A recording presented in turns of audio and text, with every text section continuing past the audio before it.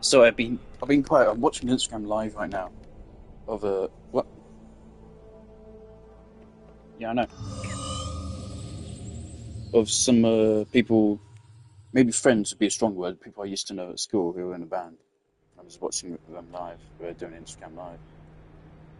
Uh, right, it's been a couple of days. There's been a couple of reasons why I haven't played the game. Is that on or off? That's off.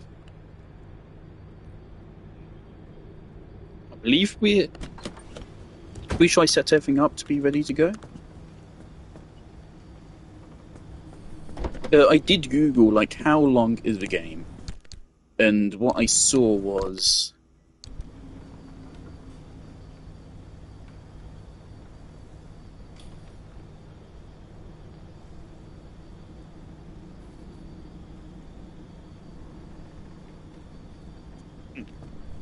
um a Googled game that said like 20 hours if you focus on main campaign and up to 40 if you do side objectives. We're at 10 hours already. Uh, I definitely do think I probably don't want to do a lot of side stuff. I want items and shit, of course, but I don't think I really want to excessively grind stuff out. I don't think I need like every upgrade in the game. I kind of feel like we should always leave with like one stack of each material.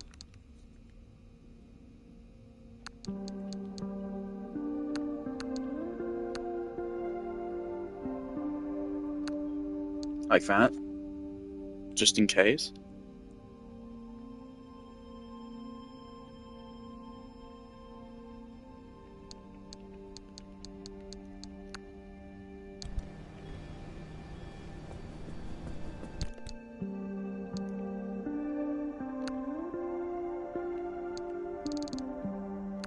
In fact,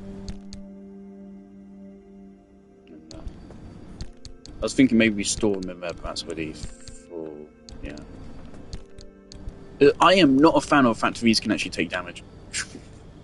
That actually really miffed me off when I discovered that. I really feel like that should just be a permanent upgrade.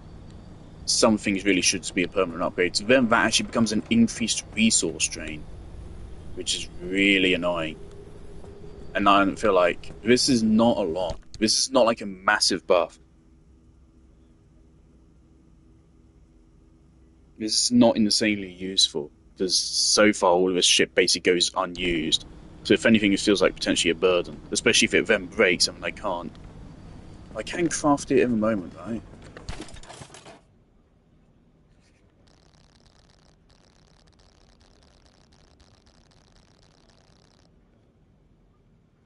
No, we need tier 2. So if this breaks whilst we're out on an expedition, we just fucking lose everything that's in it.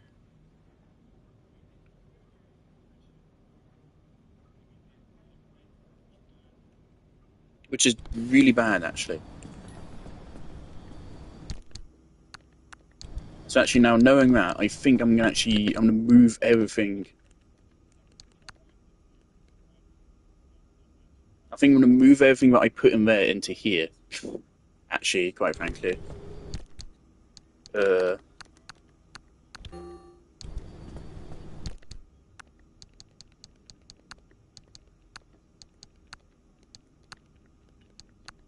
so I mean, this gives us the same amount of storage space overall, but then we don't lose these more valuable things if it breaks.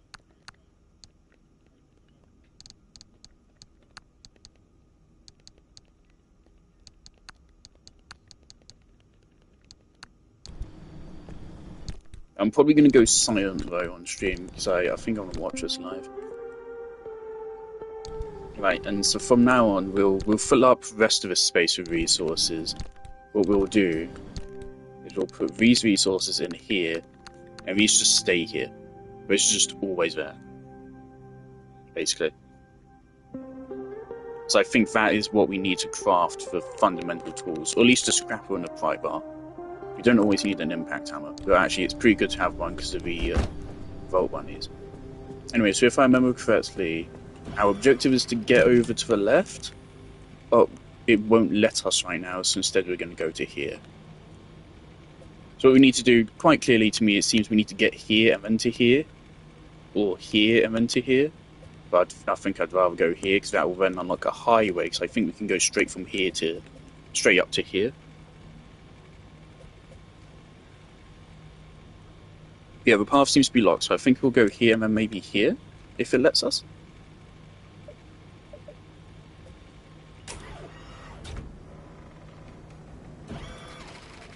Can I change that?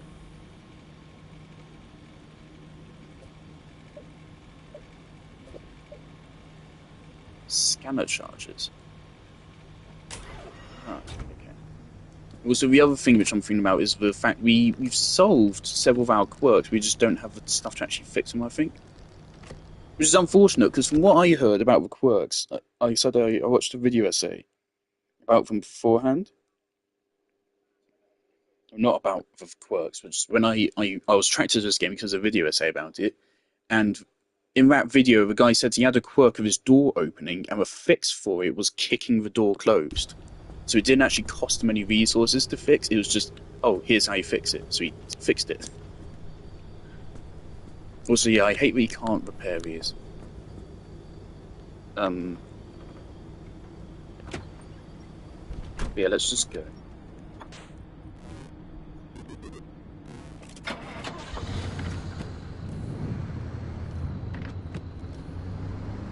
Yeah, it's been a couple of days, so I have to get back into a swing of things. Do have some damage, but it should be fine.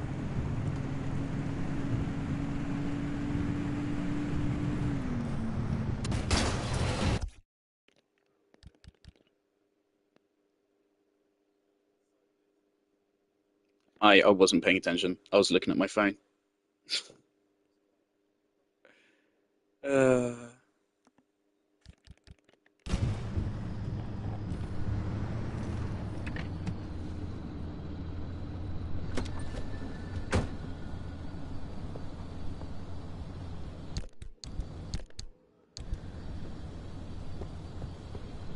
I could fucking restart the game just based on that, but no, let's not. That'd be obnoxious as hell. Let's just go. I think it doesn't really matter because we have plenty of resources to repair shit. It's just kind of annoying. Oh yeah, we also our engine's fucked, isn't it? Yeah, we need something to fix our engine.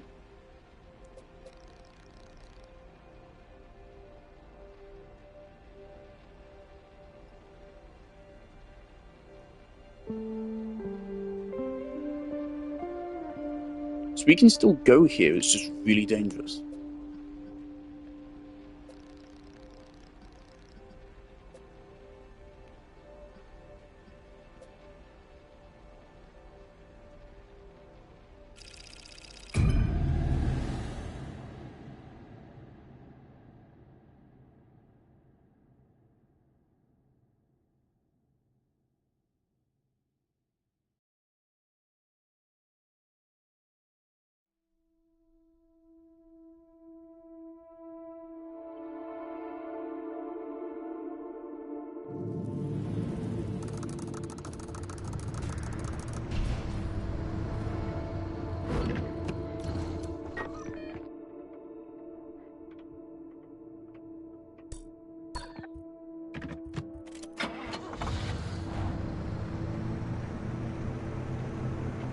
Right, doesn't seem like we have a lot along our main path here. Seems pretty straightforward.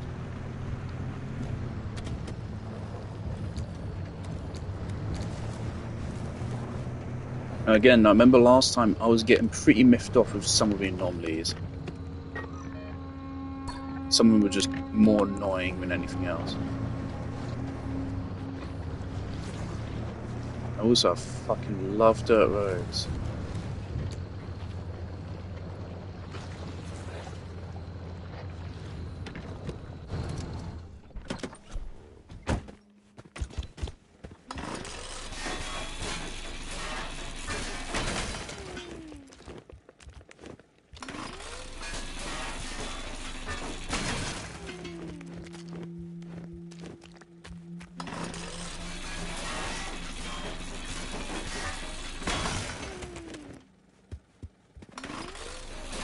Things you have to do this to at least some extent because of course you're always going to. The thing is that the car passively takes damage just from driving it. It's not a lot, but it does passively take damage. And so that means that there's no version of events where you can literally just drive and not bother salvaging anything. And that's something I actually somewhat worry about. Because any fucking thing can happen at any moment and just completely decimate your car.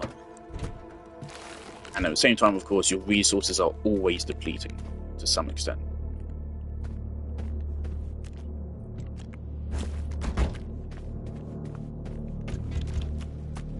So every single time you go out, you have to salvage shit. So that's something I worry about, is like, is this the kind of gameplay loop which can really support a 40-hour game?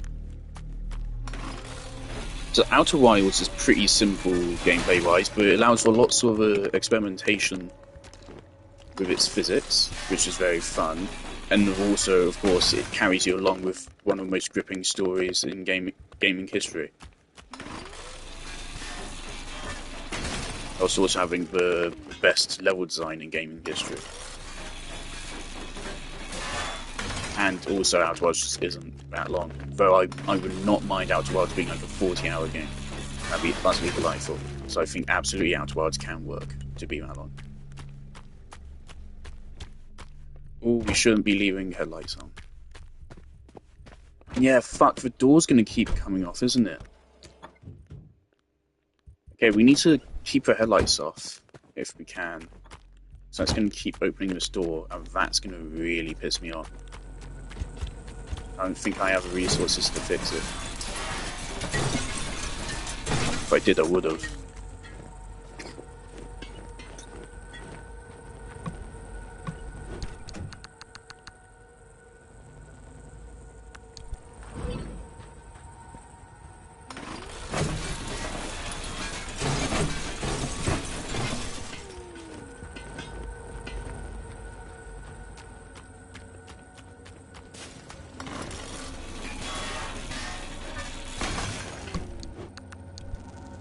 So I don't want to give up on this game, because I had a really good time with it at first. It was really, really fun. But I definitely think I've become aware of its problems now.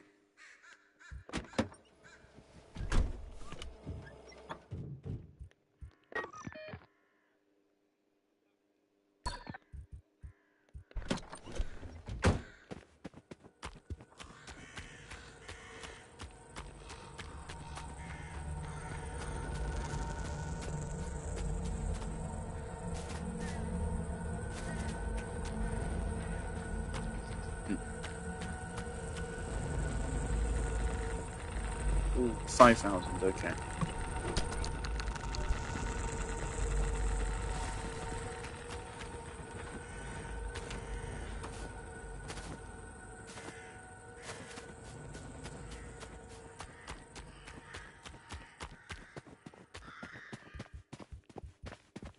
Like, I am now definitely thinking that, like, this is the kind of game which is best suited to being a curated 20 hours rather than a less so 40.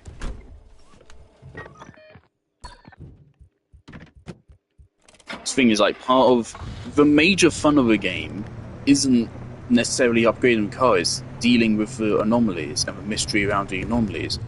But of course, that can only be preserved for so long. That is innately finite, because it's based on discovery. So the moment you discover those, how the anomalies actually work, a lot of attention from them is taken away.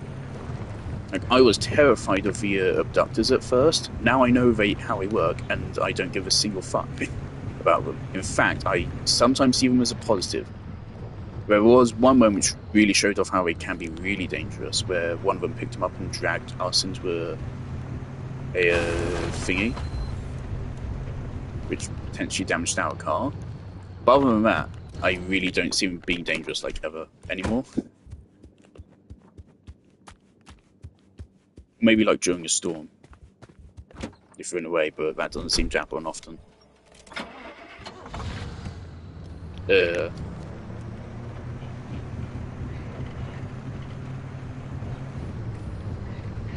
so the most fun of the game is something which is innately fleeting. Oh, my other friend just showed up.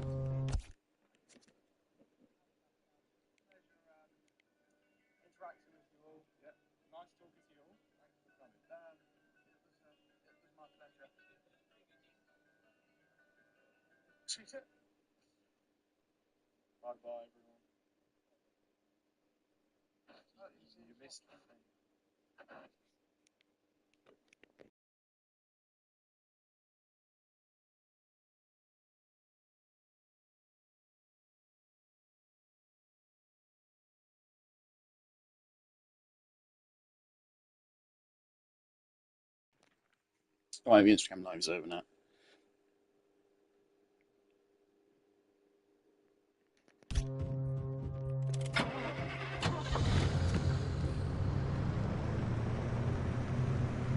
But yeah, fun of the game is dealing with atmospheres you drive, which, I mean, we've got some atmosphere going right now. And the tension of dealing with anomalies that you don't recognize. The game is 52, was it 52 anomalies?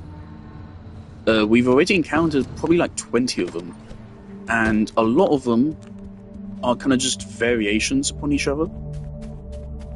There's the Bolt Bunny, and then there's the Bolt Bunny, but they're good, and there's two different versions of that. So there's a good Bolt Bunny which jumps onto your car and heals your car, which is really OP. Then there's a Bolt Bunny which jumps onto your car and gives you power for your headlights back.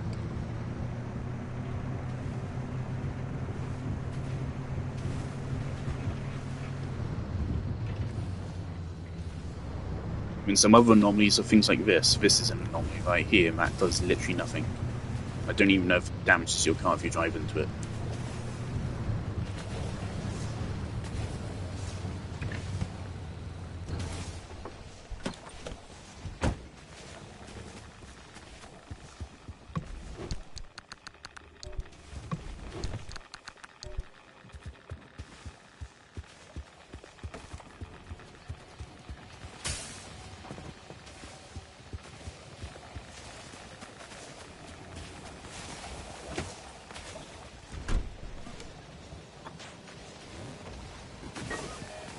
There's something unfortunate that I have realised is that, of course, you start every run from the same place.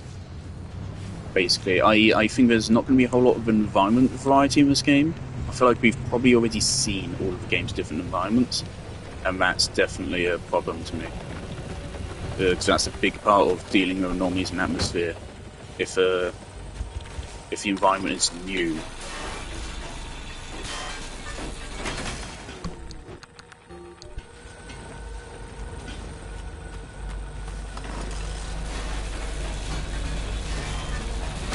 Granted, I assume this is not a big studio that made this game. It very much doesn't seem that way.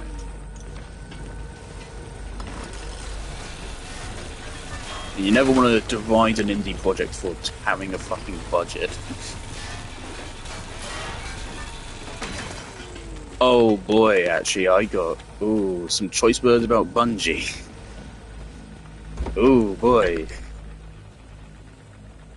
Because I've always hated Bungie. Well, no, that's wrong. I've loved Bungie when they made Halo. But since then, Bungie have been not so great, have they? In fact, they've been hashtag fucking awful.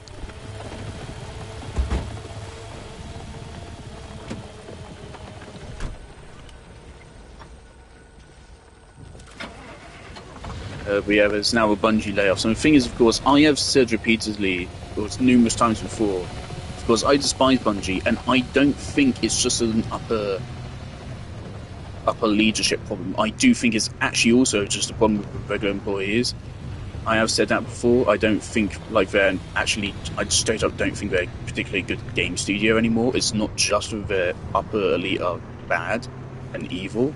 It's also just that their environment artists are amazing, their music artists are amazing, and that's it, quite frankly. But I mean, on the other stuff, I mean, I haven't played the game in ages properly, so maybe I can't comment. But at least that's how it definitely felt whilst I played. But that being said, I don't think they deserve what happened.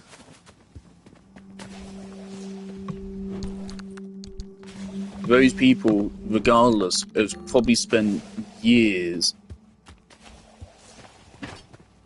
doing such hard work, mastering their craft, getting the fucking clout necessary to get a job at Bungie, which in the past, not anymore, but in the past would have been one of the world's most respected game studios.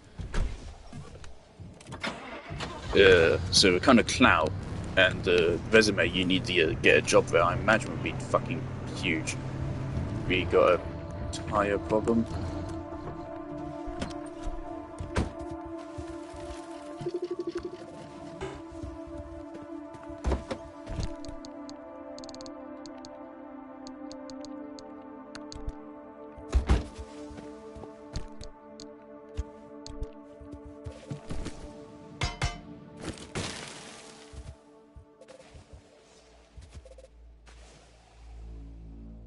That thing left me.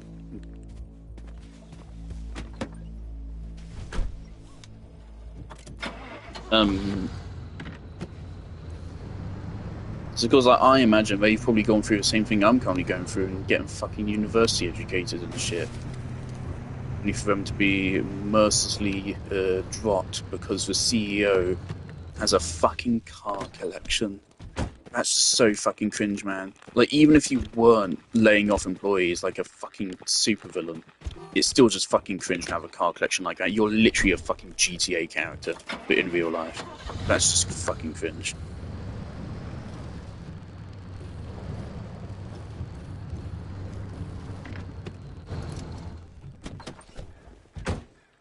But what kind of maniac has more than one car?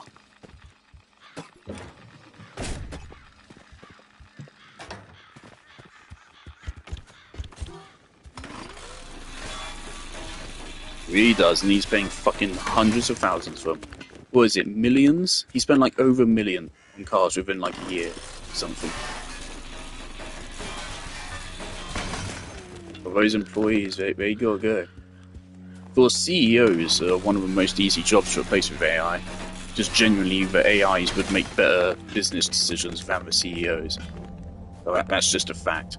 The only reason why they don't get replaced is because, unfortunately, the lower people don't have the power to. I really won't be surprised if we see some kind of revolution in the next, like, 10, 20 years. Like another French Revolution where we behead the rich. I feel like that might happen. I wouldn't be surprised. And for the sake of not getting myself banned from YouTube or someone coming back and finding this clip in future, I will not say where I stand on that issue.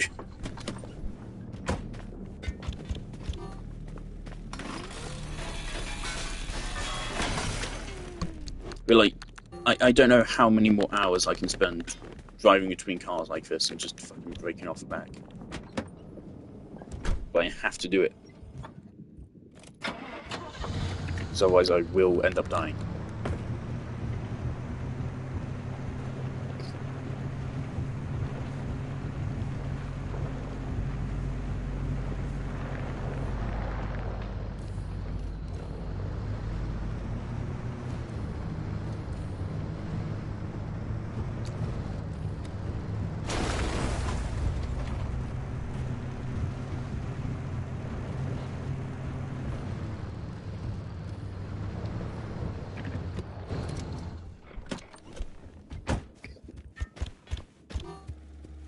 I think I'm going to go back to the only destroyer back in old world. Okay.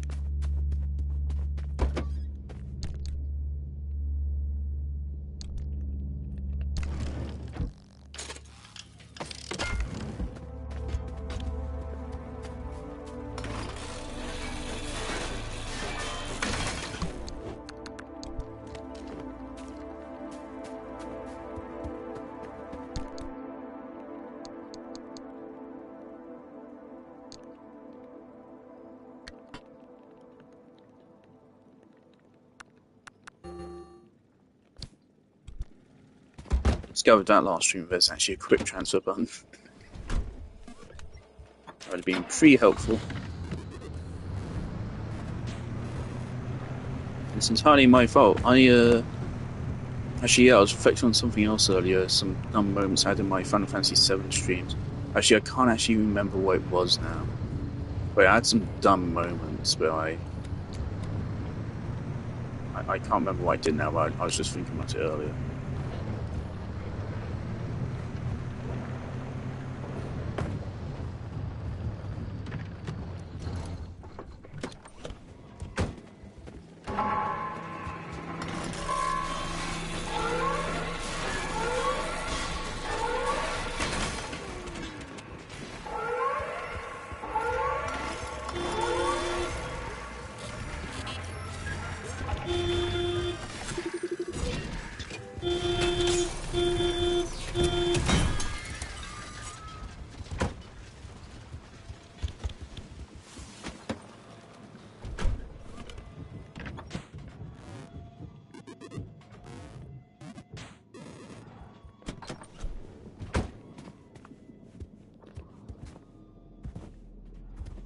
Red, long gone.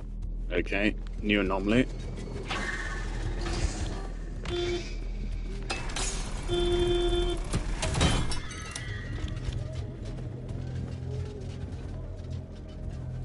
Long gone once again, great. You don't even get that many resources for destroying them, which also irks me.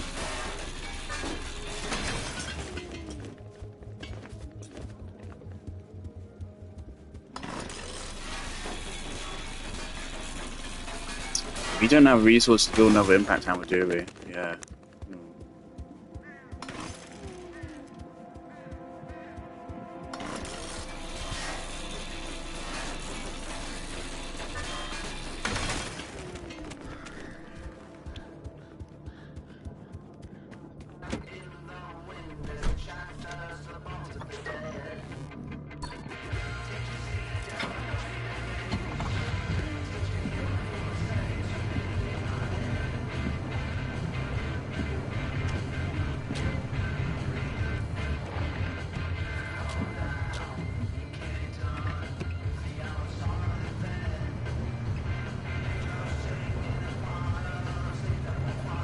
Right, if we can, we want to get our car out there so that we can shorten the run.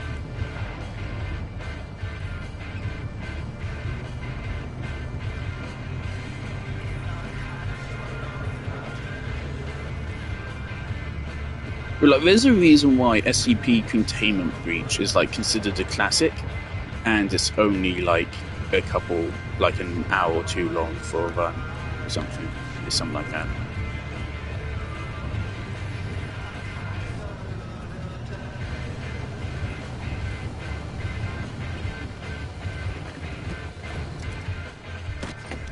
Alright, we do not have a lot of time. That's going to start closing in on us. We're also going to take a lot of radiation damage. Yeah.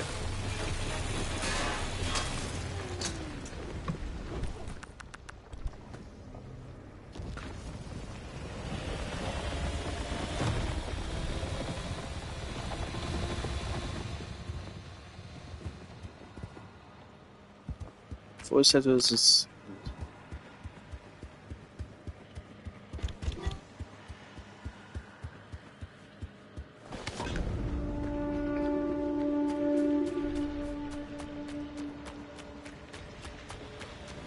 Do you have doctors even affect us on the ground? I don't feel like testing that, but I don't think they do. This is really...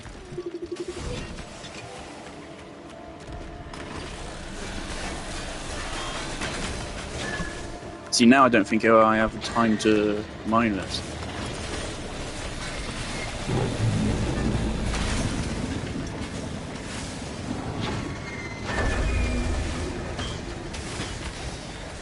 Okay, brilliant.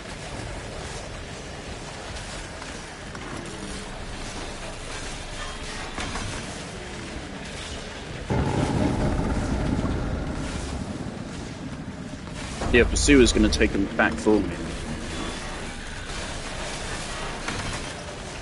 Duck line. So I don't need to... There we go, he abducted, doesn't give a shit about me now. He's gonna take him for me.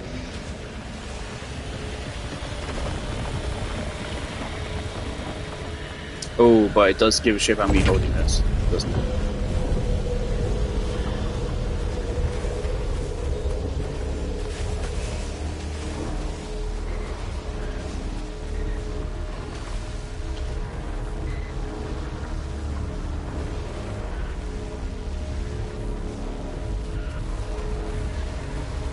Excuse me?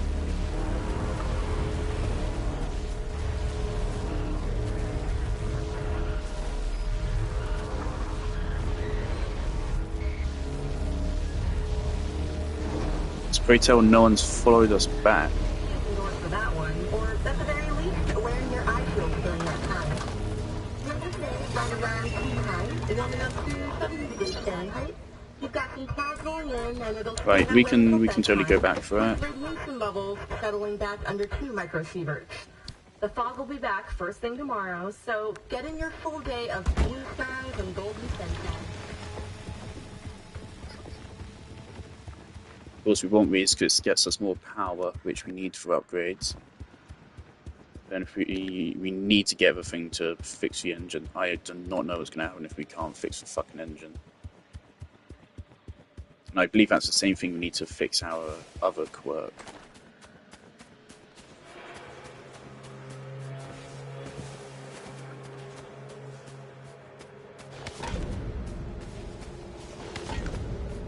So yeah, the other thing about quirks, of course, they aren't fixed if you lose that part of the car. So they have to get fixed at some point. No tourists? No tourists.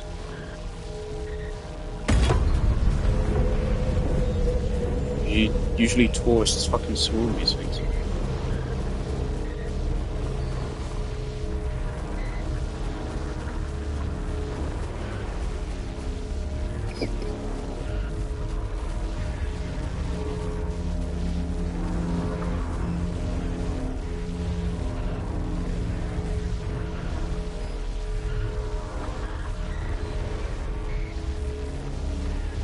Also, I recently realised Reddit does actually receive data from my Google searches.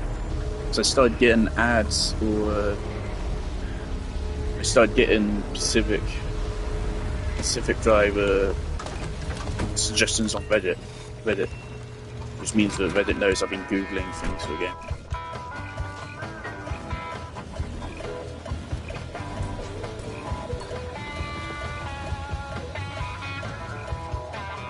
Leave the radio on.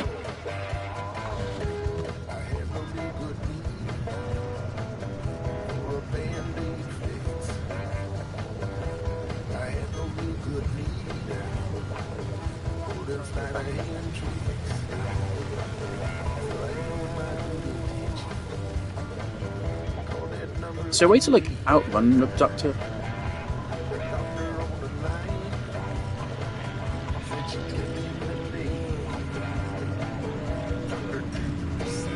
Like, if I'm going this fast, can they not catch up to me? I feel like they probably can.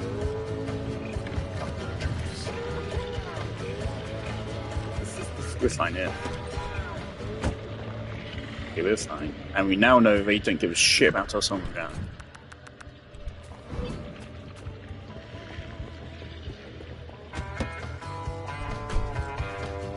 So I'm still hoping for some proper horror anomalies.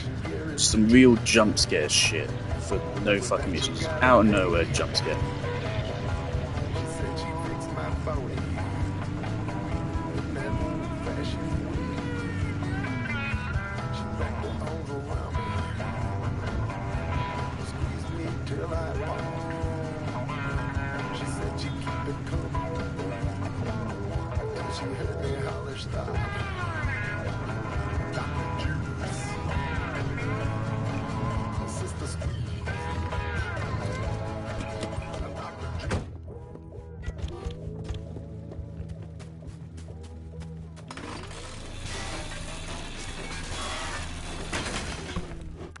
Still trying to think about what it was I forgot about Final Fantasy VII.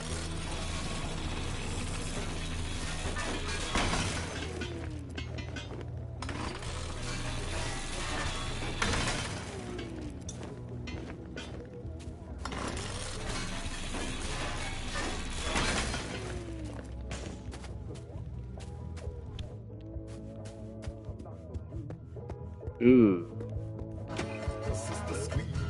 Oh no. Oh no.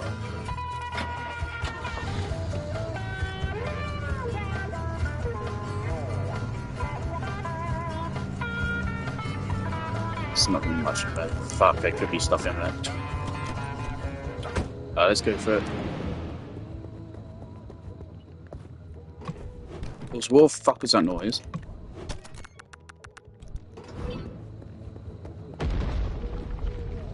What the fuck? No.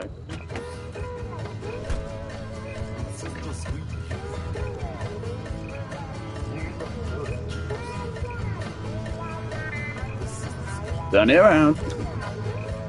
That's not really that risky. That's like 30 seconds back up the road. In fact, I could honestly just run for it. I don't even need to drive there. We're going to get a little bit of car damage, but that should be fine. We should get materials to repair it from this.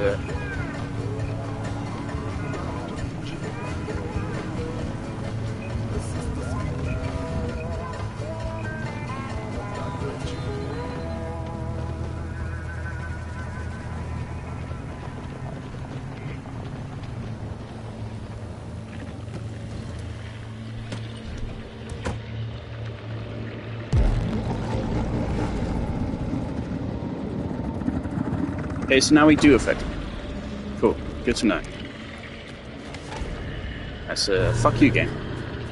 They didn't affect me before, they do affect me now. Good to know. They only affect me when it would be bad for me. Alright. That's a problem.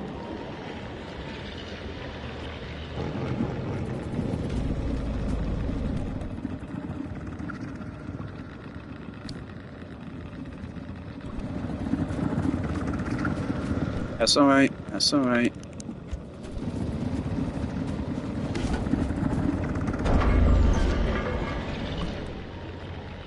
Okay, this, that's a flare gun.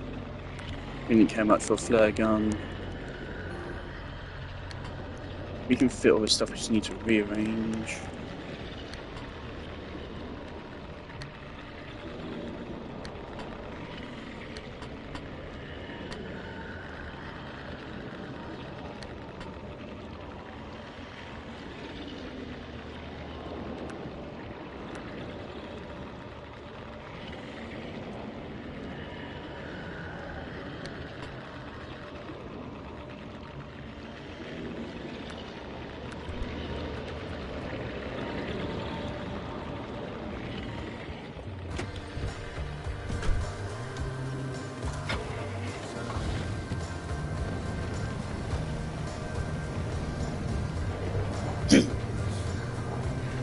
Right, now we do have damage to a thing. We'll fix that the moment we get ahead of the storm.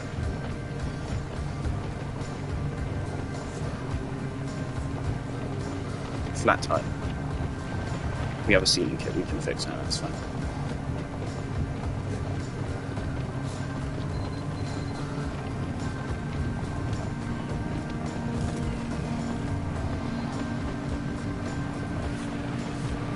Storm really does hurt the car though, really bad. So I suppose that's really the conundrum with the things. It's not really a question of are you going to survive it, it's will your fucking car survive it. Oh, that's so tempting, but nah. Plasma's not hard to get if you want it. From what I've heard, you can easily just set up a farm for it in the early levels, but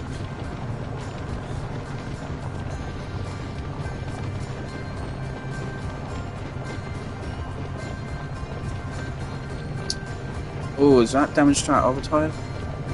We have 2 flat tyres.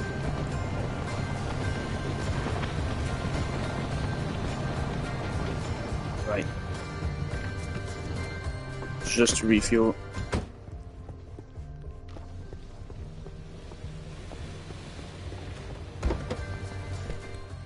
I lied.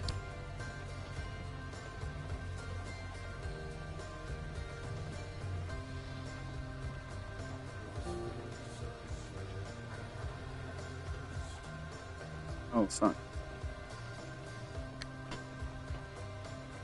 That's right.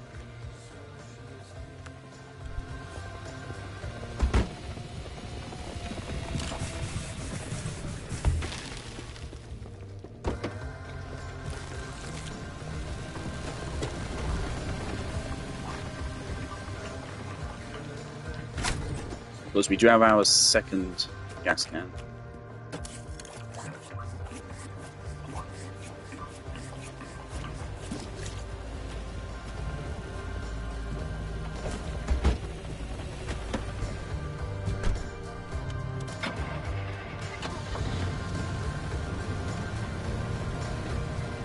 Well, I think that is the second flat tire. Okay.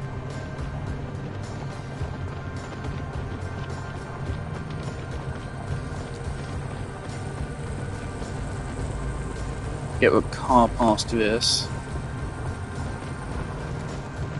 Righty, good. Stop here. Really quick after another sealing kit.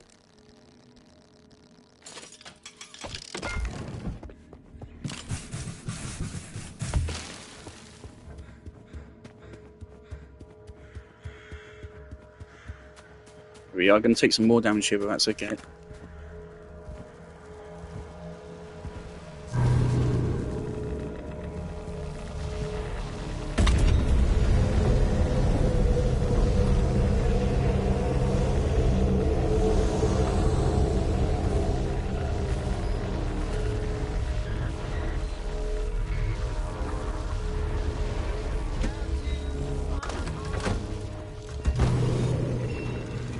Alright, just a couple of seconds in the storm. I was going to repair the car before we moved on to the next zone, but... Actually, yeah, we all have time. There you go, we're already out.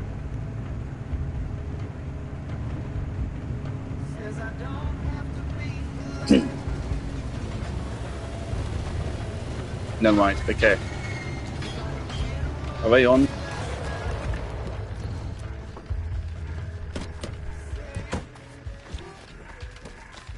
No.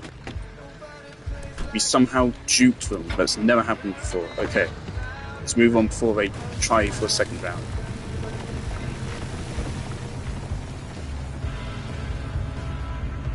It's never happened before every time they've hit us first try. Okay, I want to heal the car before we go into the next level. So that will actually give us more time in the next level. Here we go. Okay. Everything at the front. No.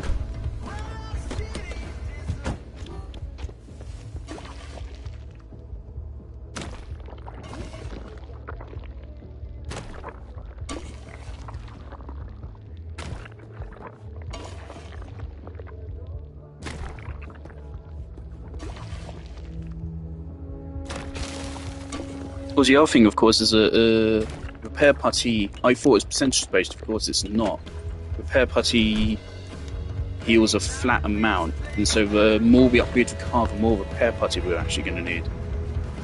All the back bumpers also fucked up. And that headlight, but we can't do anything about that, because why the fuck would that make sense?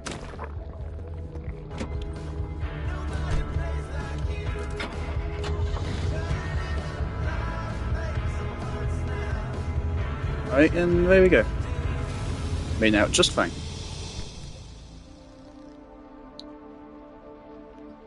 We should go here. Because we haven't been here before.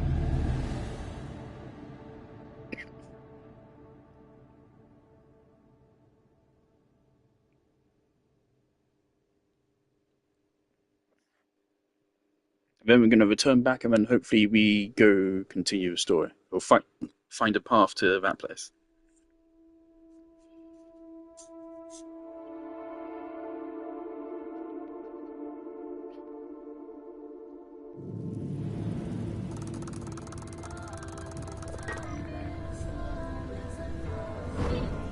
Two yellow? Hold on, what? These... Okay, these are gateways. So if you want, we can just leave immediately. But what are these?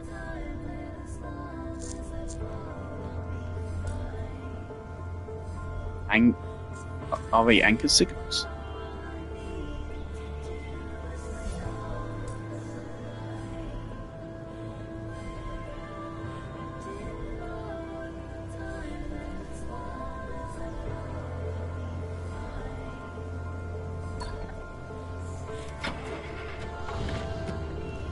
I suppose for now we just go on.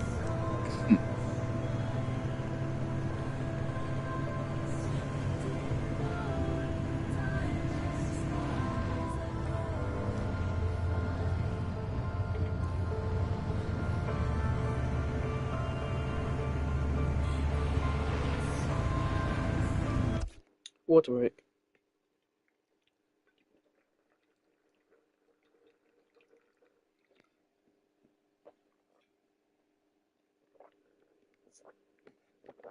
Also, another opportunity to compare this game to Outer Worlds. In Outer Worlds, no matter where you go, even if it's a place you've been to before, you're potentially still going to progress something.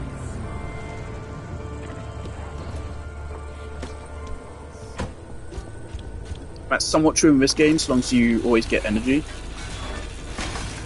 But of course, getting resources doesn't necessarily actually always help you.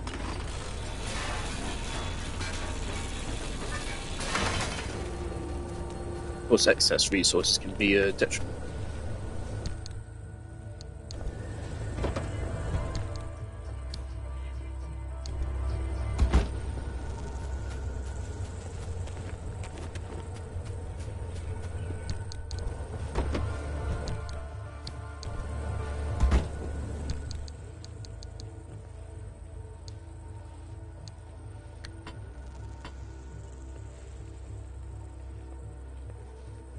None of these are quick transfers, apparently.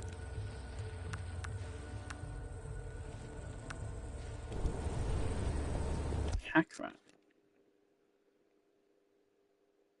Okay. 20% trophy progress.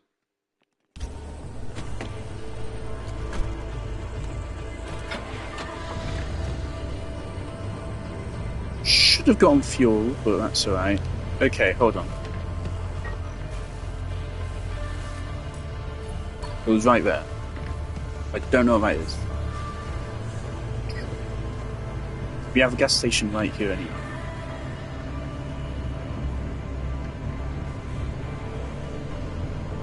And yeah, we do have the second extra large gas tank now.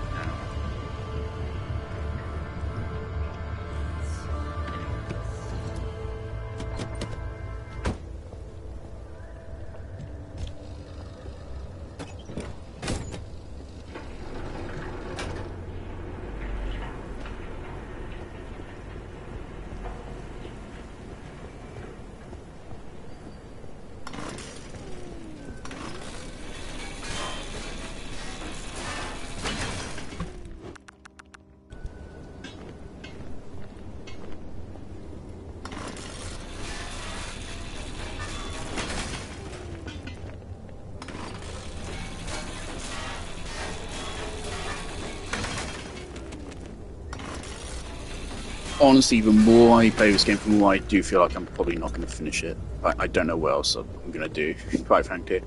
I'm on the lookout for more games, I think, again, unfortunately. I do have Metal Gear Solid 5, the double pack of Ground Zeroes and Phantom Pain. Of course, I've heard of Ground Zeroes fucking sucked from Angry Joe's review, and I've played Phantom Pain before. Like, not have I only played Phantom Pain, I've fucking 100%ed it before. Or like 99%ed, a very high percentage. So yeah, I don't know how I really feel about replaying it. I just saw it was available for super cheap, so I was like, might as well. So I do think I probably will replay it eventually, but I don't know if I feel like replaying it right now. Because of how long of a game it is. The longer a game is, the longer it's going to be before you replay it.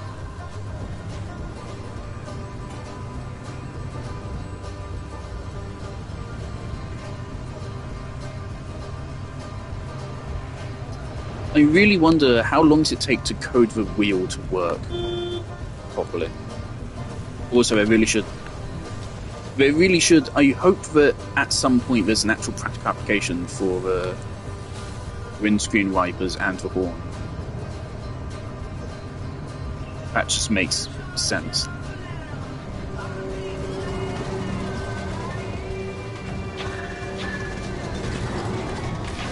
That just feels unfair.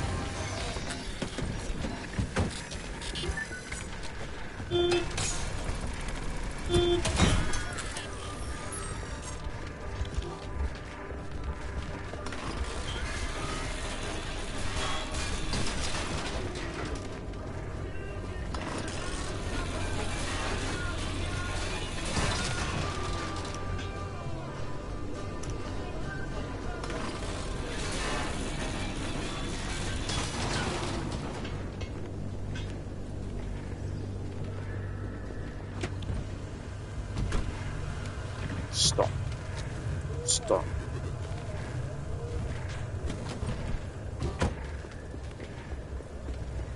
These guys don't even seem to really do anything bad, they're just a mild annoyance.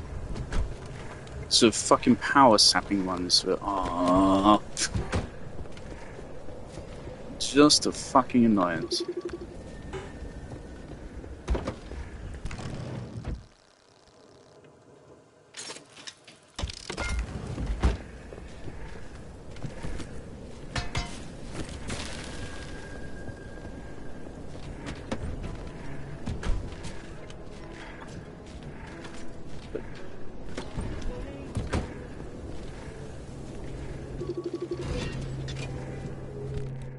Excuse me?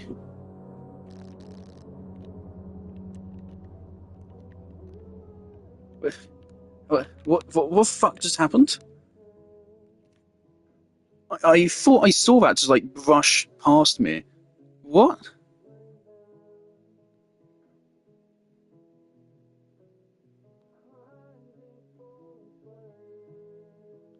What the fuck? That literally fell from the sky.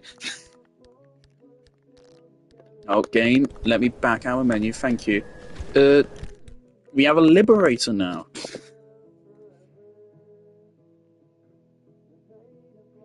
So this is a Scrapper. Okay.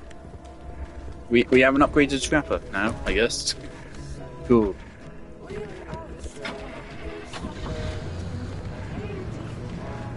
That literally just fell from the sky for no reason.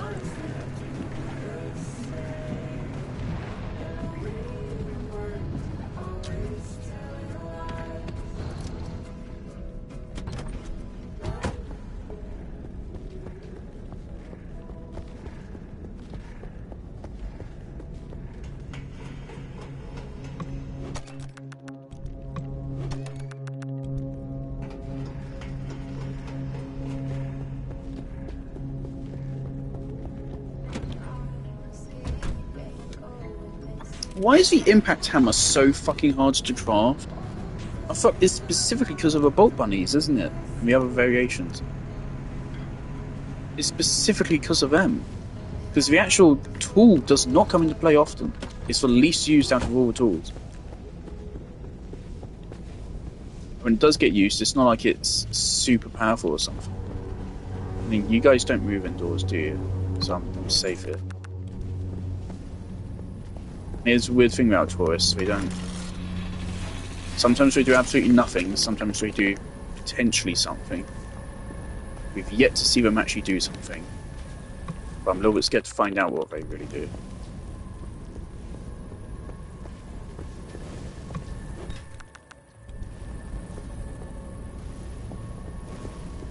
Of course, at first I thought it was the red which indicates that they're actually aggressive, but it's not.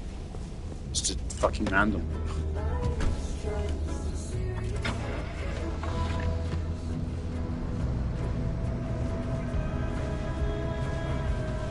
Well, that looks like a really comfy exit as well. We got a really safe exit. We can just continue down this road until we hit that bend there, and then we can just set the gate up there and leave. Right, this is where...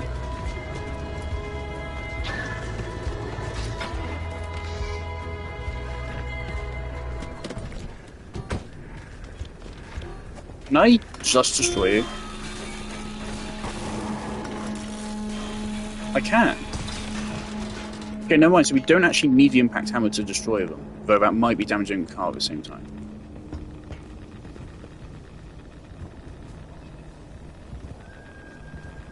Okay, that is good to know. So actually, we don't need to use the impact hammer for them. Thanks. Shout out to that fucking guy that told me specifically to use the impact hammer. Oh, great.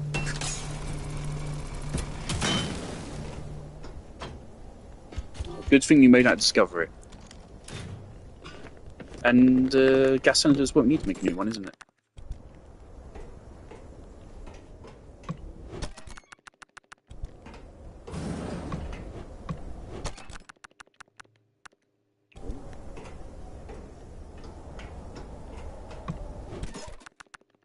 That was worth it.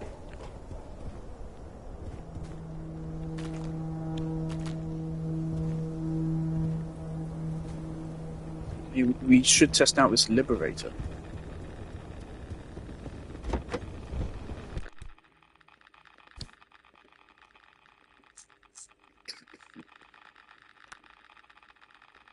One watching, hello. Hello there, how are you? We are currently out on a lovely drive. Things are going moderately well. Made some risky plays, got rewarded for it. Discovered a new anomaly. It's a new variation of a bolt bunnies. Nothing too serious. But just turn my fucking wipers on. That's about it. There's some tourists. We didn't care about tourists.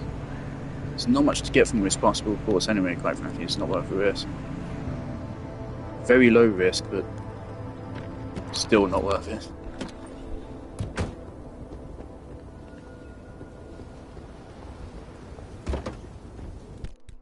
Nope.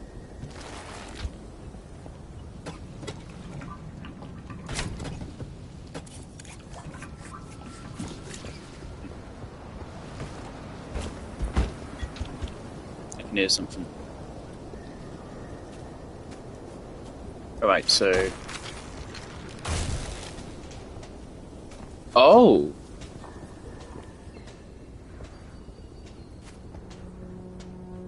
Oh! Never mind, that's how that works. Okay.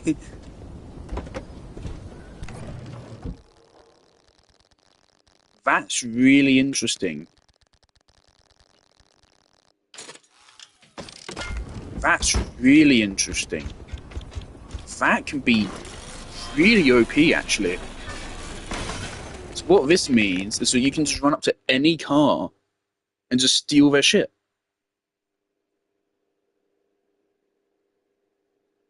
That's actually kind of crazy.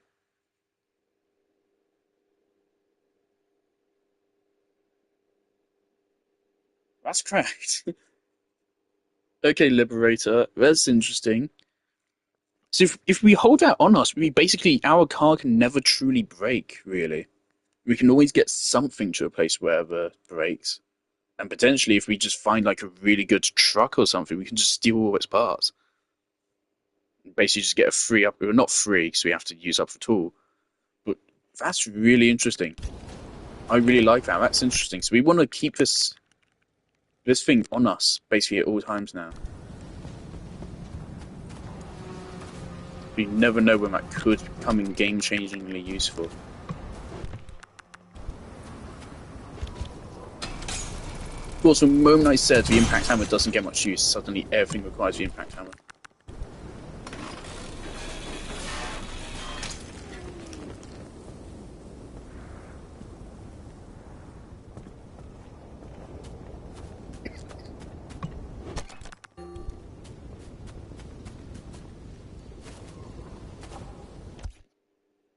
Someone's texting me.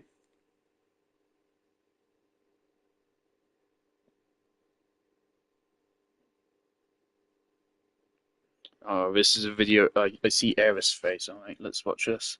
Is it going to be something to tell me I'm in denial?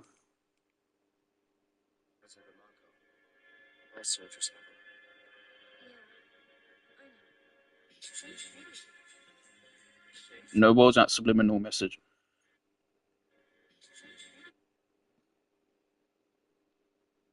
No, I need to go frame by frame for this now.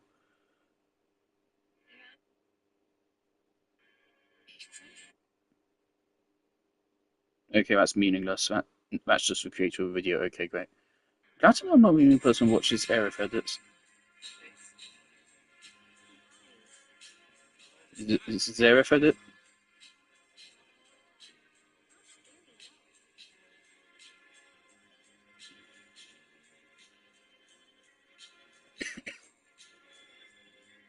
Where's that?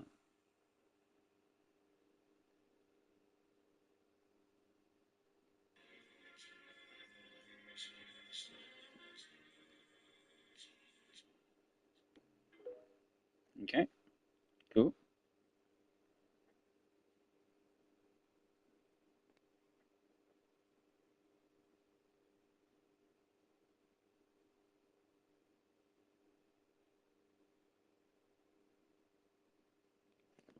Alright, let's play a game.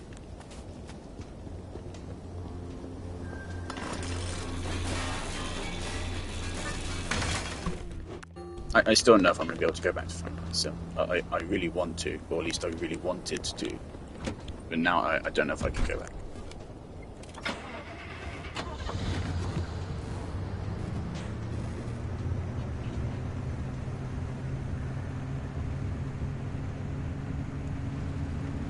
Alright, that shit's creeping again. I don't know what that does. Oh, my friend is still spamming me.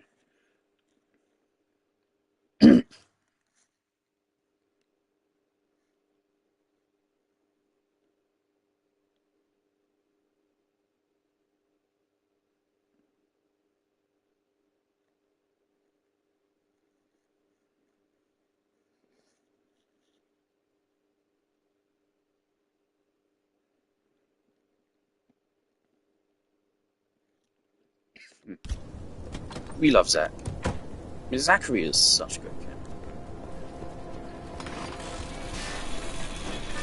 kid. It is genuinely impressive how how well built up Zack is as a character in Final Fantasy VII, despite how much screen time he gets. He gets 1 hour of screen time in the whole of Rebirth, and a whole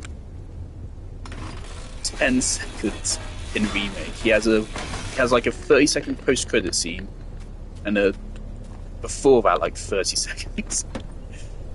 Despite that, I'd gladly put on my favorite game characters of all time list potentially.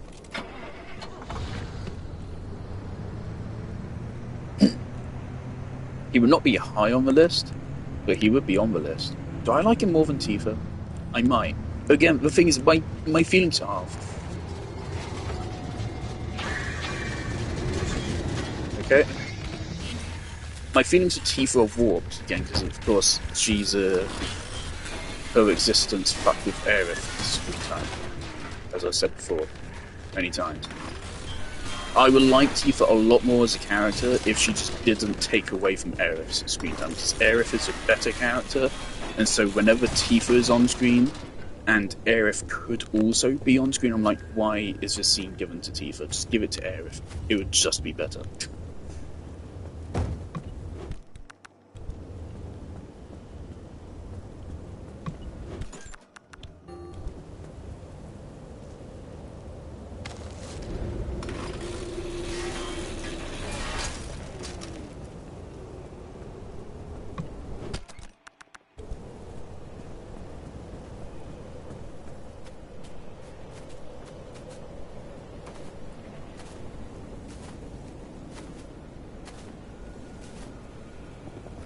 Yeah, I was thinking my feelings towards Tifa are always going to be warped. Like, I remember when I read Traces of Two Past Tifa is really damn good.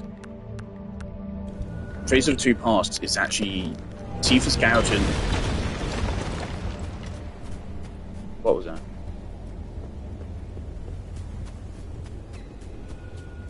Okay.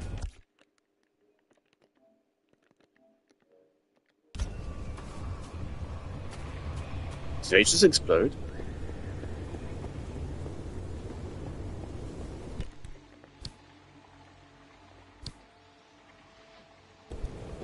it, she's really good in traces. She's genuinely better realised as a character than in the game, I think.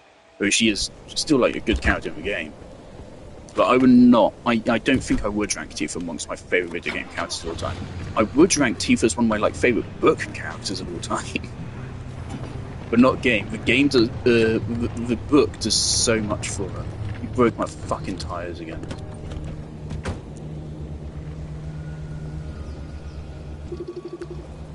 Flat.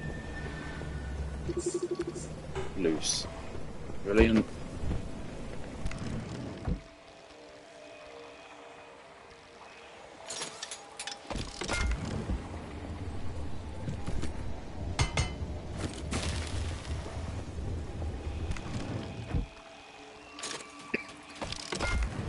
But yeah, to fix these tyre problems, this is why we always carry these. These can be really problematic. These can get us killed in the storm.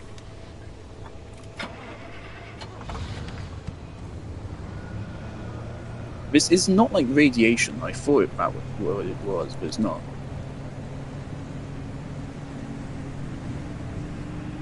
MRE did not seem to do that much for us. I thought it would be better.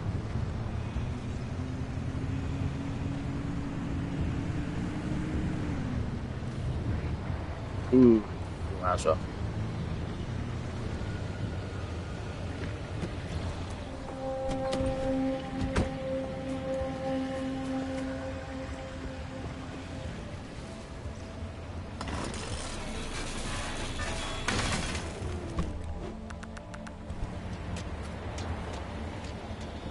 Wind.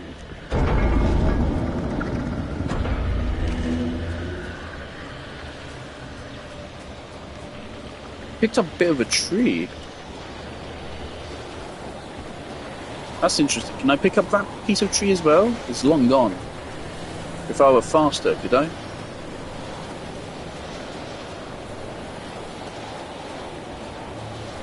Oh, you're aggressive.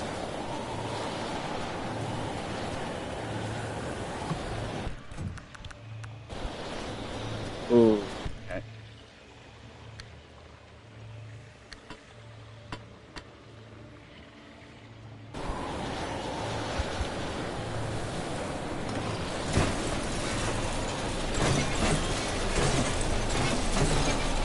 I wonder how easy it is to code a Weeping Angel.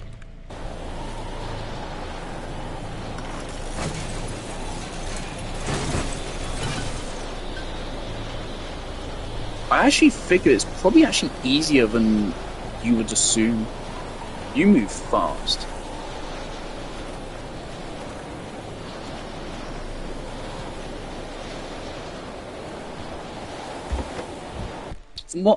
From what I've seen, I've learned that you can achieve some surprising things with surprisingly little code. I think it's probably something which is really hard at first, but for like someone who's actually a good coder, it's probably actually really easy. I feel like it'd just be like a there's some kind of code. What do you call it? I remember what it is. It's been a while. Some kind of coding thing. Function? It's like just ray. It's not ray tracing. But it's something like trace ray or something. It's the same thing which I think I use for picking items up based on your camera perspective and a flashlight. I think it's used to a flashlight. That's an armored car.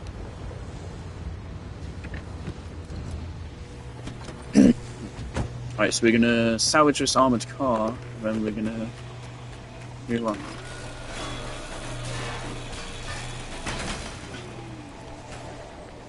If it is actually like a no, it's no. If I was gonna say if there are actually like armored wheels or like off-road wheels, I think I would actually steal them.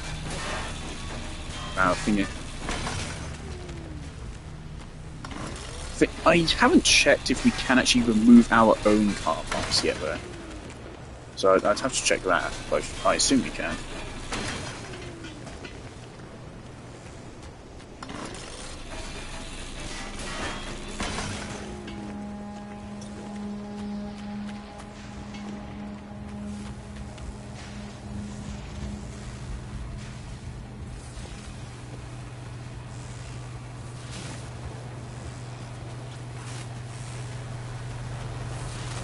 Ah.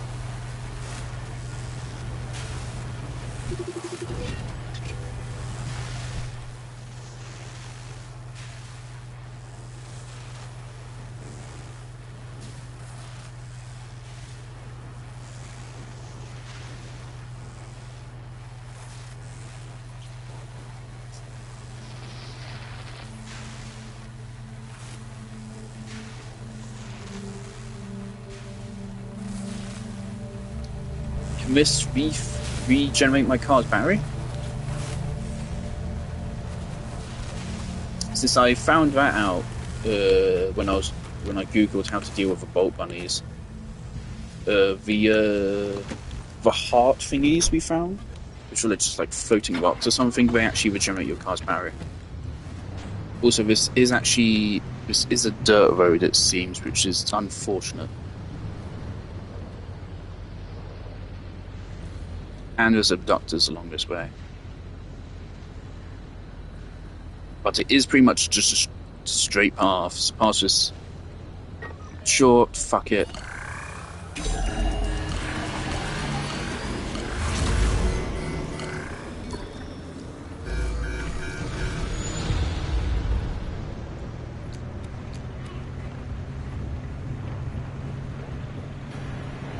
Now, first priority when we get back is to fix our engine problem.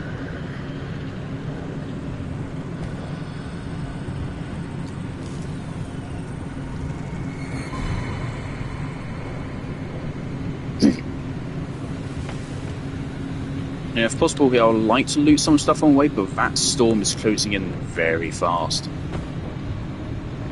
Wow.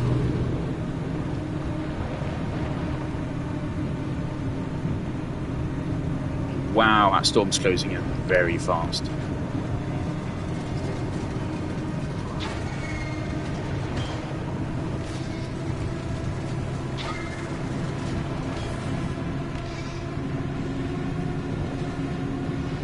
Okay, just a second. I missed. Okay. We do not have time to loot. Let's go. Maybe we can loot that last thing there, but not that barn or wherever. Let's just go.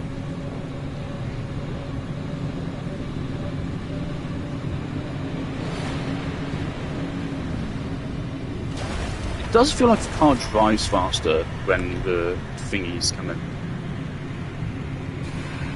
Oh, I will get that plasma.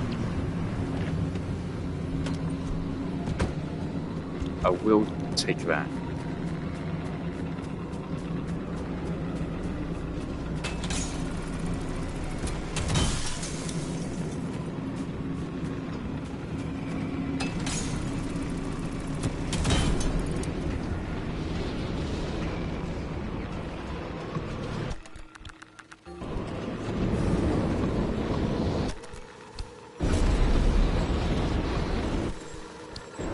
I think that's Red Storm right there.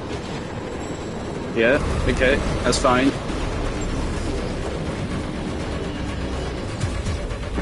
What on earth? Ooh.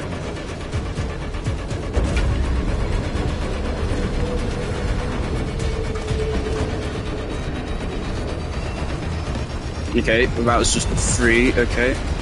Drive. Just drive, let's go. That's not great. That's also not great.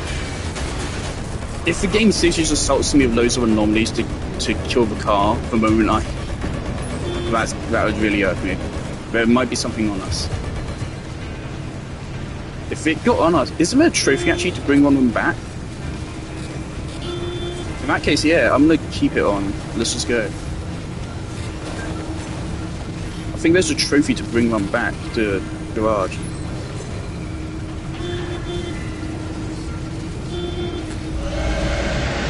There we go, we're fine. Escape through a gateway after a storm has completely collapsed. And yes, they were on us, that's why again it was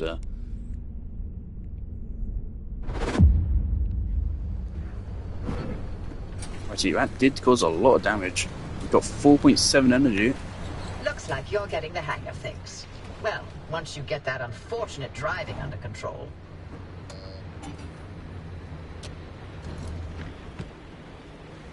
Right.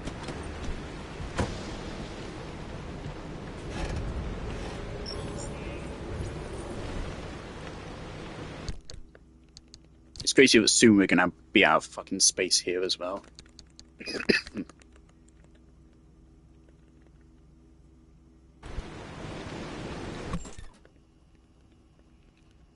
Right, you. What do we put in you?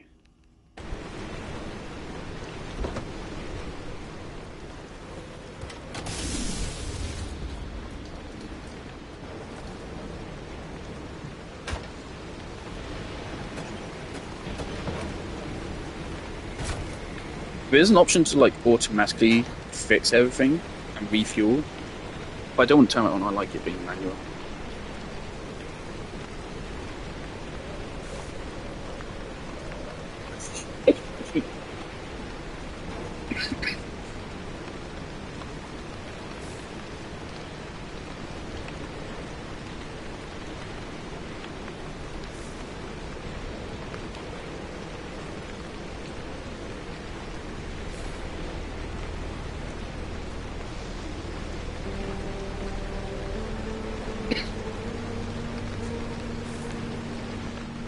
Every time I keep opening my phone and seeing a picture of shirtless Wolverine and being confused, but no, I downloaded that like an hour ago. The fuck with someone. I don't know who. I haven't decided yet.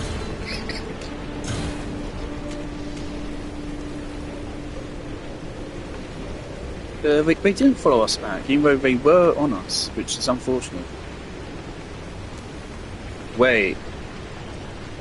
We can totally just use the deconstructor to detach these parts and use them, can't we, actually? Is it called I don't know what it's called. First things first, any kind of paints and stuff. Fax machine stuff.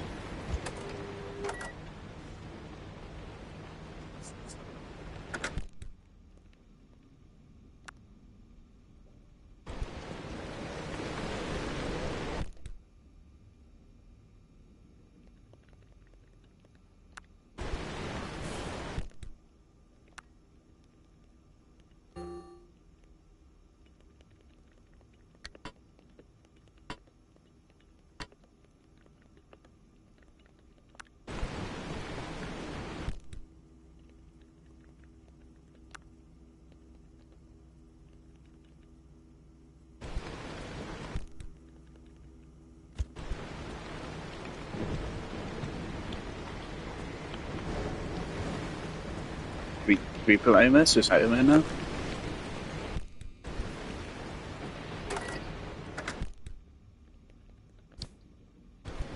Great, wonderful, okay. So now for transferring resources. Oop.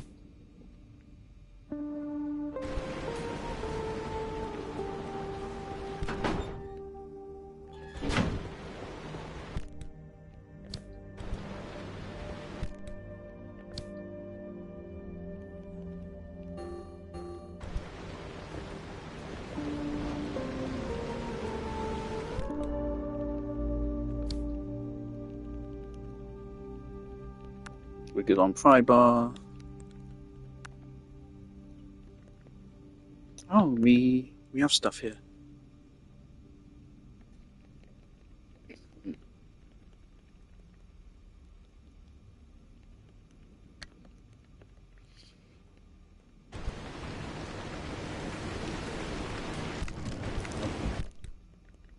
Right, we've got a lot of stuff still to go through here. Why do you have so many pry bars?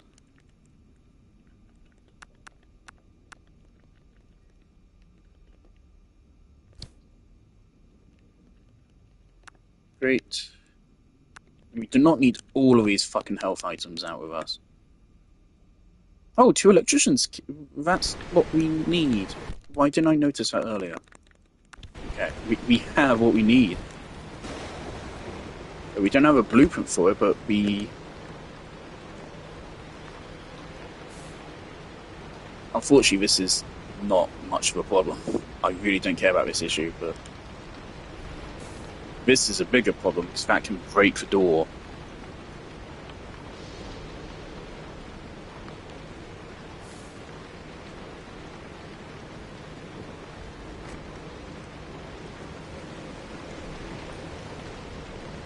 So, how do I fix this? Also, holy shit, you have problems.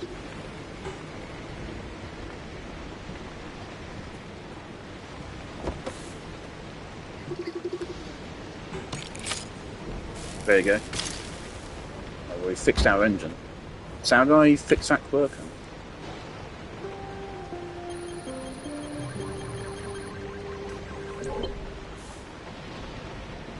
There we go. I really wish it fucking showed trophies and clips. Why doesn't it do that? I thought I specifically set it to do that. I need to check my settings. It really should do that.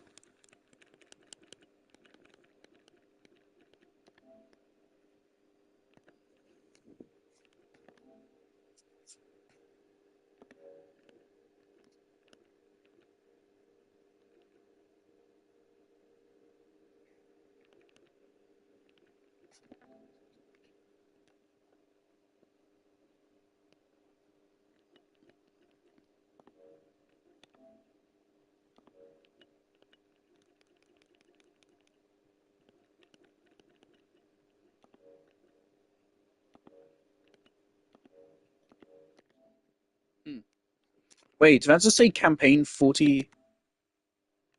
I think it says I'm 40% of the way through the campaign. Right, well, we fixed that problem. But you are fucked. You are just fucked. Can't steal any headlights from you, that's a shame. We just get rid of you.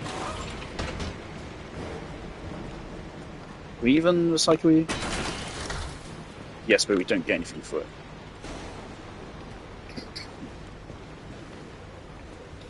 Right. Once again, we do not need all of this here.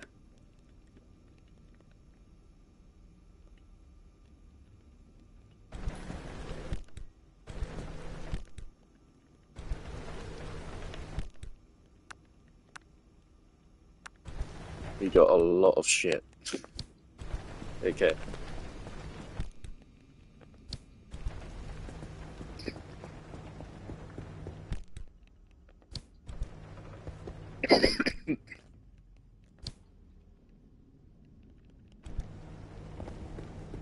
Right. I don't want to have to buy another locker, but we're already close to being full on this locker as well.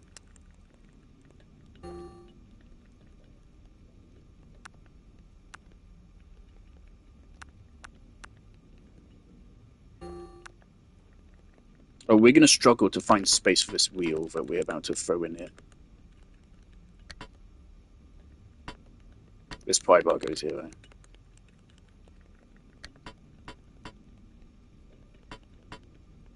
We hang on to this one, actually.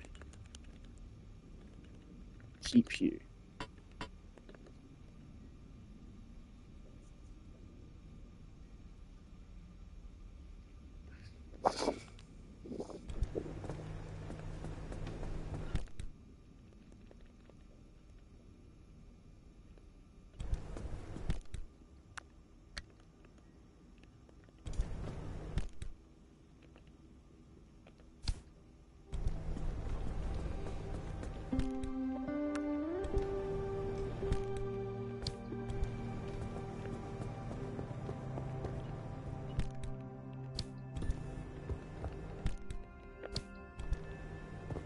Keep everything optimal.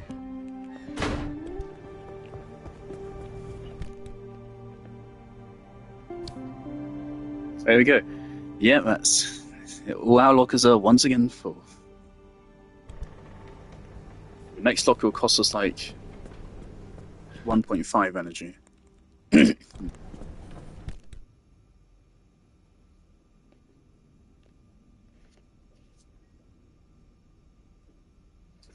is a lot of repair putty we have. We do not need this much repair putty.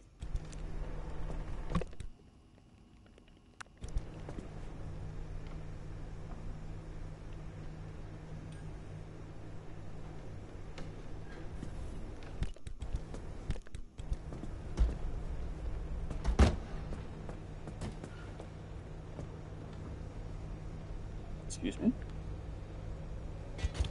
Thought I heard something.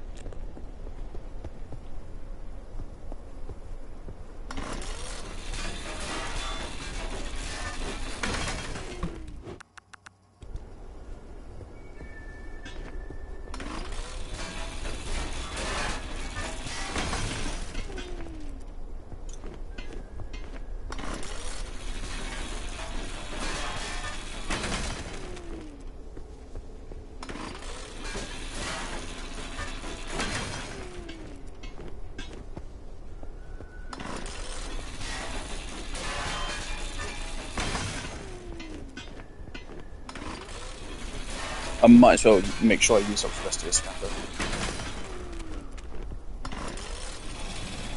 No point taking this into another drive.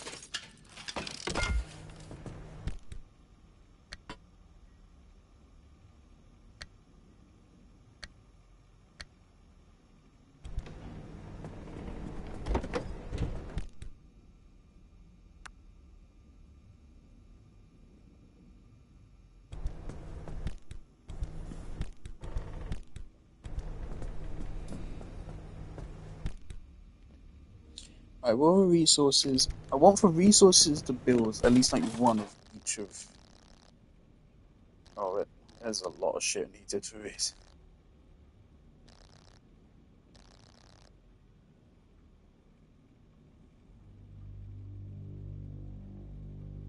Okay, duct tape, rubber, glass.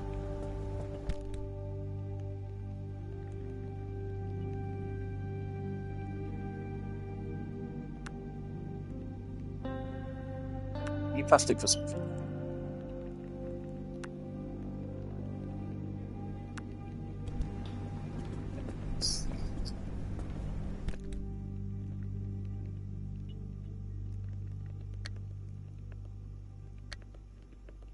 So we'll put these resources above our medical stuff here, and so just keep in mind for future reference, anything above these we leave. We do not touch this. This just stays here. This is our backup.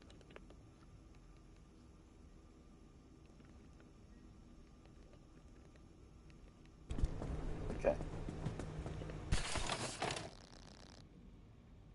Duct tape, rubber, glass, scrap metal, plastic.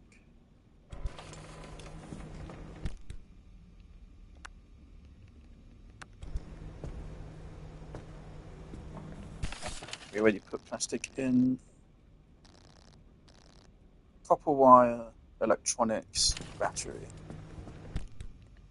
Copper wire, electronics.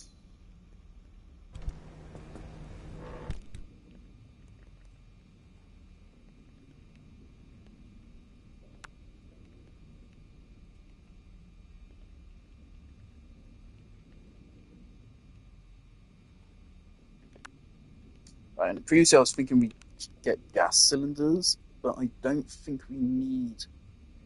The impact hammer just fell in value because now I know I don't actually need it to deal with the thingies. We can use the scrapper instead. Now I'm not concerned about always having the impact hammer on.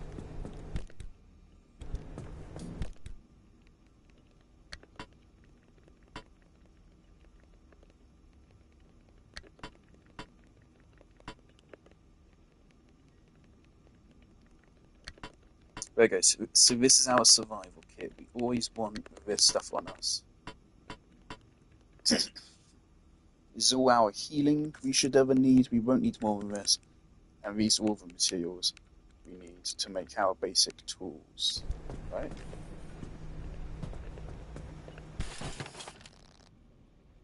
Scrap metal and plastic, scrap metal duct tape, gear, gas cylinder. Don't care about repair party. Repair party is really expensive for what it is. I do genuinely worry about having enough repair putty. Because chemicals is not common. And it's two chemicals for one thing of repair putty. It's only 40 health.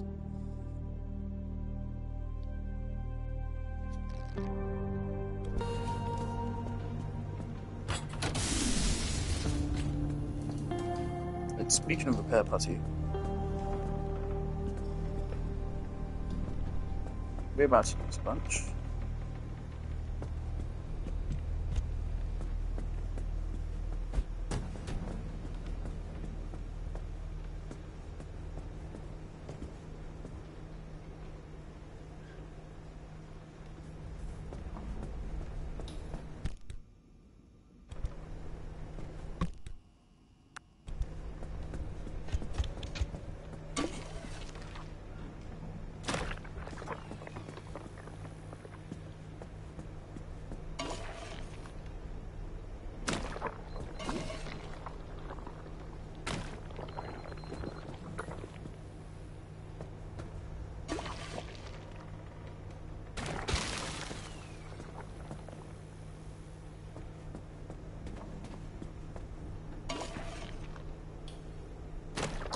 I like the manual sense of going around and fixing things like this, but to me this doesn't feel good as a resource drain.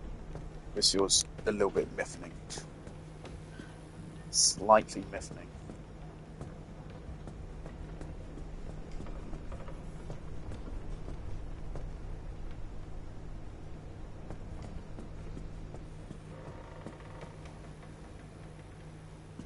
I feel like I have to repair the side storage, man.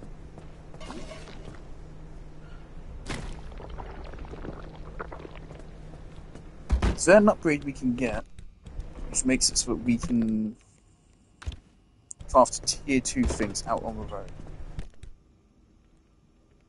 Oh, I didn't put scrap metal there. So right now, in here we can only craft tier 1.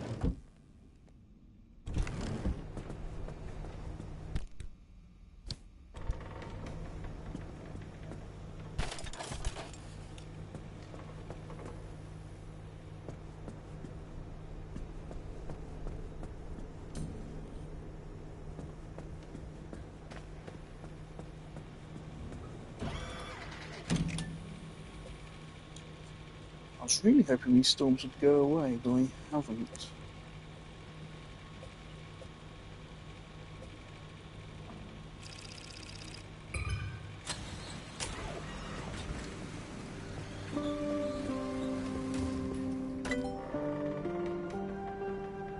Right, 4.9 is quite a lot.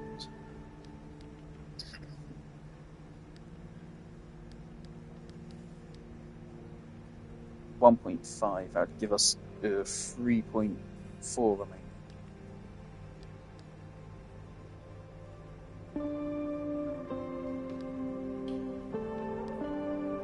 Hello, fella. Hey, mister. Okay, thank you.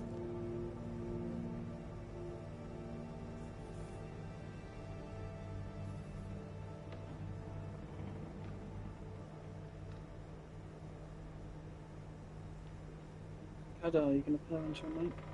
Do you want to parent your mate? Doesn't mean dogs can't do that. Well, stop. That's enough. Thank you. Thank you. Thank you. Thank you. Thank you. No. No. No, no, no. No. That's enough. Thank you, mister. Yeah. That's Taylor's wagon. Yeah. Okay, that hurt. Oh.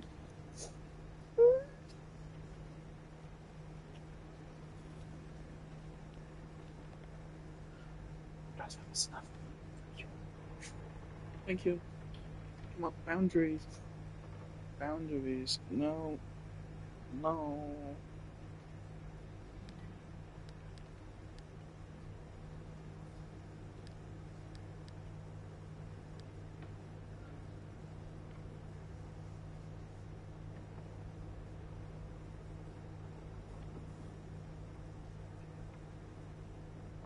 Okay, I just realised what use we could get out of this. Because we now have like several car parts in storage. So what we could do is we could just swap out the car parts intermittently. So we could, if a wheel is about to break, we put the wheel in here, and then we get the wheel, one of the wheels we have in storage, and put that wheel on. It's that might be really good. Hand back is useless. Liberator.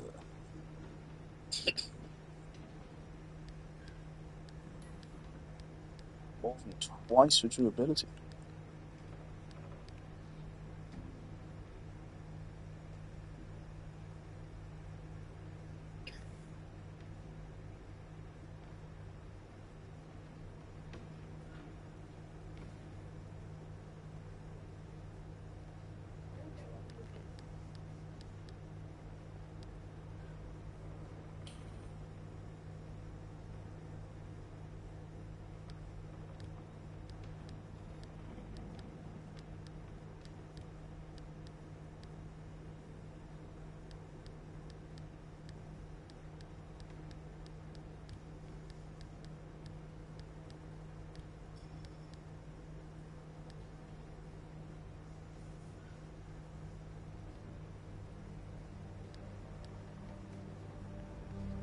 Do these have durability?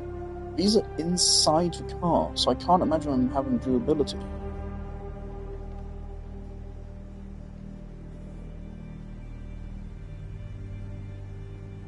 Okay, I'm going to Google this. If these don't have durability, I'm very interested.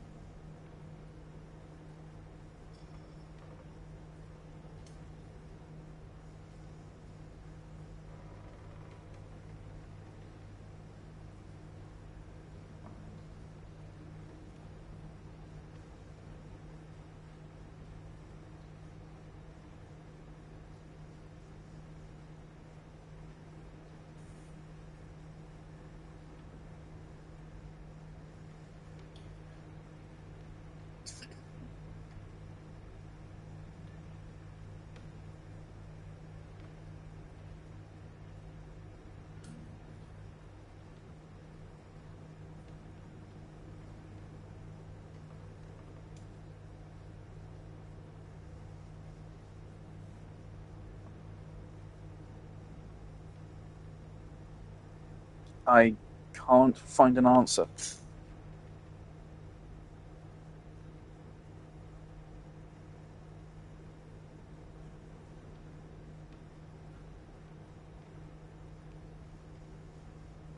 Sounds like extra fuel.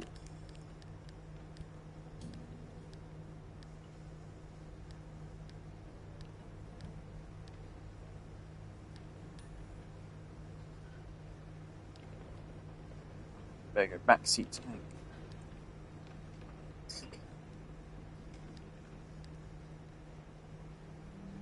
Does have durability. Lightning rod.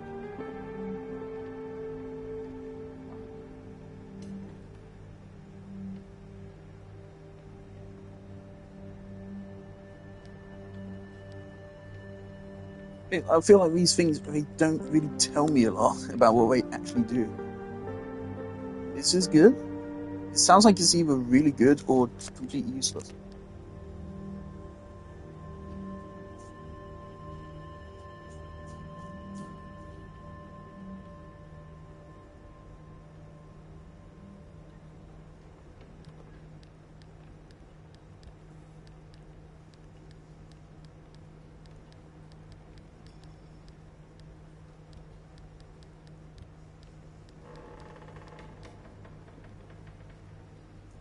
Yeah, I'm tempted to go for a Liberator, actually.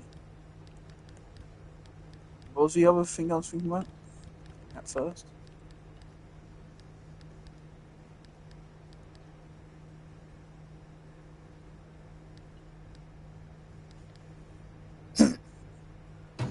This, right.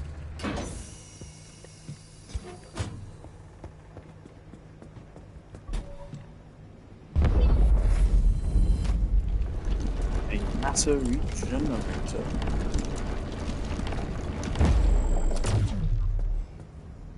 Wonderful.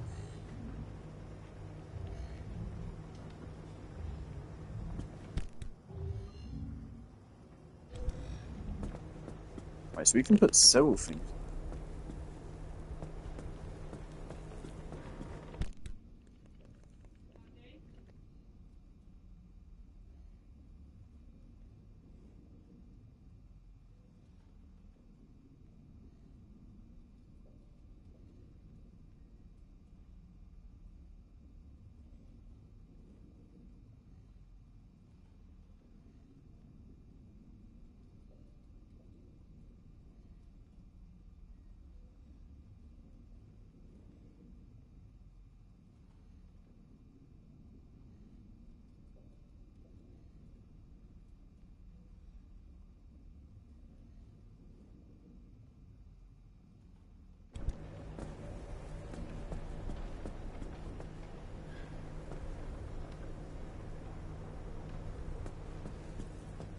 Right, these wheels are starred, which means they cannot be repaired.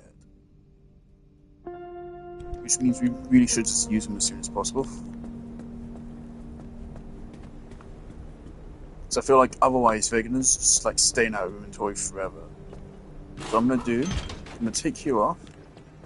I'm gonna place you in there. We place several things, so there's plenty of slots.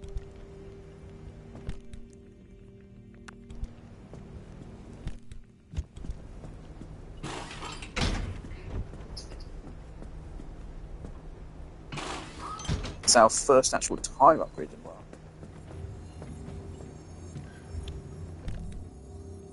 Alright.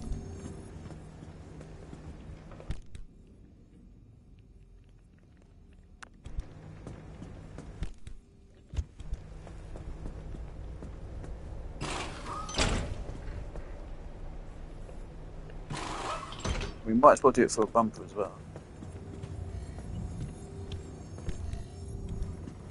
I also wonder if we can just store parts of it.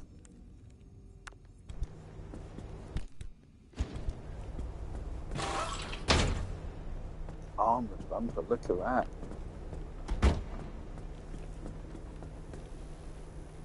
Ooh. Oh no.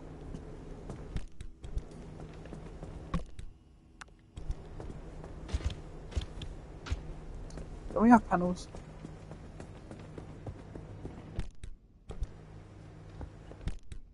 I really thought I had a panel. Or was it a bumper? It was probably a bumper I was thinking about.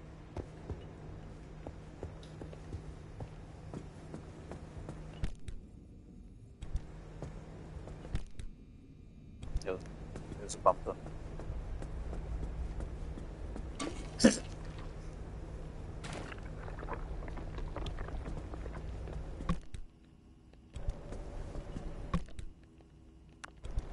I think we're fine. Oh, is this a light actually? Oh, it's gone. So I moved it.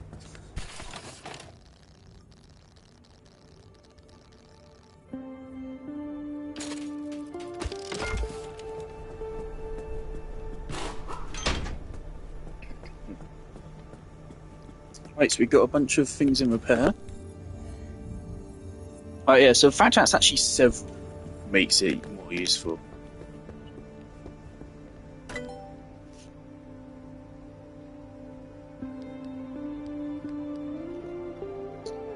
Ah, advanced. Yeah, we need unstable energy.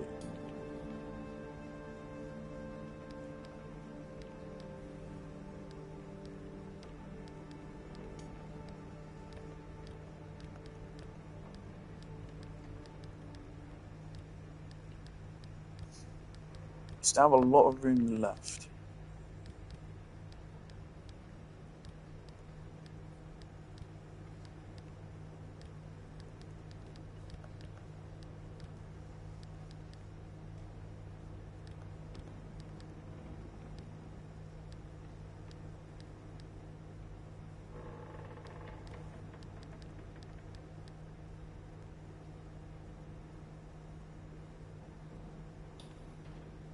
It lots flat and blown out.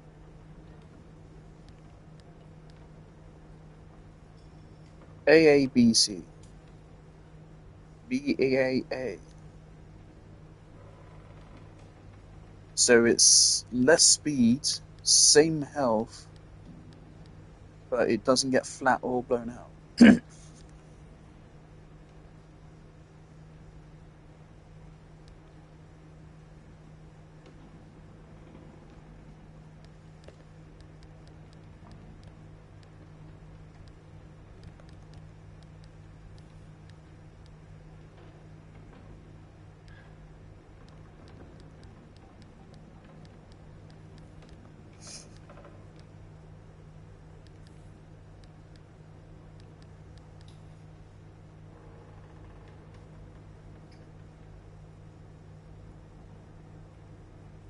It's just another fucking thing with a health bar. Right. I already have enough shit to repair when I get back. Honestly, I can't really think of what to buy other than just another locker. So fuck it, let's get another locker.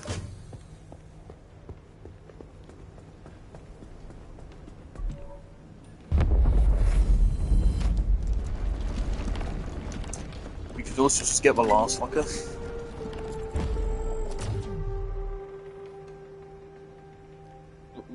We totally could. And then that's just like, that's the storage space we have, though, is of course more. Even more.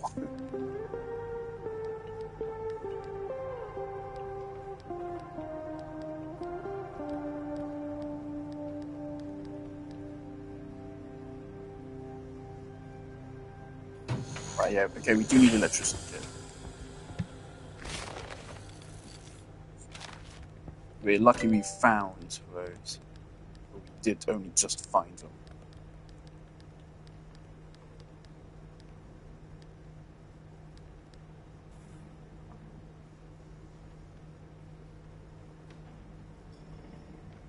Oh, the blowtorch is used for repairs. Maybe I should actually fucking read these.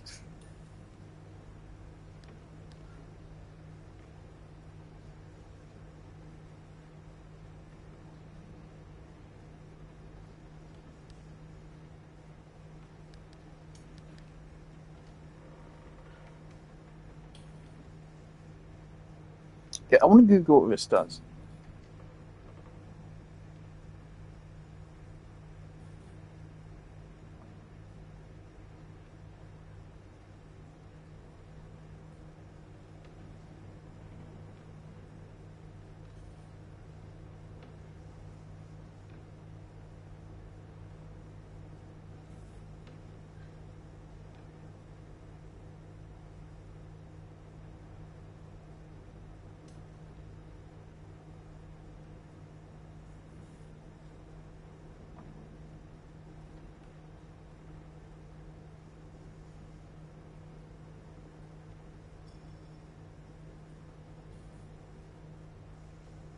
Okay, this is basically useless apparently.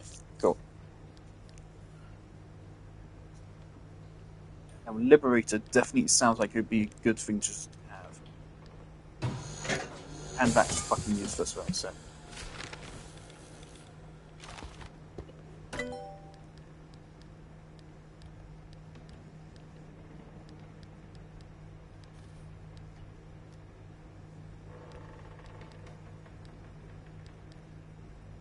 We can get some just general upgrades for a car.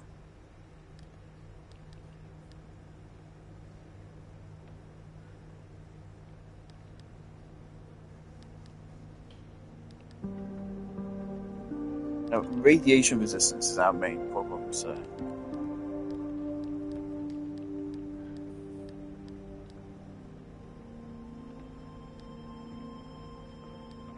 Also, of course, it's not the rack itself which has durability, it's what is placed on the rack. So I could buy this preemptively as preparation for putting something on it.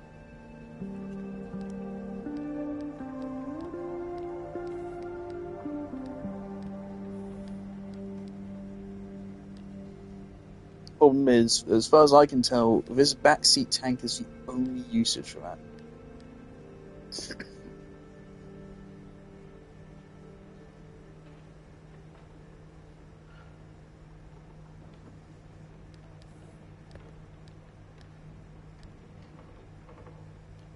Lightning rod. Get me to Google this. Just sat this. I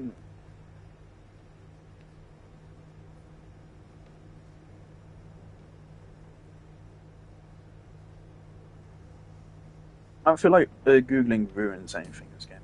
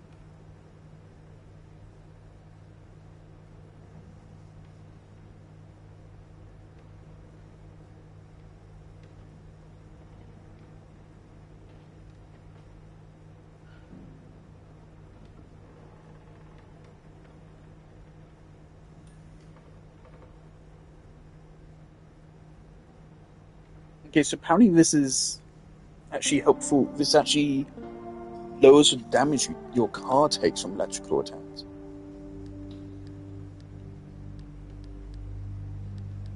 See, I'm not sure how much I really care about battery, but maybe it could come to use.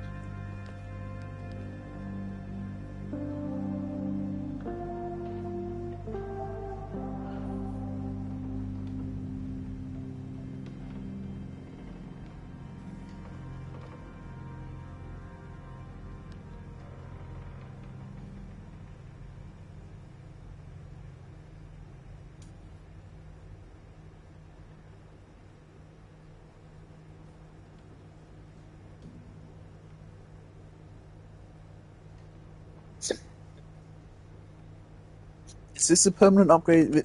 That would really have to be a permanent upgrade. If that is a thing with fucking durability, and I see health 200 down there, if this thing has limited durability, why? Just why? What is the point of that? It's like the parking brake is the easy part, it's the ignition which is more annoying. Parking brake literally just takes half a second, not even half a second. Less than that. It's not.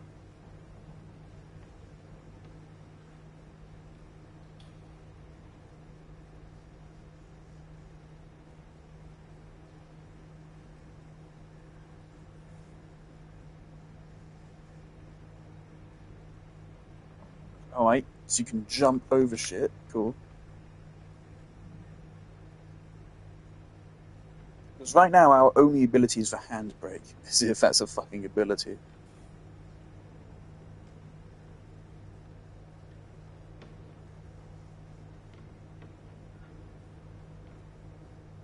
Ooh.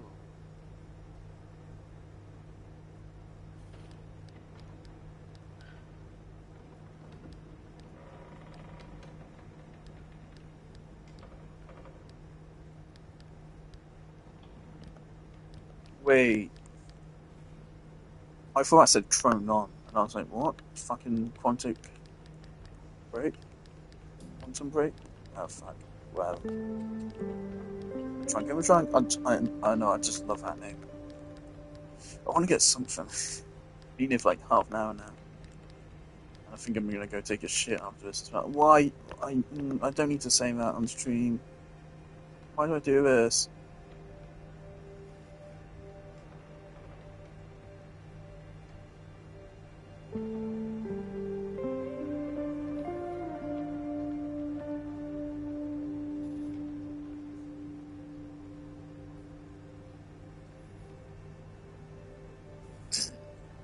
Scan the car for abnormalities. That part interests me. Guessing the, I'm pretty sure we still... Do we have quirks? It says quirks. Do we have quirks right now? I don't know if I do or not. What I'm gonna save and I'm gonna buy this upgrade. If it's useless, then I'll reload.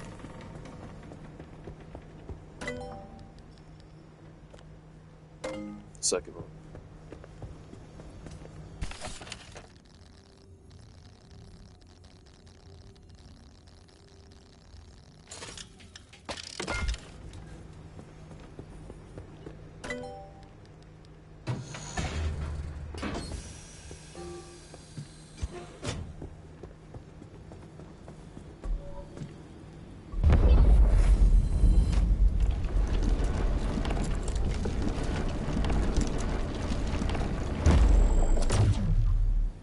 Righty.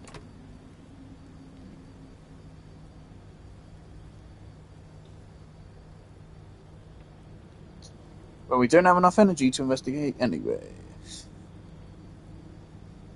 I'm gonna reload. Right. And also... I'll be back in a minute.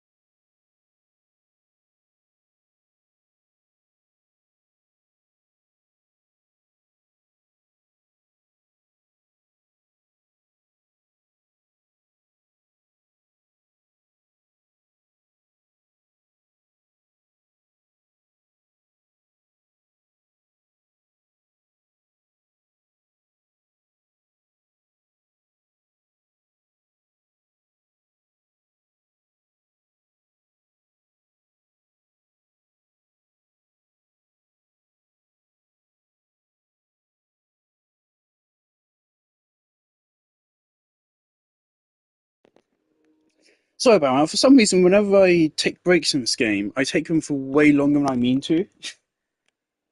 I was probably gone there for like an hour. I meant to be like 5 minutes. Or even less than that. Koda, come on up. But then I decided to watch a YouTube video, drink some milk, and eat some pepperonis. Also about Instagram for a minute. Found a new ARF Daily account which I love. Found some controversy in the Final Fantasy VII community, so that's nothing new.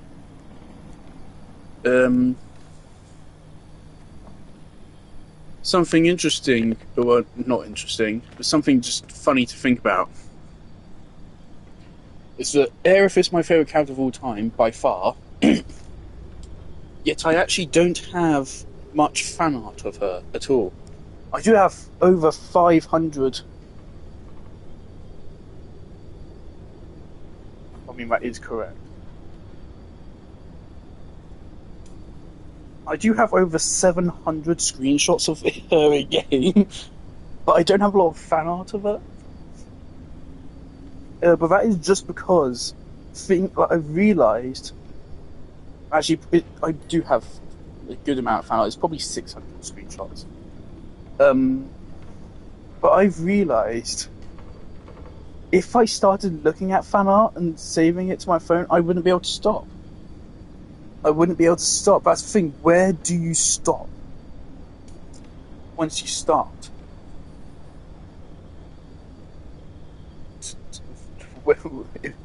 So that's the thing. That's what I've realised a couple of times I've gone to do it. I've been sat there for like half an hour just looking through images. I'm like, oh, oh no, I'm like maybe not even 1% of the way done, and this is already like taking up a significant portion of my day.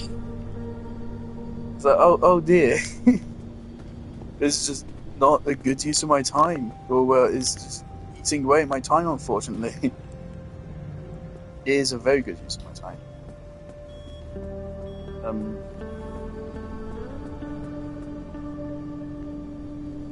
But yeah, so yeah, it's just funny. Yes, I don't actually have that much fan art of there. It's just because I'm excited. No. Also, more than that, I'm scared to get hentai because I don't want to see Aerith hentai.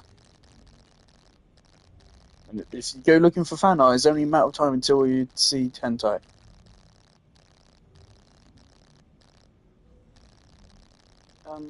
Liberator.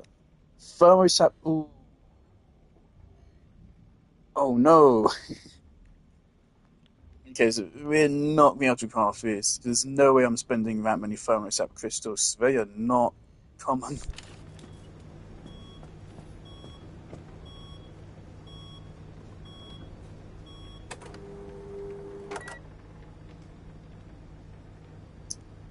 Alright, that's Morse code. Okay. Can upload that screenshot, that's alright. Morse code translator.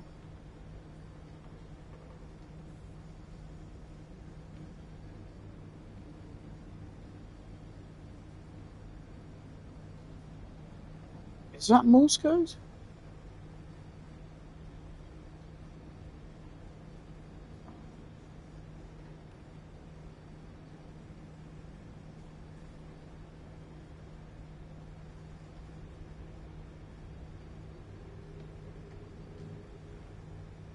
You're not using any flatline underscores.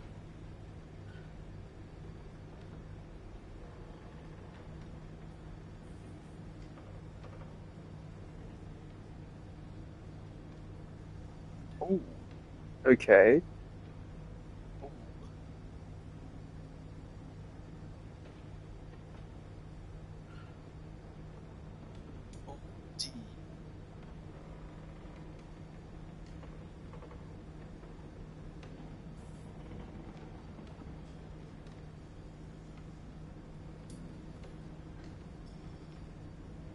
Why are you doing this, Apple phone? When I put down multiple fucking hyphens, it connects them.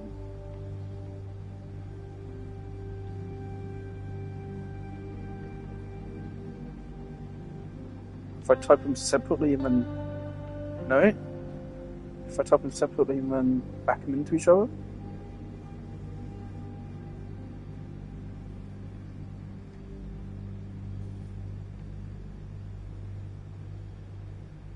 Oh, dude.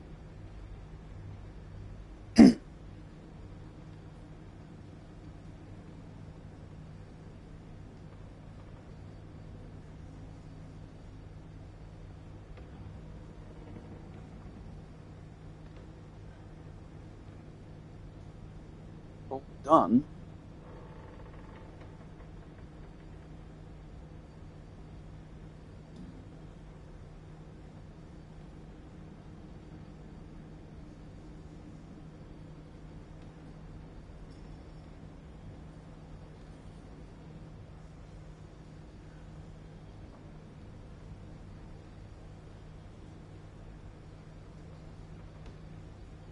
Better jump up, come on.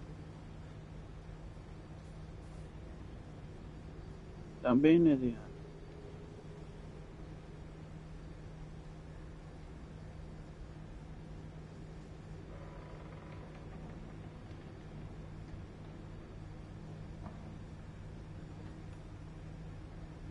All done by...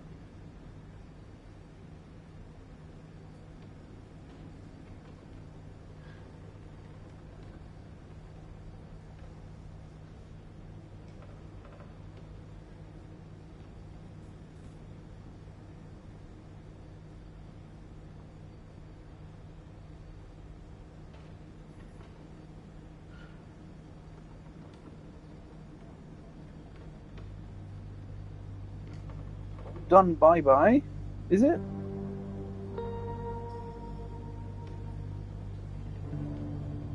All done bye-bye.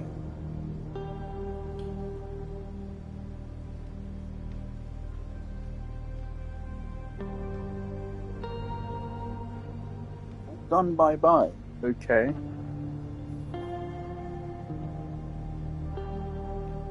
That's very fucking cryptic, but okay, sure. Something is done. Good to know. I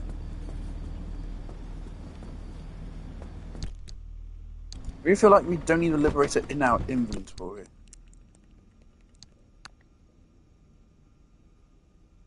Quite frankly, we don't need a lot of these things.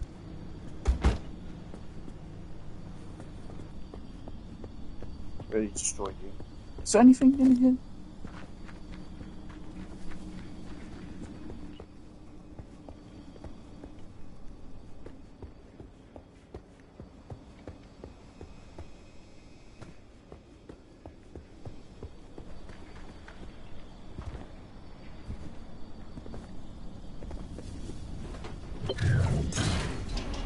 How many times can we interact with you?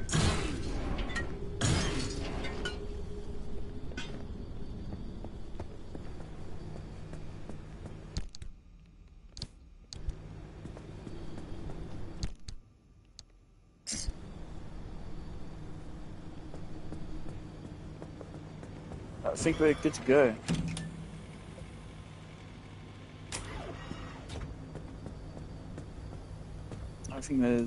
I think we're safe on repair wise.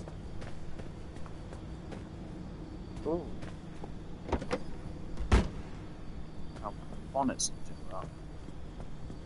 I'll wait for them to take a little bit more damage and then we can repair them on we go.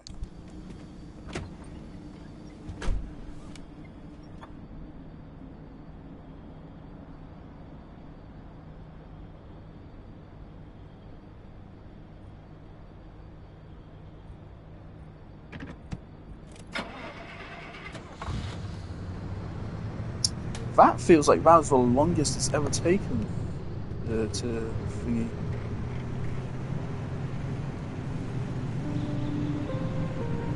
Oh, we didn't check out the new thing. I don't care.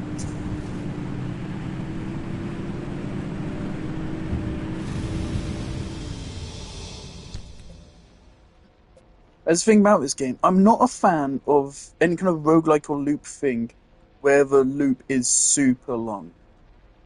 There's a very specific way you need to design that, I think Dead Cells works with it pretty well. That's the thing with Dead Cells, even when you lose, you still make progress. I mean, that's part of the point. Uh, quite frankly, yeah, even when you win in Dead Cells, you don't actually necessarily win anything. You only win something the first time around.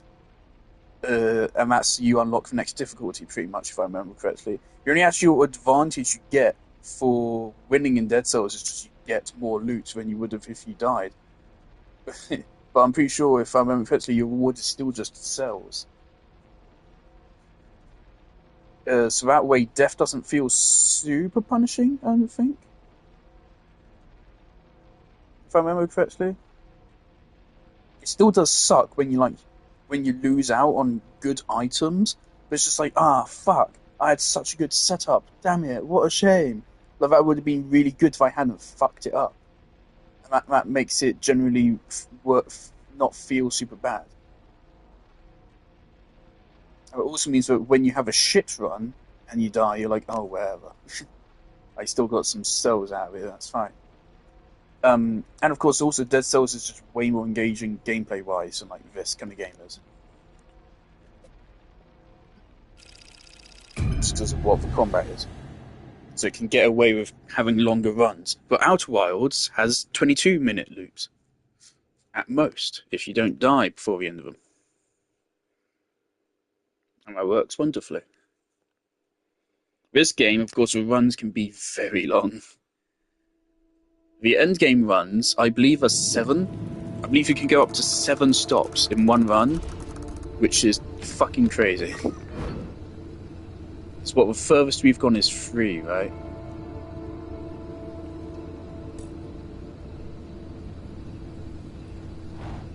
Glowing blue thing. Receiver signal.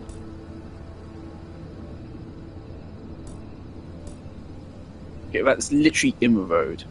But this is very straightforward. Let's just go.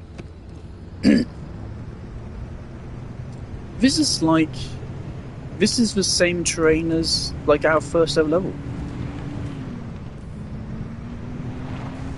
It is.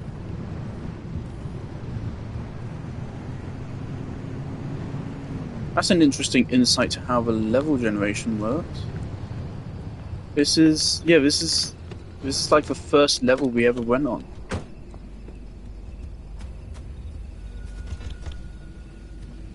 Interesting. It's slightly different. There was a building here in Phasma first time around.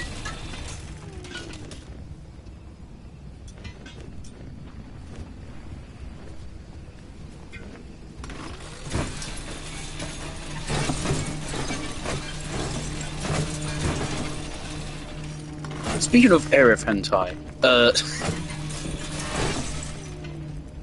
I discovered earlier today, fucking Kinkymation, the fucking hentai artist, has a goddamn YouTube channel and is a streamer, which I was not expecting. It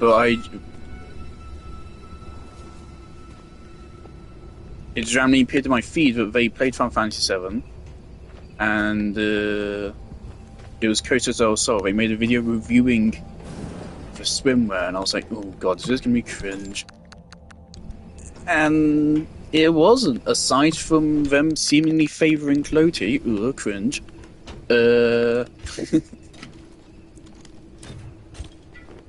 Aside from that, they actually, I was impressed. That light is scaring me.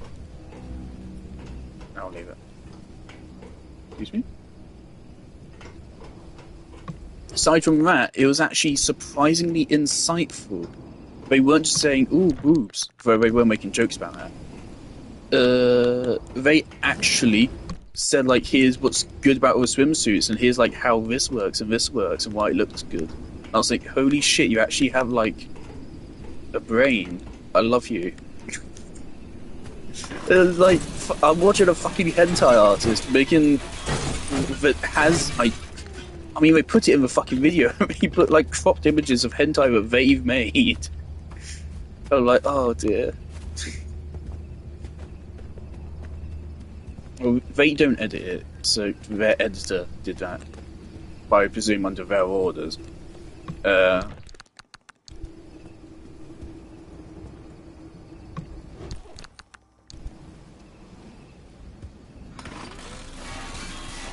was I? It's like, yeah, you make hentai of a character which I'd kind of rather just doesn't have hentai. Like, if there's one character in the world that isn't going to have hentai made of them, I'd like it to be Aerith. But, whatever. This same house was here this last time as well.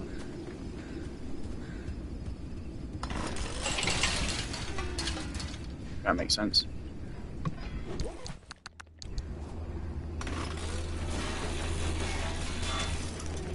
Yeah, why didn't really think of doing that before.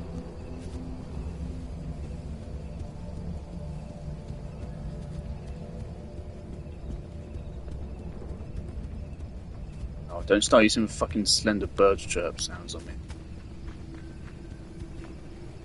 I'm actually slightly tempted to get the Slender Unreal remake, but I doubt as much in that.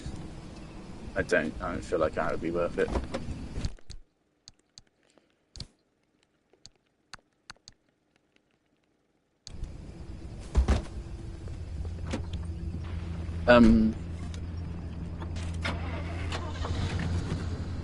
But it was actually like a good video. I was like, holy shit. Hold up, are we on the road? Yes, we are, okay. Don't know why that just felt weird.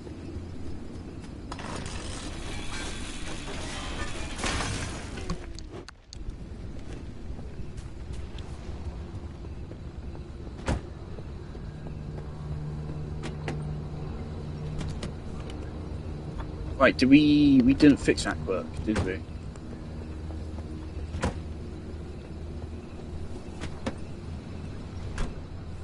It's the other one we fixed. I'm an idiot.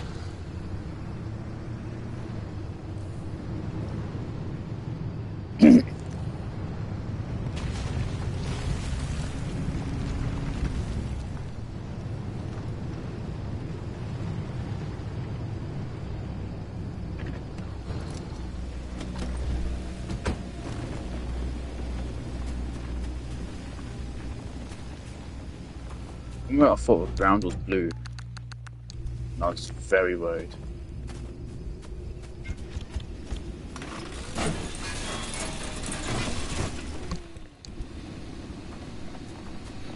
Good.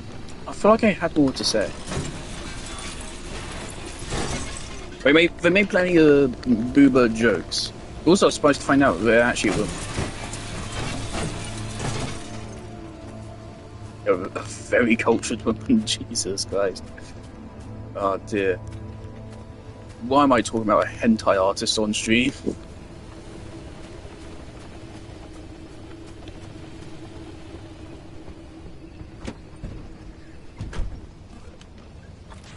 I mean, like, I've said that I know what their name is. So anyone that watches this probably thinks I look at their hentai, and I'm not going to confirm or deny that. It's more fun if you have to guess. Why do I look like bunny ears? What?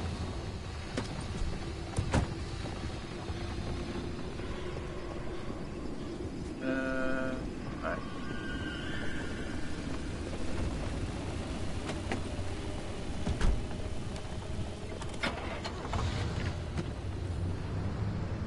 Actually is like the exact same terrain. That's an interesting insight into how the game's world generation works.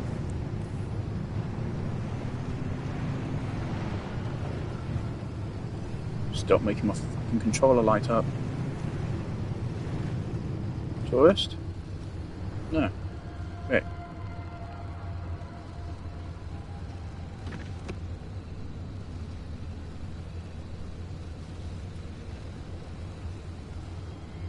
It's weird.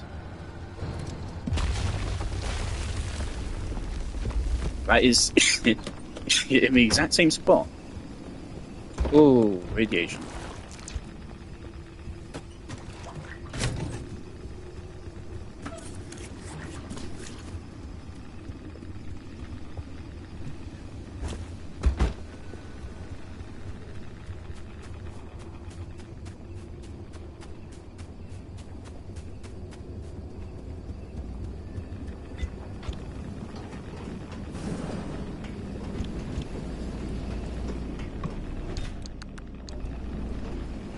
Alright, okay, I need to get my mind straight. Okay, what did I say? Yeah, they said commentary about the swimsuits, which is actually good. They made some funny jokes. That was about it, I think. I made a joke that them liking Clotey seemingly is a cringe. And that's the thing, that I'm no relationship guru, but I've heard people say there's things about Clotey which are unhealthy, and I've myself picked up on certain things. I've rewatched the Clotey Skywheel date, and I am not a fan of Tifa. Is alright. I'm not going to say what she's lying about, but in that scene, she lies about something. Now, Aerith says the same lie in her date, but for her, it makes a lot more sense. Like, a lot more sense. For Tifa to lie about it is actually a lot more fucked up, especially considering what Cloud then does. Because the game actually establishes, it is quite clearly established by what the game does. It is very much implied that the relationship system in the game doesn't actually necessarily change what Cloud feels, though it definitely wager it does, at least in Tifa's case, because of a Clotey kiss. But I do think it's in regards to Aerith specifically, it doesn't change what he actually feels, it just changes how he thinks they feel about him, which is really interesting. So because of that, if you get the Tifa high affection date, Cloud kisses her after she lies, and that lie makes Cloud think Aerith is not interested in him, which is profoundly fucked up, because if you get Aerith's date, you know for a fact she is, and the entirety of chapter 14 is about Aerith telling Cloud that she does indeed love him. And there is Tifa's date where she says, no, I'm going to lie about this thing. And then Cloud's like, fuck, I guess Aerith doesn't love me then. Okay, Tifa, I'm going to kiss you now. And then you're like, oh, that's really fucked up, actually. Because it is. It really is. So I don't like that part of a Tifa date, like, at all. I think that's really fucked up from Tifa. That's really fucked up of Tifa to do that. I'm actually going to record that just so I have that, because I haven't just quite, like, thought it through properly in my head. But yeah, that is really fucked up. To do that. And there's just other things, like Tifa does not ever help Cloud when he's suffering. Whenever he's suffering, it's very clear Tifa never really calms him down. It's always Aerith that's able to help him, which makes it even more annoying when we give a scene which really should be given to Aerith to Tifa, because it just doesn't fucking work. And you're like, why isn't Aerith doing something? Because Aerith would make it better.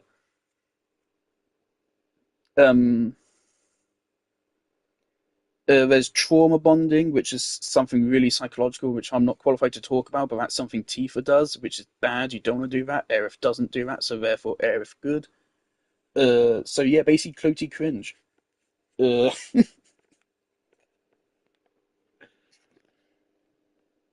in my 20,000 word essay I wrote, basically explaining why Clarith is brilliant about my fanfiction, I wrote a 120,000 word Clarith fanfiction, and then, because I had nothing else to do, I decided, okay, on top of that, I'm then going to write a 20,000 word essay dissecting my fanfiction and, in the process, explaining why Clarith is so great.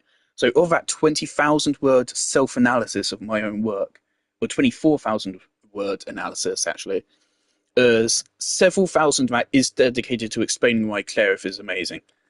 And also, a good amount is dedicated to explaining, aside from what I just said, because I didn't want to dunk on Clotey. I didn't want to feel like I made it as a Clotey hit piece. But I did want to say, here's why I definitely prefer Clarith. Yeah, so I did all that. I'm not a Cody fan. I am not. And that is a worry I do have going into remake part three. If they do force Clotey on me, if Clotey is like canon, I think it will quite frankly like genuinely ruin the story. Like I think that would be a huge mistake if they do that. I will be very pissed off if they do that. I don't feel like I got it. Well, that's fun.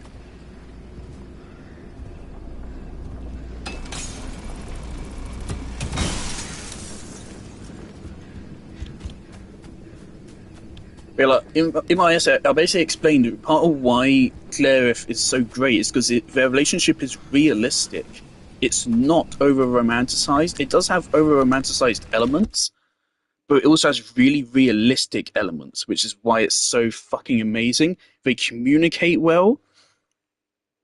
Or maybe Aerith communicates a little bit better than Clouds does, because Cloud is Cloud. But Aerith tries to get him to communicate better. That's part of the point.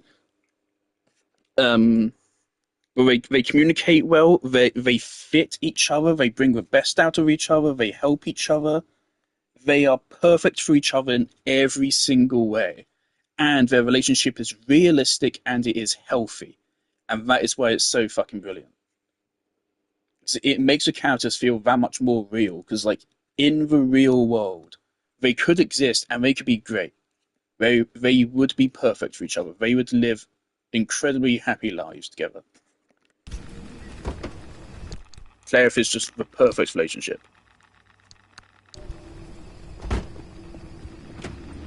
Clotey wouldn't be, and Clotey is over romanticized. It's based on the whole fucking.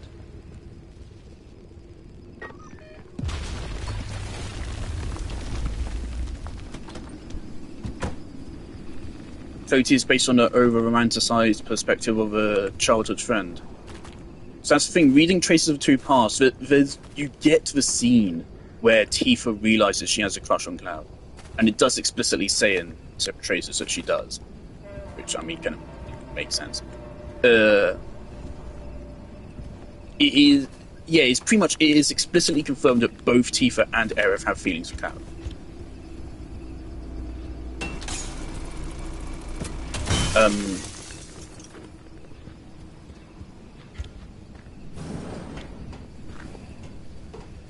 Fucking hell, it's dark.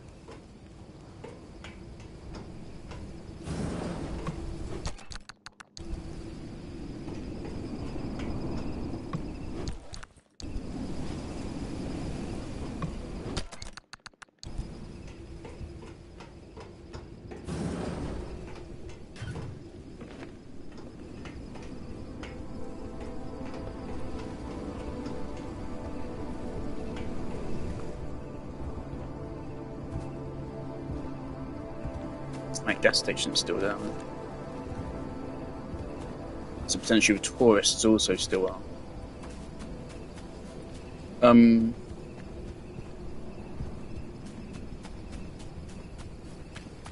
yeah, that's the thing. I watched a video essay about 500 Days of Summer, is it called? And that film sounds really interesting. I might watch it. Because it sounds like a very mature depiction of relationships. And I really appreciate that.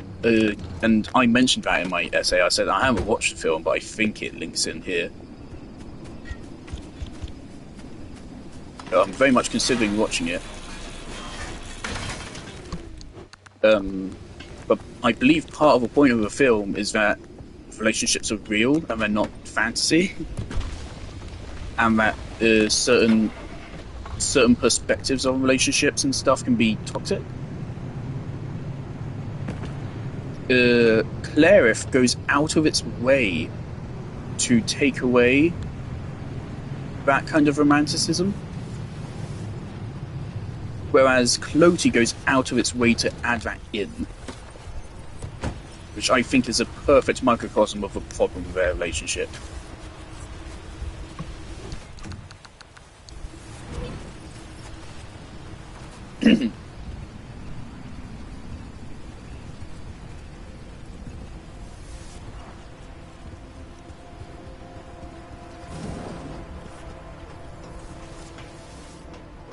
I'm basically just restating what I already explained in my essay.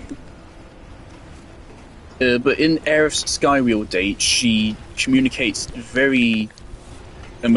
a lot of emotional maturity in a really healthy way for a relationship. And she basically explains that at first she's attracted to Cloud because of Zack. And she's like, "Ooh, he looks like my old boyfriend." But then she elaborates that it's not just superficial, and that it was his character that was important. And then she says, "But that's alright. I don't give a fuck. Zack, I've moved on from Zack." She basically just explicitly says that and says, "Now I want to be with you." And man, that's a fucking beautiful line. That made me cry at the time.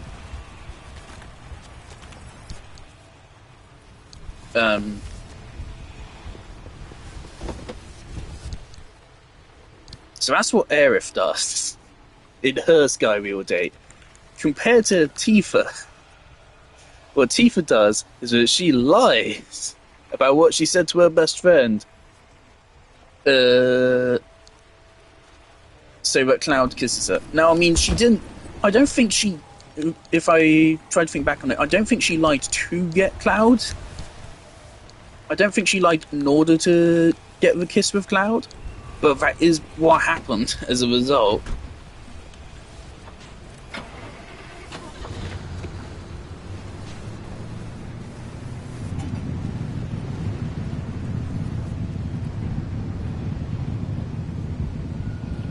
Okay.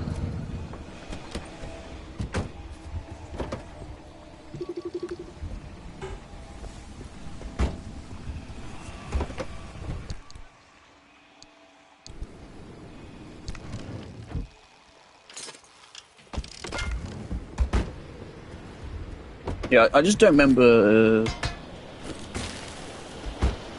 It was a while ago I was watching it.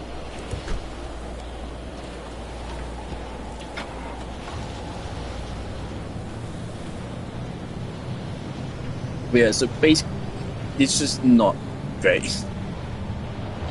Ooh, that's some powerful win. There's hardly any point destroying stuff in the wind as well. Okay, let's park the car before this gets bad.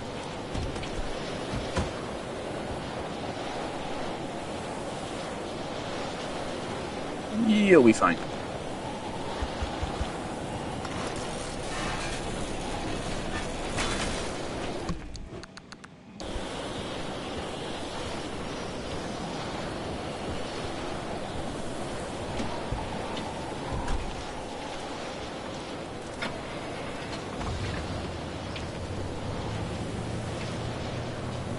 Yeah, but quite frankly, I don't want to personally attack any Cloties or anything, because I do think the shipping wars are kind of fucking ridiculous. I'm surprised by how immature the Final Fantasy VII community can be, considering how mature of a game Final Fantasy VII is. Yep, tourists. Why did I stop the car? Oh, because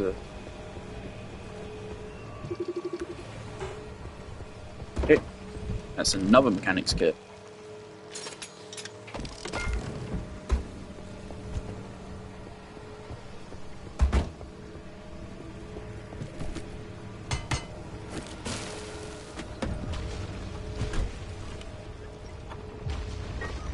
Yeah, I thought that was a storm developing back there.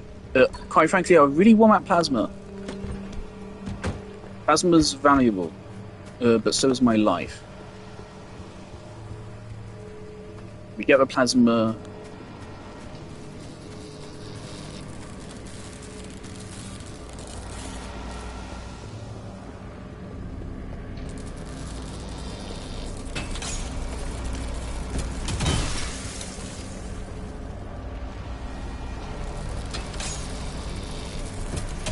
But yeah, quite frankly, I don't just like Claire. I was biased towards Tifa. That's the thing. The game gives you bias towards Tifa, kind of. Because Tifa, you interact with Tifa first. So you get a lot of time to interact with Tifa in the early section of the remake. And they do give you the over romanticized stuff to really pull you into Clotey. But still, I just naturally preferred Aerith. And also, I knew more about Tifa as a character when I did Aerith going in. I knew about the Senate situation at the very least. But my resonance with Aerith was not just an emotional one, but also a critical one. So I like good storytelling, and Clarith is just good storytelling. I don't want to say Clotey is bad storytelling. It'd be bad. It would be good, really good storytelling if they explicitly meant that it was toxic. In my fan fiction, I deliberately showed how it's toxic.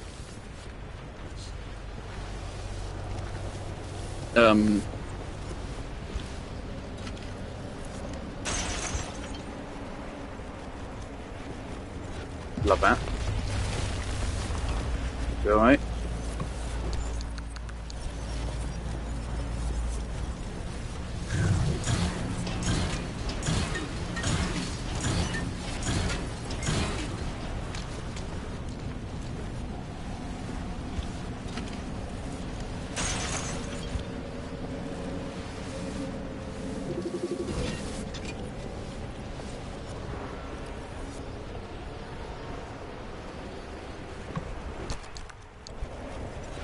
Where I used that to kind of reinforce Tifa's arc in my story.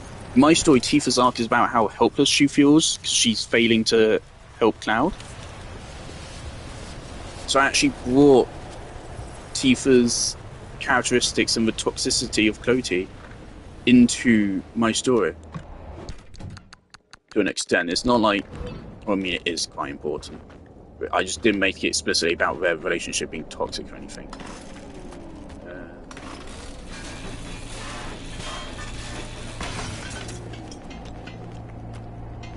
Yeah, anything armored we need, because that gives us valuable shit. It's alright.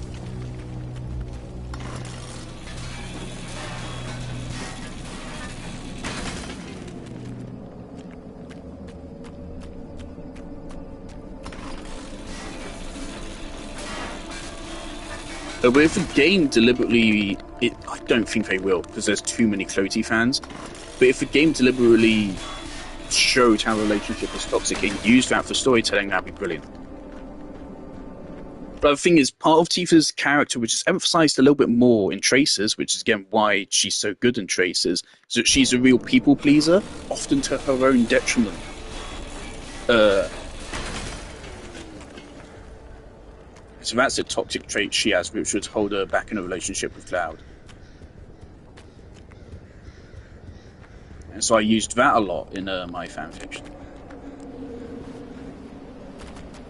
It's going to sound really pretentious, but I do have a slight fear, like, what if my fanfiction is better than the actual remake part 3? Well, that does sound horribly pretentious, but it is a possibility. We don't know. They could completely fucking lose a plot going into part 3. Part 3 could be horrendous. I don't think it will be. I do have pretty good confidence, seeing as how they made them my favourite characters of all time in the first place, but they will be able to follow through on it. But it is possible. There have been colossally horrible fumbles in history before, so it wouldn't be something new. So it is totally possible they will fuck up remake part 3. But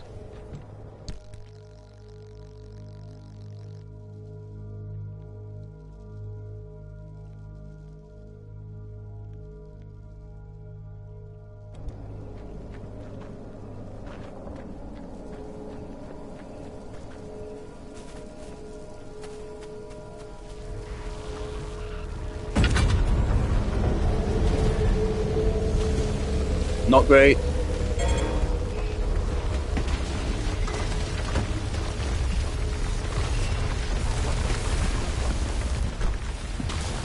Not great. Still not great.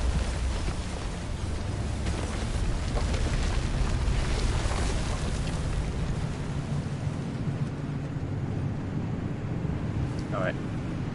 Great. Stop right here.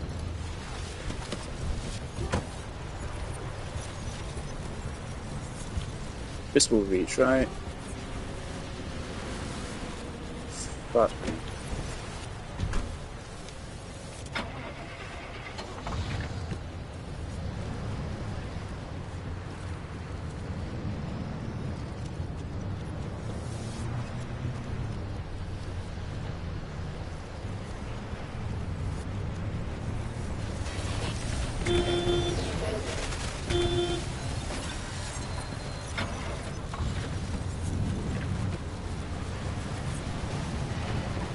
that's it.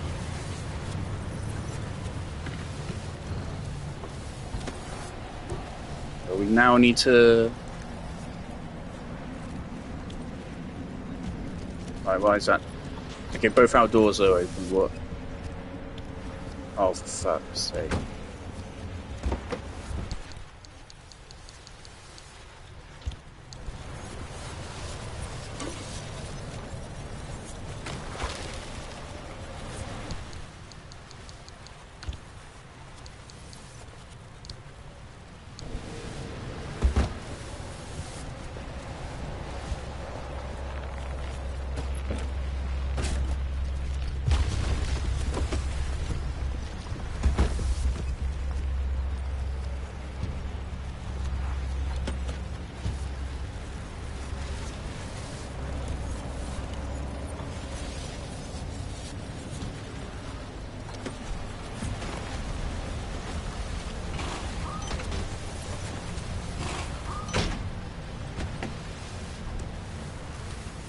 Okay, new quirk. That's brilliant.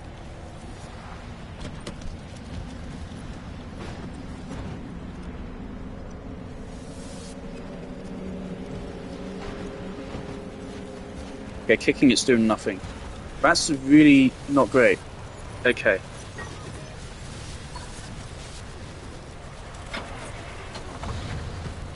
So we need to figure out what caused that and fix that fast, or else we're going to lose that door.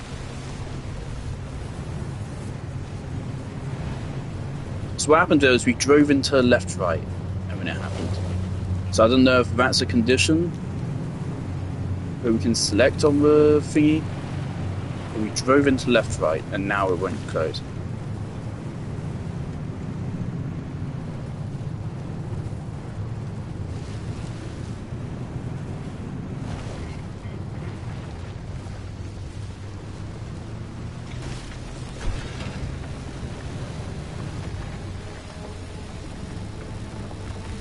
Now it is closed again. Let's stop a little bit past this. Right.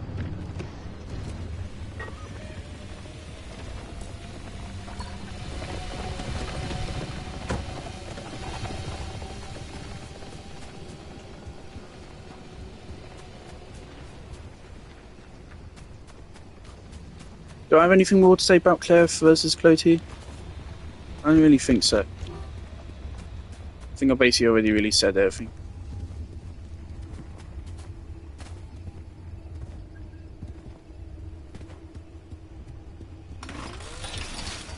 Look, I don't just like Claire just because I love Aerith as a character. I also love it because it is just brilliant. It's a well-written relationship, which is also just healthy. It's what everyone should want for themselves, and quite frankly, you shouldn't want Tifa, because again, Tifa is not great for her. She's not evil or anything, but she is just not built right for it.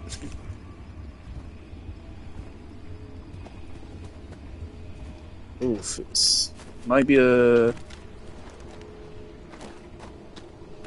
long way back.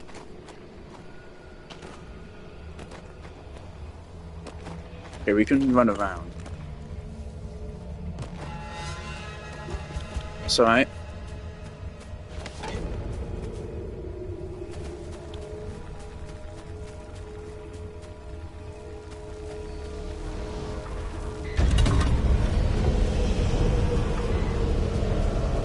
No tourists.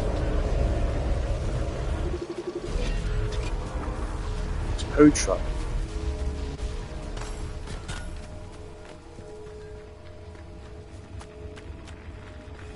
Oh, okay. We've seen plenty of roads before, I think. That's just a ramp.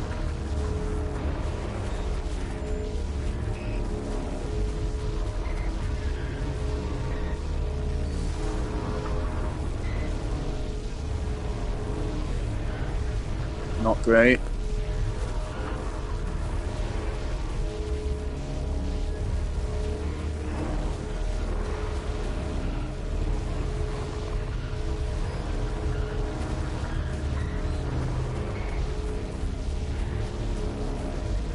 Here with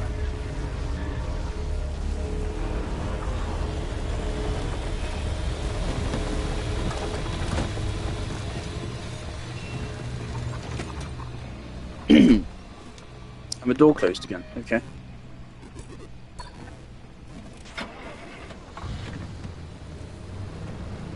So maybe that's just a lingering effect of left-right. And we've got a fucking real problem.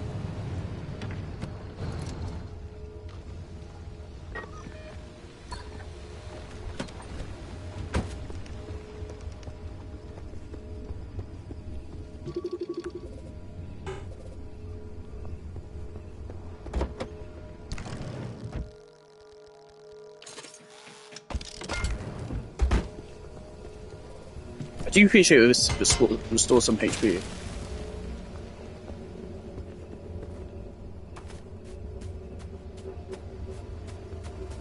It's a squire. A whole bunch of tourists.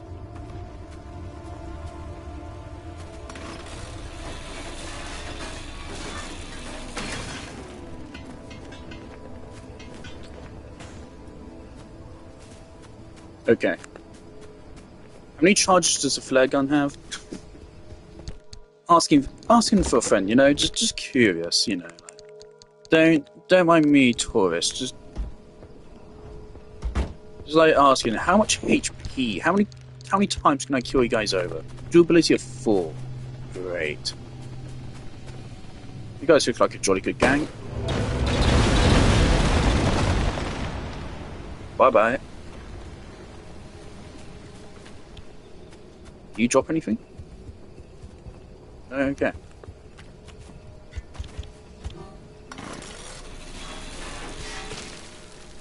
It's alright.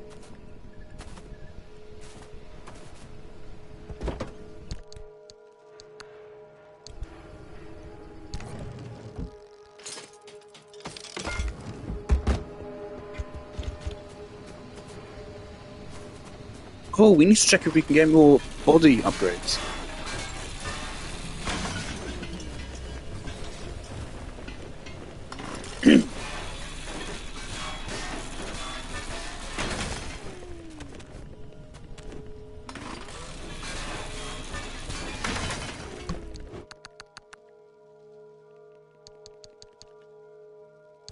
Oh, it's crystal.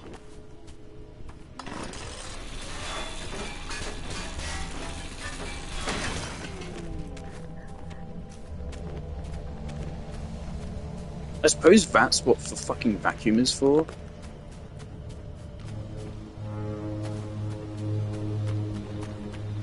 But I'm not bringing a whole fucking inventory slot just for that.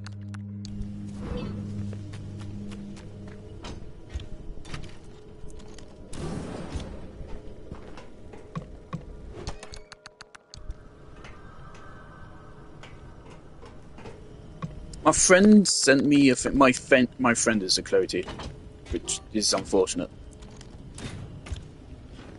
But he sent me a video essay. Well, he sent me a video called "Why Clotey is Canon and Why the Importance of Cloud and Tifa's Relationship." I only watched the first couple minutes of the video. He sent me it like a fucking month ago. I only watched like the first couple minutes of it today, and I immediately realized I'm not interested in this video.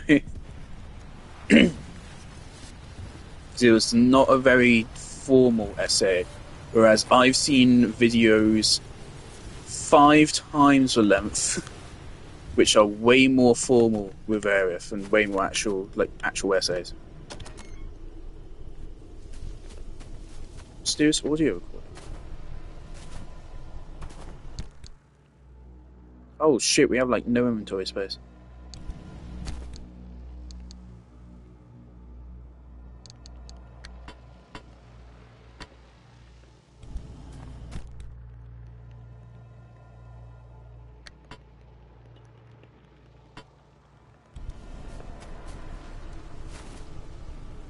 Alright, we can...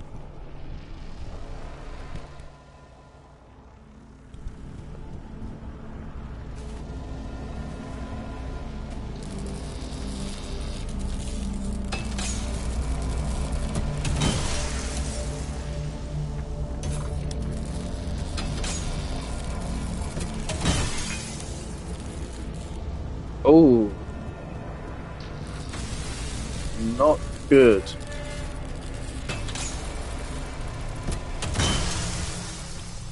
All right.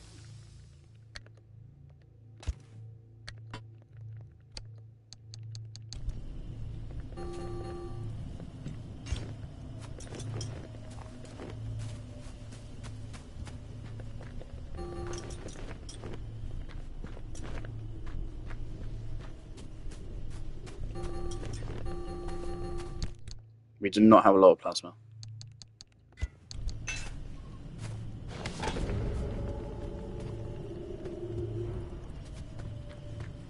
I'm really scared of these tourists right now. It's dark and I can't see. Quite frankly, the whole Cloty Claire conversation has left me a little bit unfocused and frazzled for some reason. Okay, well, now they're just fucking guarding that bit of plasma.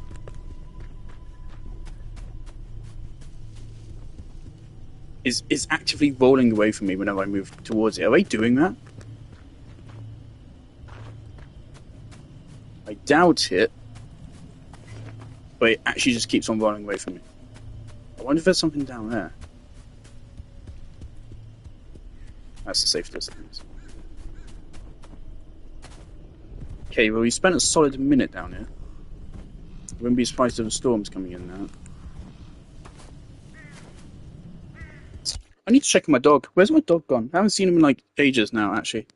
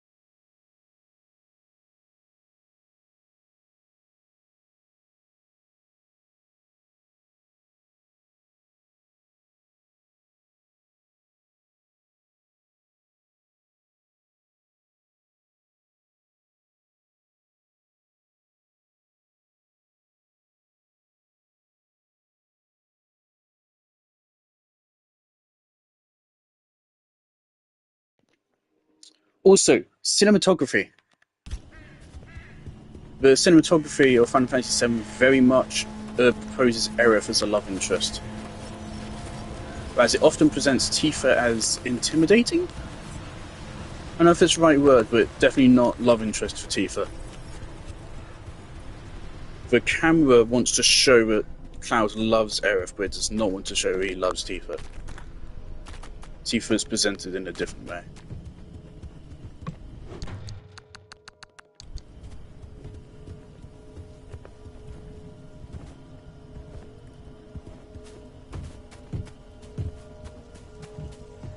Okay.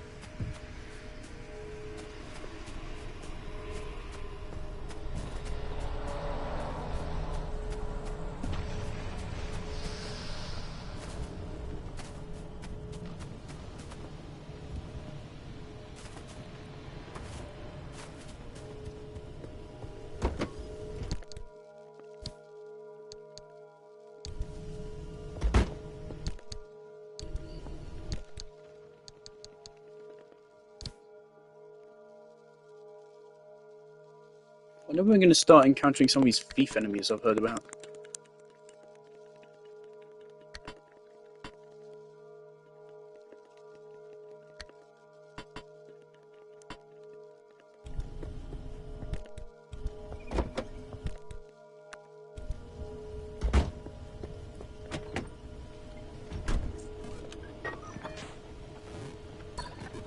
Right, straight ahead, pretty much.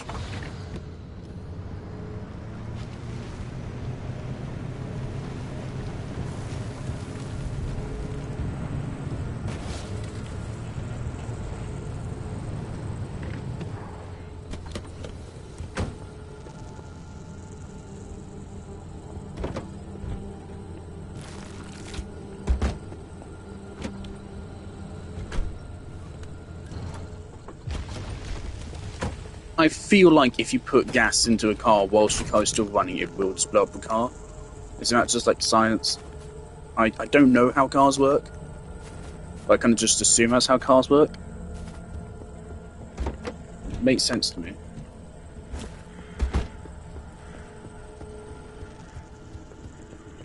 Open the door.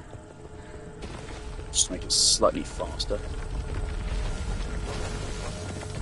There was a car here. I'm fucking stupid. It's empty anyway.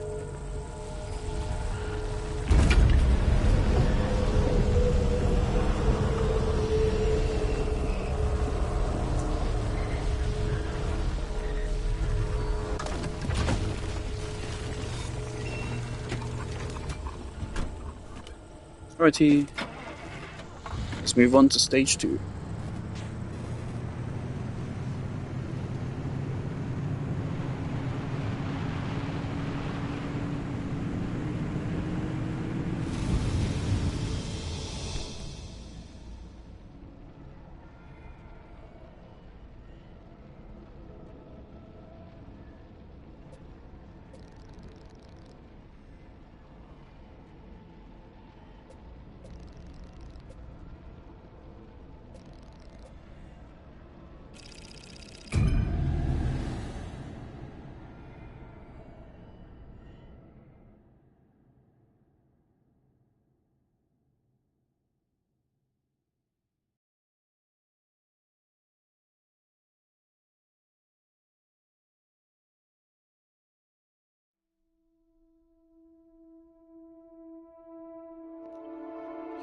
There's a lot to analyse in why I do believe Tifa is more popular than Aerith. I think it's because of Western culture, which is quite interesting.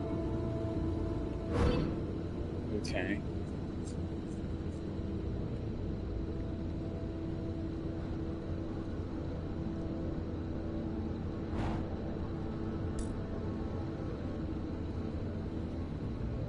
Interesting.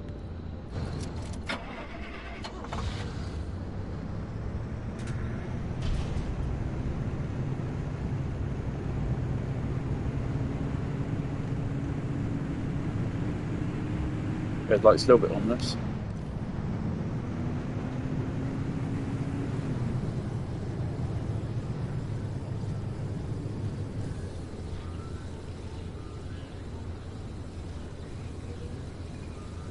Well, we've already got a cuntish group of tourists blocking our path. But there is a speed boost right there, which we could hypothetically use to just drive straight through them. So we can try that, or we can just go down the side. We have to do something. I'm gonna go down the side. That's unfortunate because I was thinking of going straight ahead here.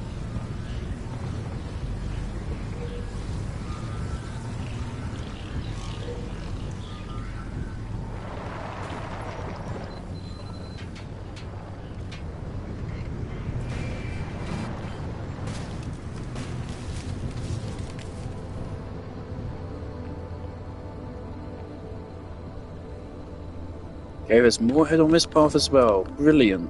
So we just got a bunch of fucking shock troopers. Brilliant. This is pretty far to run. Let's just get the car.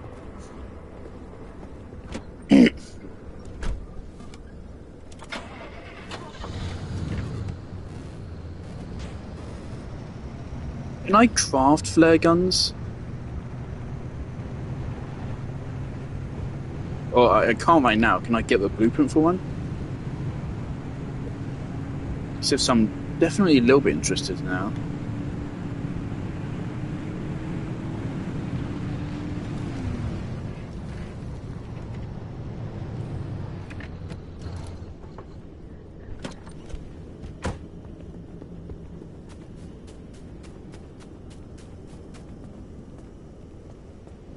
This is interesting. I found a place which quite looks like this before.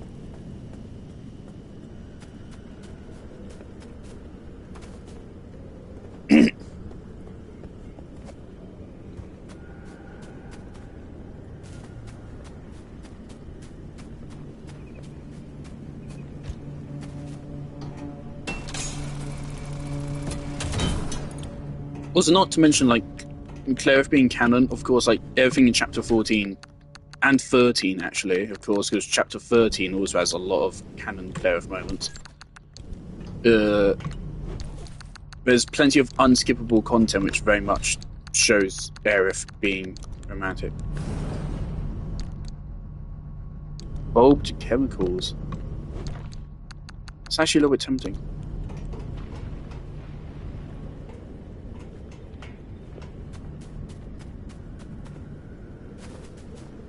I actually want to see how many. I want to craft a bulb. In fact, we have a bulb on us.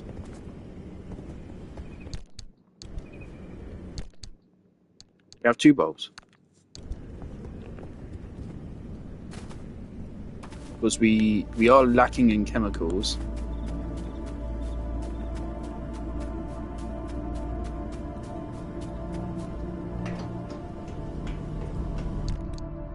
So how much are you going to give for us for it?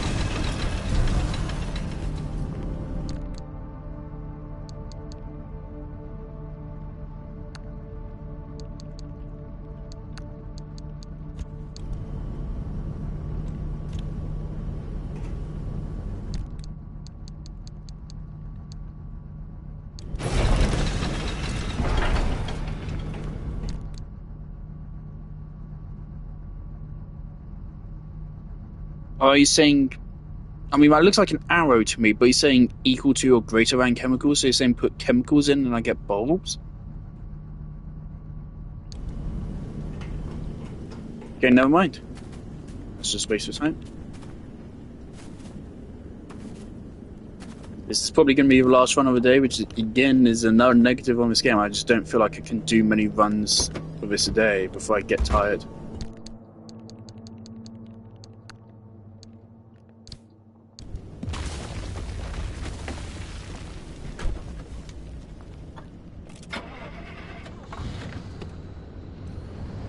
Okay, we got a straight drive ahead.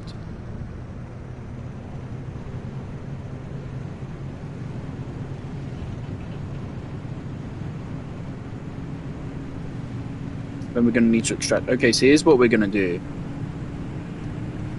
Yeah, here's what we're going to do. So we're going to...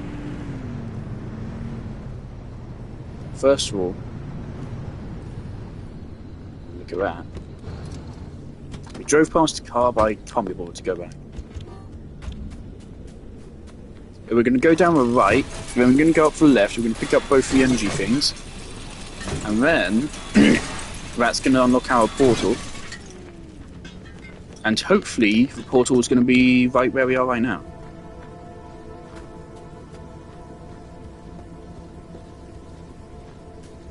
We can just go on the other side of the road. Yeah, so hopefully the portal is just where we are right now, and then we just drive just straight on a regular road, and we have 0 problems. And there's nothing to loot along this road. So you won't have to deal with any temptation. Just keep going straight. Thankfully, electro tourists don't actually seem to move. Oh my god. I don't like seeing these guys, so I have fucking trauma from them. They're just so fucking annoying. Ooh, another good car.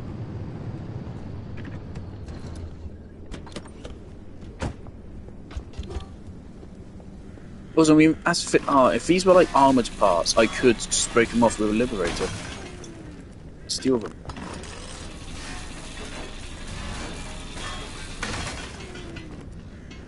Also, part of it is also the heat. Like, the heat is so bad, man. I don't get people that like summer. All the people I see that say they like summer, I hate talking like this, but I've noticed like a correlation between entitled people and enjoying summer. It's always like, oh yeah, I love summer, whilst they're out on a fucking beach holiday which costs fucking thousands, and they're out on fucking boats partying. There's all fucking alcohol and shit. It's like, oh, I cannot imagine why you like summer.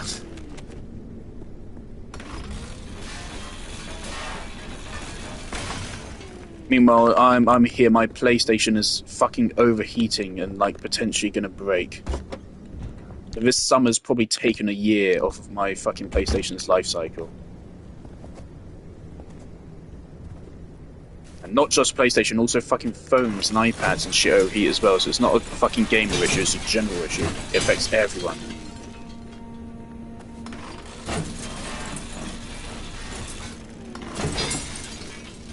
Not to mention, summer is just way worse.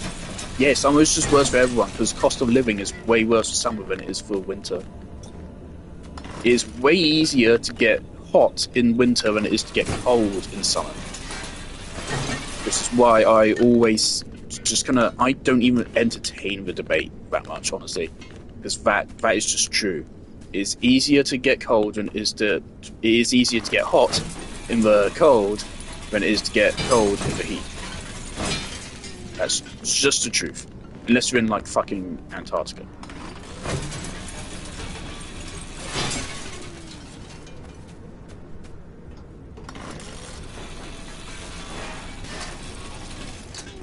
Like, literally just fucking put a blanket on. But if you want to get colder in the summer, you have to put on a fucking fan. Which then costs the fucking electricity bill. Or you need to drink more water, which increases your fucking water bill.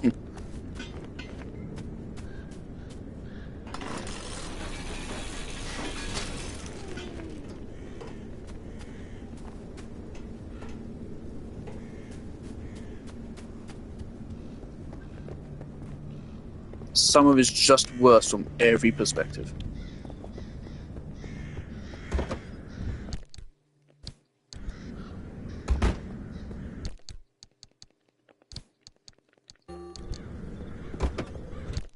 And yeah, I've noticed a correlation between people that like summer and people that are entitled and or just stupid, quite frankly.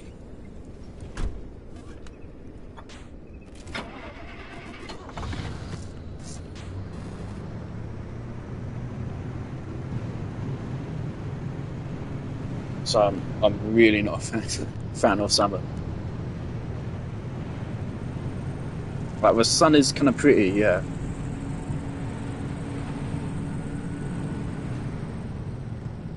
I'd love to hear what Aerith thinks on that there. I think she'd very much appreciate both sides. And I mean, she wouldn't suffer from the electronics issue because we don't have a whole lot of that in Midgar.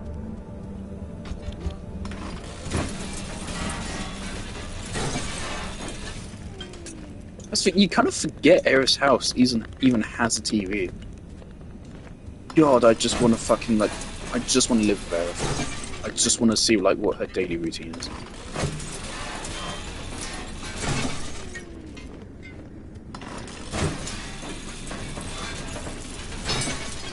Such a fucking cozy house, man. I'm tempted to return to Minecraft. So I do realise the way I was playing was a bit weird. I probably should have just gone mining to get iron before I started trying to build a really cool house. Also, I do feel bad about giving up on Terraria Master Mode, but I'm not looking forward to returning if I do. So at first I was like, yeah, Master Mode doesn't even seem that hard, and then there's just a massive difficulty jump after Eye of Cthulhu. Eye of Cthulhu is not a problem at all, but then every boss after that is fucking crazy. And at least the Brain of Cthulhu and Eater Worlds you can use grenades on. But Skeletron and everyone else doesn't really have a counter like that. Well, Queen Bee is pretty effectively countered by the Slime mount, but King Slime is entirely an RNG based kind of boss, in that a lot of time you'll never fight him in a whole playthrough. Because his spawner requires you to get fucking rubies, which are surprisingly rare. And otherwise, he only spawns rarely, by chance.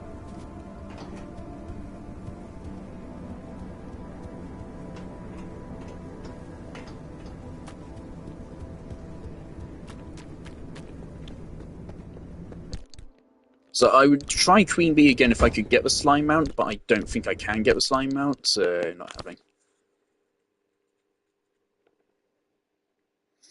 But the Slime mount is so good against Queen Bee.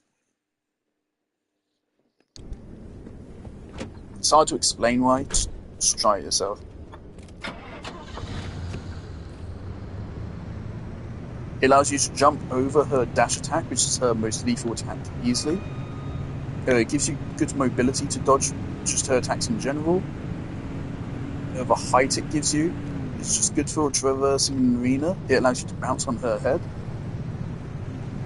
and avoid contact damage from that.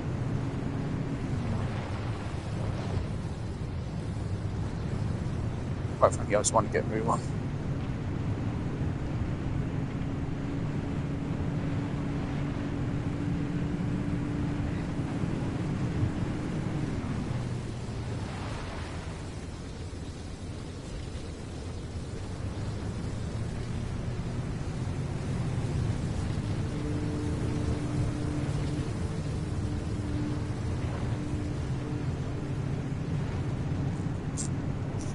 These are the kind of anomalies I don't like. It just kind of make the game more annoying.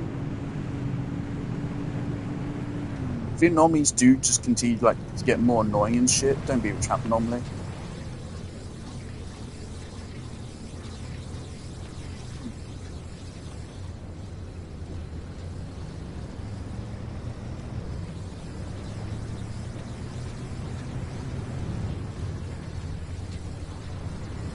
Like again, to me, the main draw of this game is, of course, avoiding the anomalies.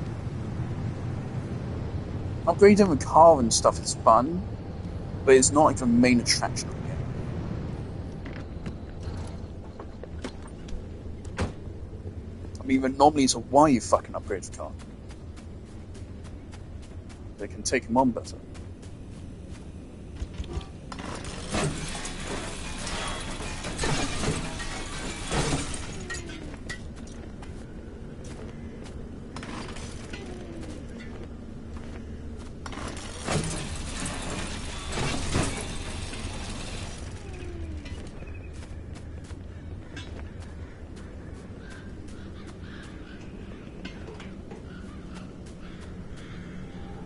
My friend mentions to me like several times, don't be that guy that just plays Final Fantasy VII. And I can kind of get what you mean, but also you can't say that. You can't say, oh yeah, don't be that guy that just plays Persona 5. It's a fucking 100-hour game. I cannot just casually spend another 50 or so quid on another game and then invest like 100 fucking hours into it when I don't know if it's going to be good or not. Especially if I think it's just going to be like a downgrade of something I've already experienced. Because I mean, like, that is probably what other Final Fantasy games are going to feel like. Final Fantasy VII is widely regarded as best. I've heard good things about Final Fantasy X, so I am considering Final Fantasy X. Is that it, really? I'm maybe considering Final Fantasy X. I'm also maybe considering Crisis Core. But I already have all the spoilers for Crisis Core, so... I also have a lot of spoilers now for the original Final Fantasy VII. I pretty much know everything that happens.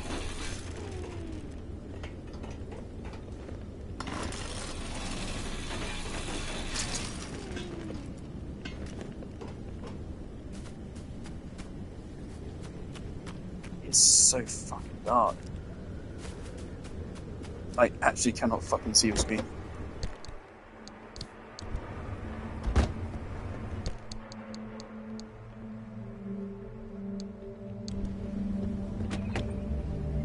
Yeah, our inventory seems basically full.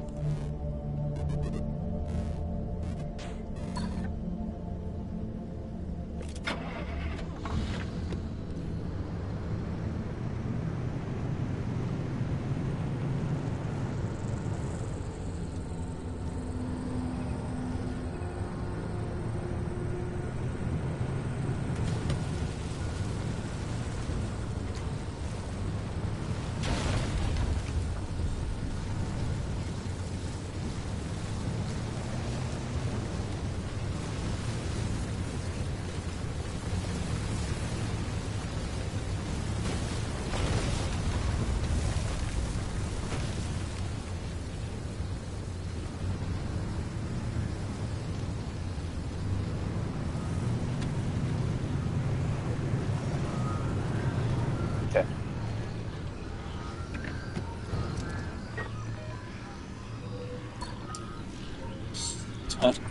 Turn around.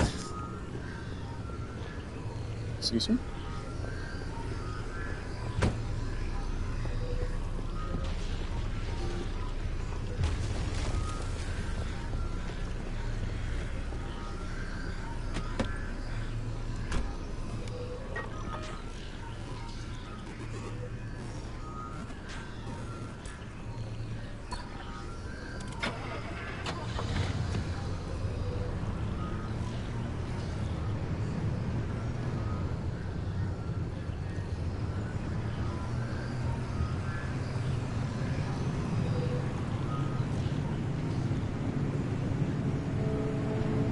All my wheels okay?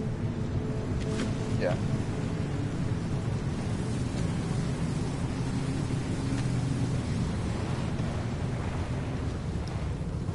Those headlights were not on for long now.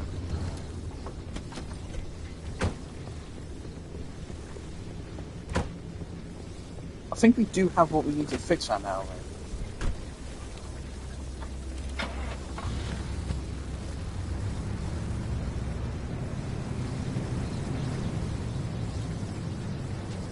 I'm not fucking risking that. We already have basically a full inventory. Not gonna bother. Do train cars have like good loot in particular? So map really draws attention to them.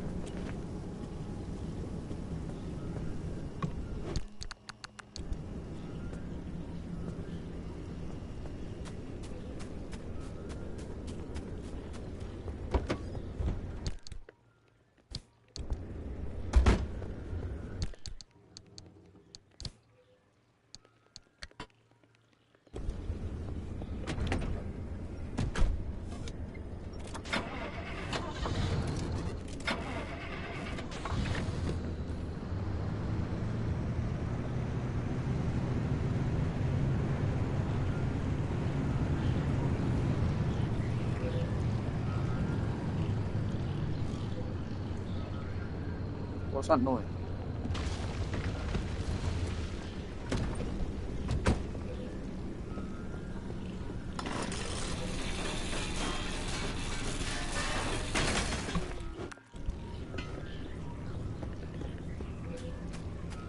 This is all steel. Might as well.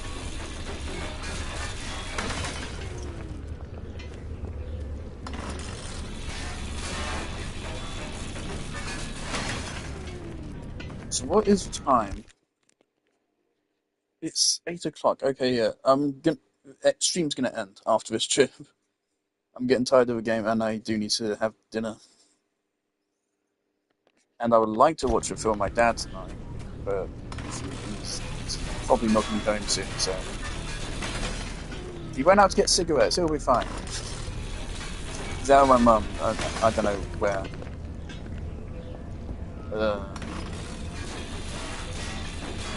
Said probably no film tonight. It depends on when he gets back. We watch a film every Saturday. I mean, I've done so for the last, as long as I can remember. I cannot remember a time when we didn't do it. Well, I can, but I don't remember when we started.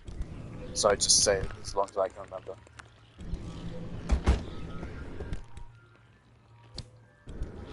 It's probably been like a good, like, best part of 10 years.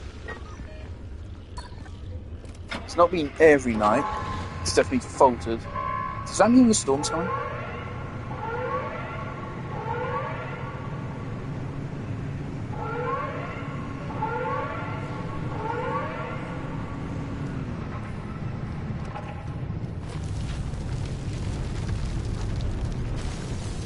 There's a lot of speeds fucking rocks here.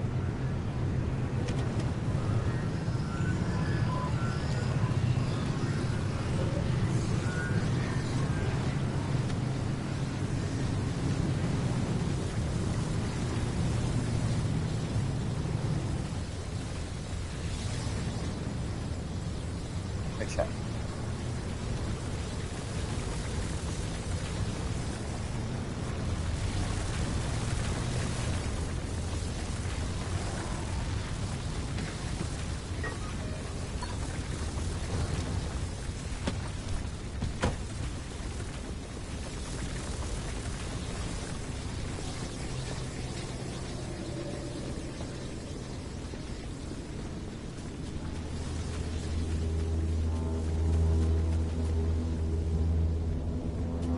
Train car.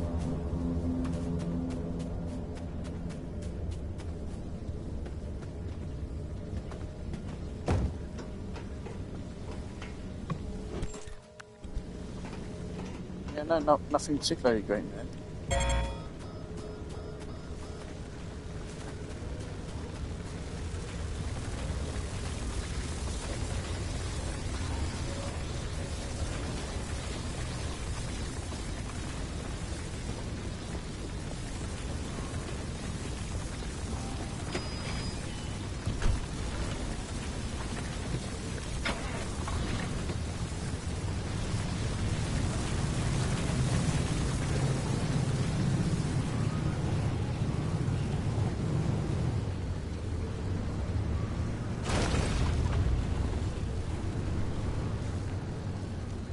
Okay, that did a lot of damage.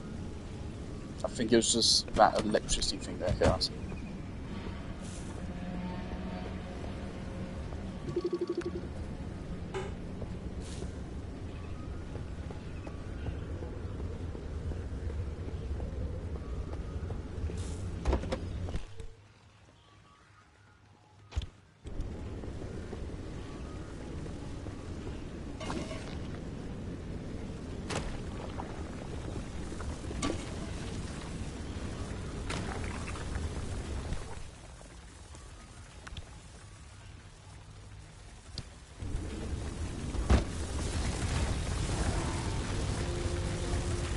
I still might be able to reach.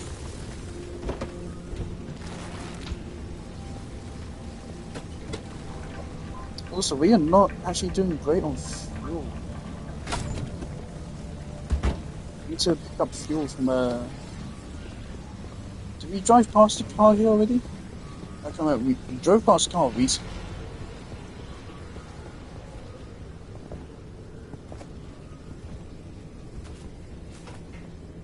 We need to get some fuel.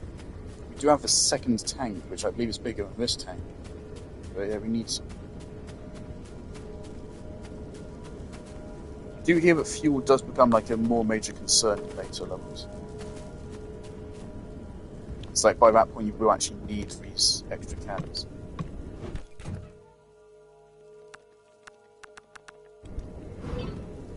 I can't be bothered.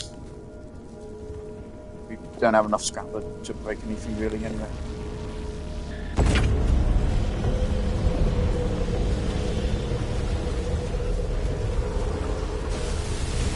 That's really unfair. That spawned in on top of me. That almost fucking killed me.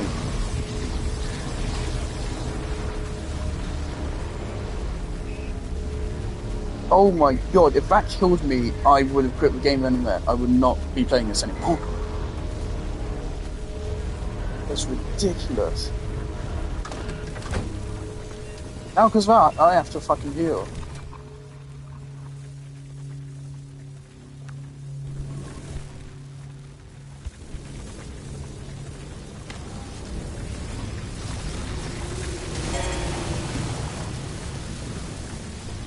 Oh my god.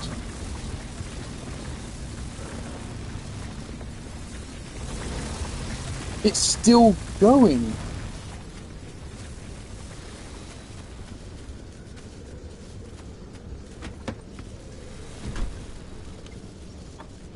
Okay, I didn't seem to actually damage this all right now. Okay, storm's rolling in. Okay.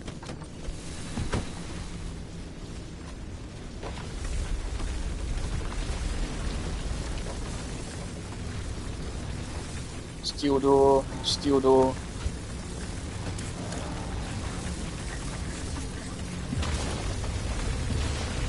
Okay.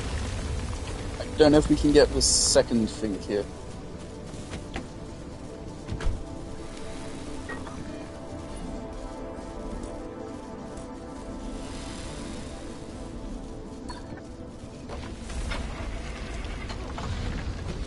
Now, it's not rolling in super fast. We need to repair a tire.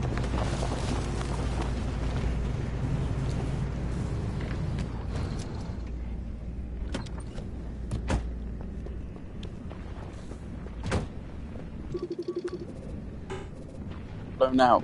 No fit. Brilliant. Okay, so we just have a broken tire. It just broke.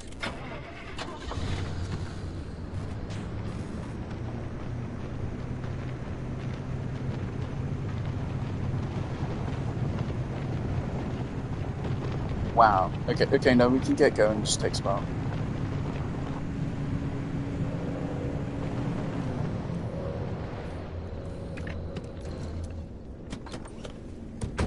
Okay.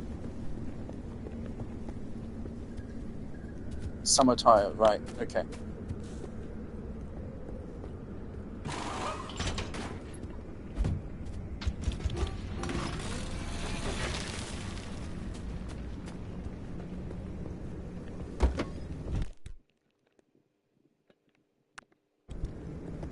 Liberator,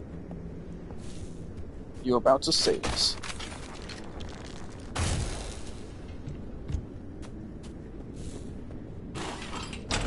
I love that. Trophy unlocked. Okay.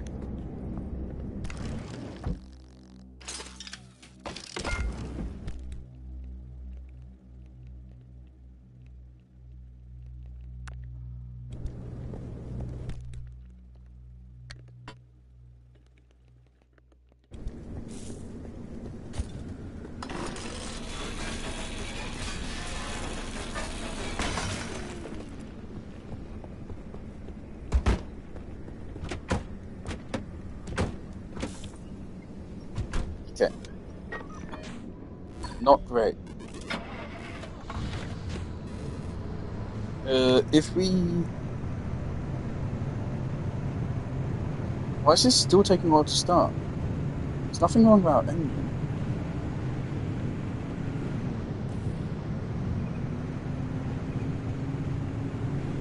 Okay, if we can get it to be this one on this road, that'd be preferable to that, so that's out in the wild.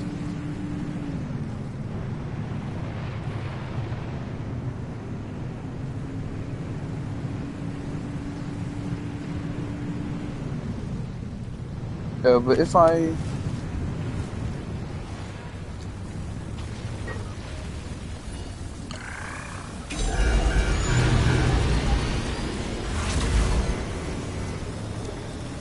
Okay, so that's how that works.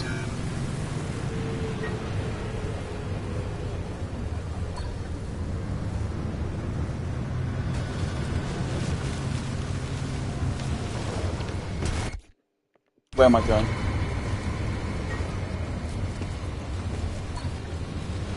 Hey, we're going off-road for a little bit.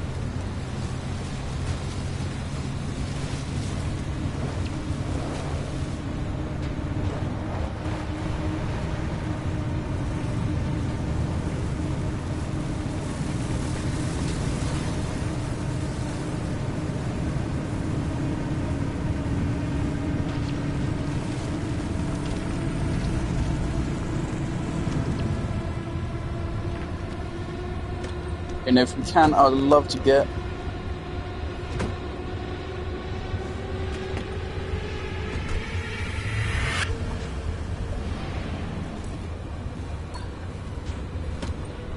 No, this is risky. This is a real risk.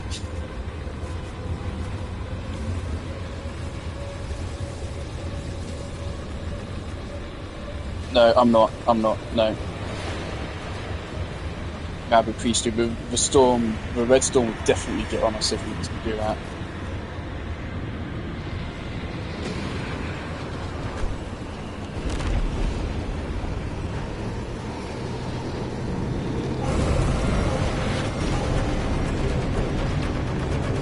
Evidently, I made the right decision.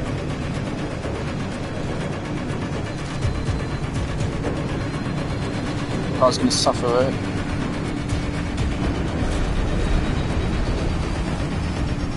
Alright. Spikes.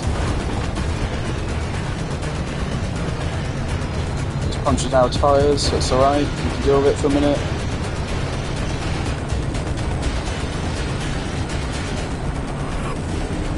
The door's gonna break. Alright, we're alright. Okay, we made it. We're alright.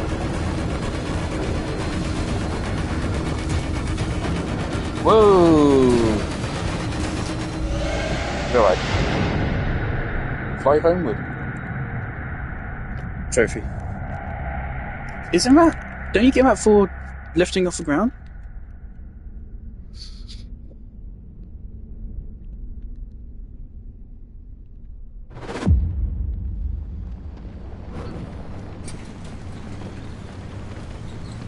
Alright. 3.7 still. Spend any longer in this storm, you'll soon learn what it's like to have every bone separated from your body.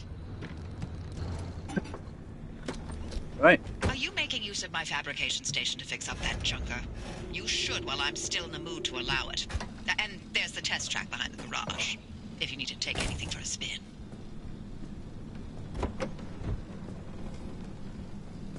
Oh.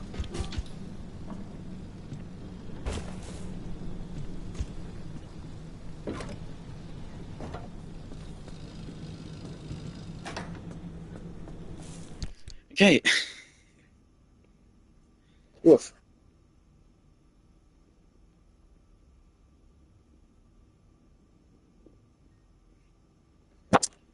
We have stuff to sort through. Okay. First things first, documents and shit.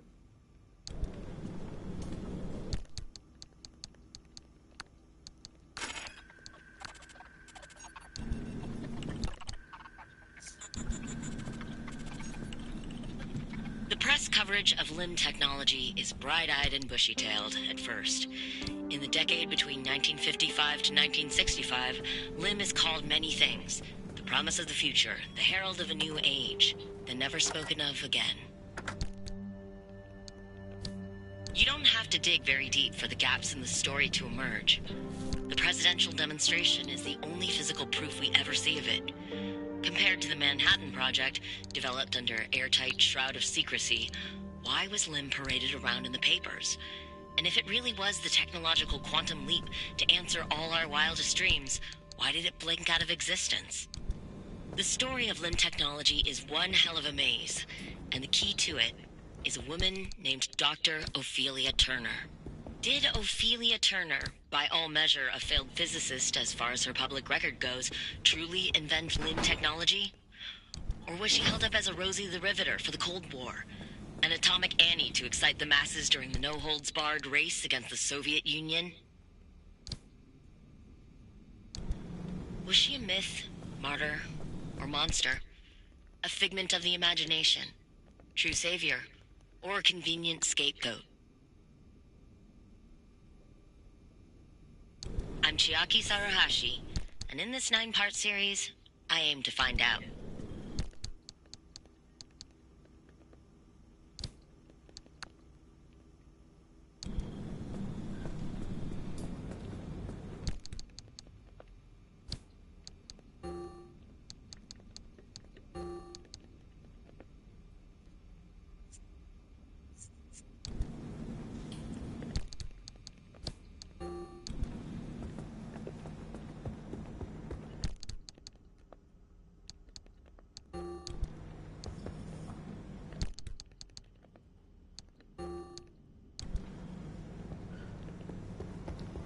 Okay.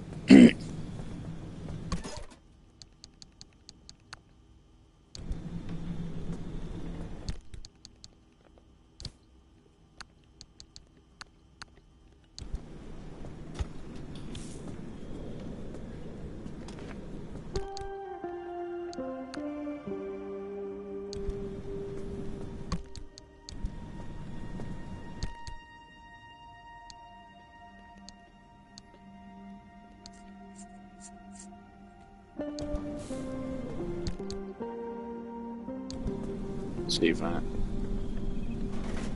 Fancy drawing resources from where when I craft shit pisses me off. So that's just not going to work where I want it to.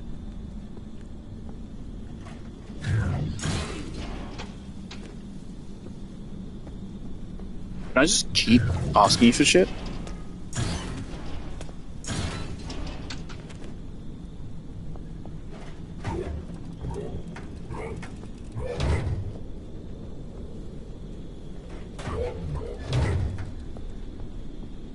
No. Nothing good here.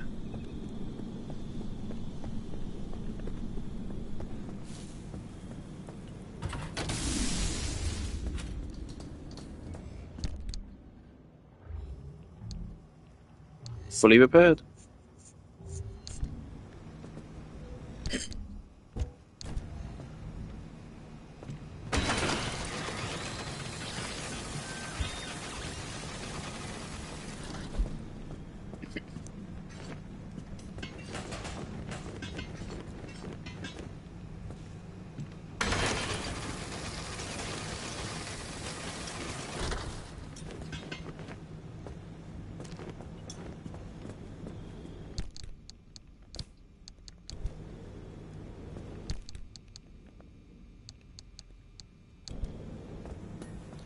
Hey, which one had steel sheets?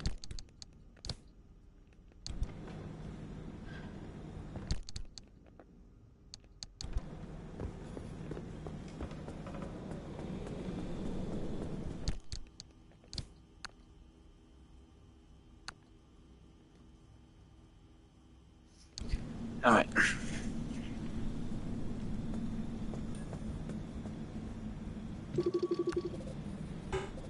Oh, another blown out tire.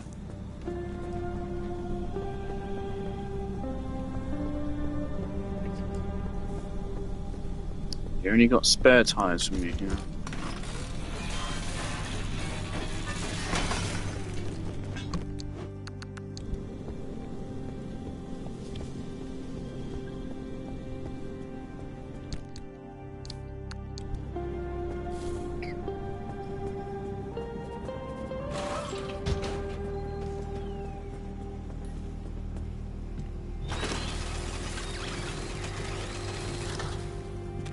We got a lot for that.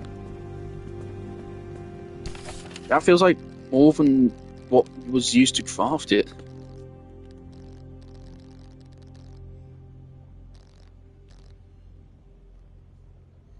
We got a gear, we got quite a lot back for that.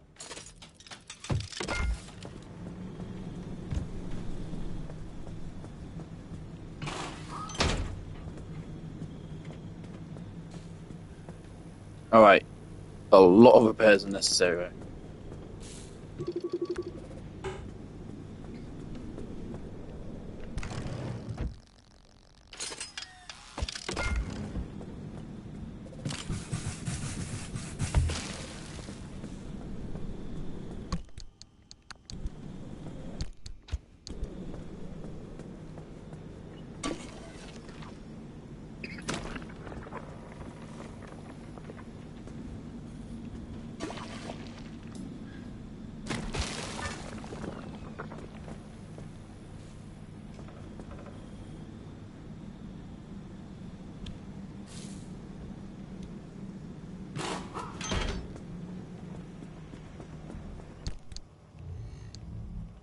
And now we can do this. Can we?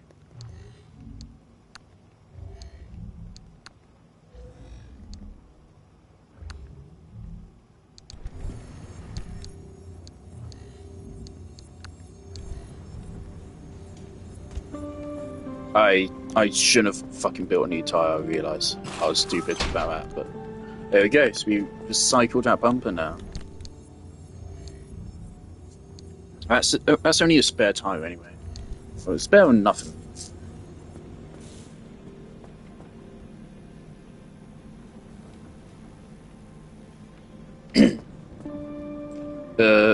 Scrap this. This is doomed.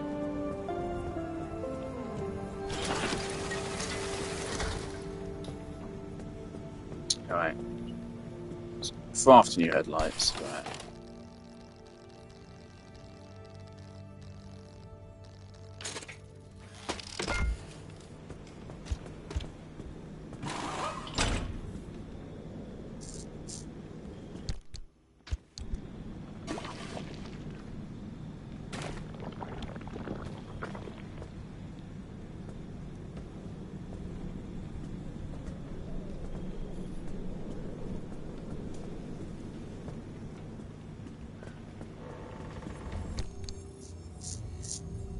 We can put quite a lot of car parts in here at once. Like, quite a lot. A pretty good amount.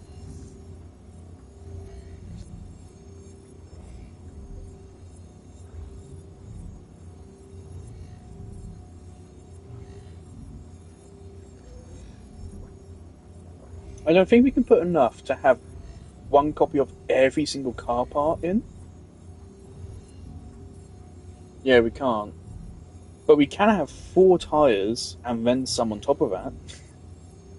We can fit quite a lot of parts in here. You could just have 2 different like sets of parts we just alternate between. Just does seem to fully heal them. We went out on two runs. Well, one run which went for 2 stops, and it fully repaired everything. So this actually seems kind of cracked. So quite frankly, what we could do is we could take off everything which is almost broken right now, build like a second version of it, and then just pick that back up.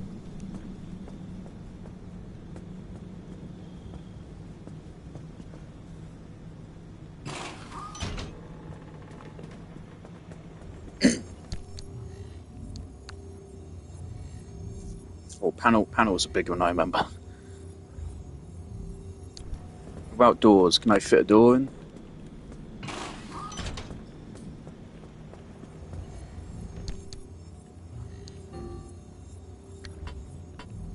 Oh wow, okay, door is big. Door big. Okay, we can't fit a door in. But can we upgrade this thing?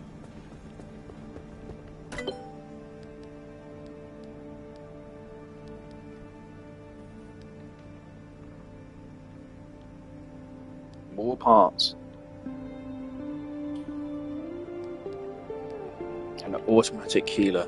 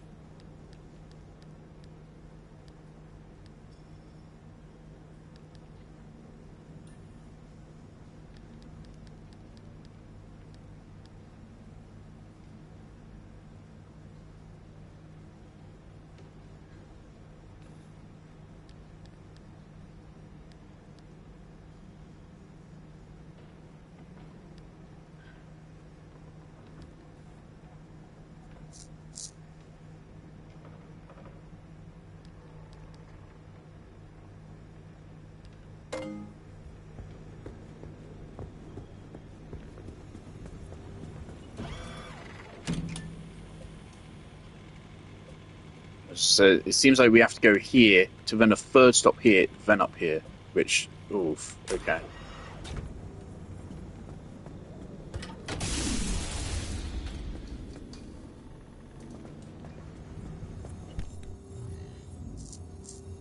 Right, we can fit one more panel in there though.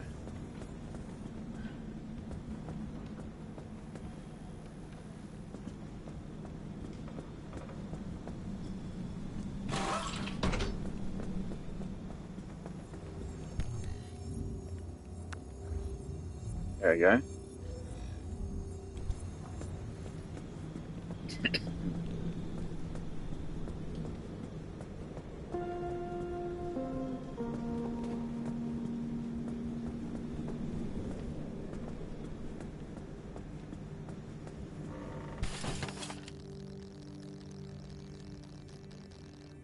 This is what?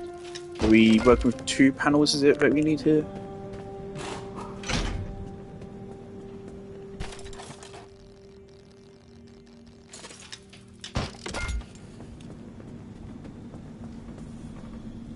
Is this how, like, actual car anatomy is, or is this bullshit?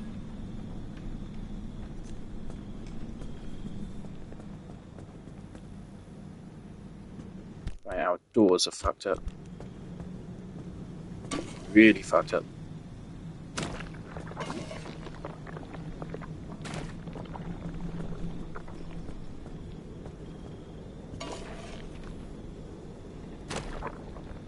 I think you can take a bit more.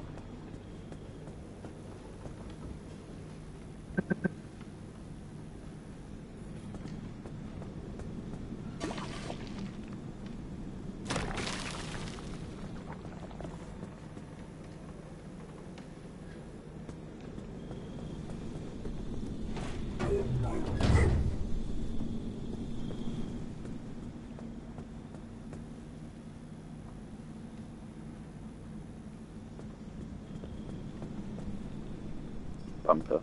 How big is a bumper?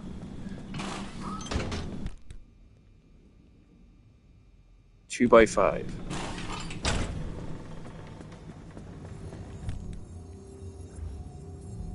Yeah, we can fit another bumper in here as well. We do need 2 bumpers for the car.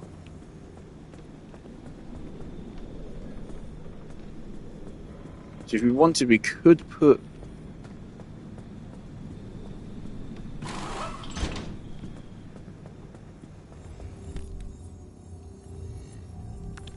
We can put you in,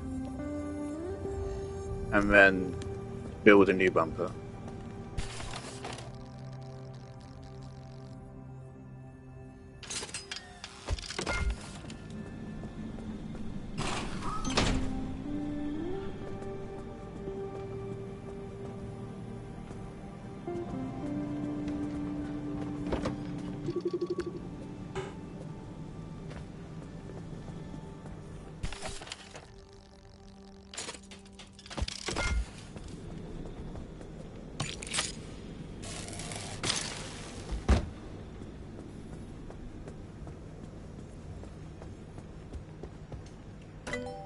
Alright, and now we decide what the fuck we look into here.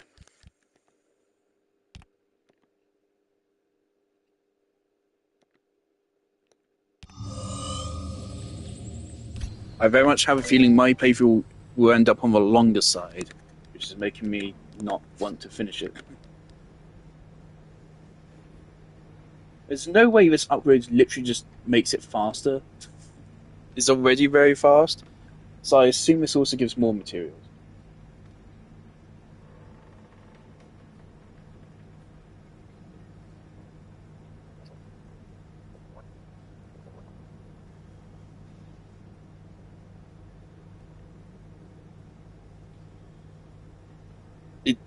It straight up doesn't say it gives you more materials, it just says it does it faster and snatches stuff out of the air.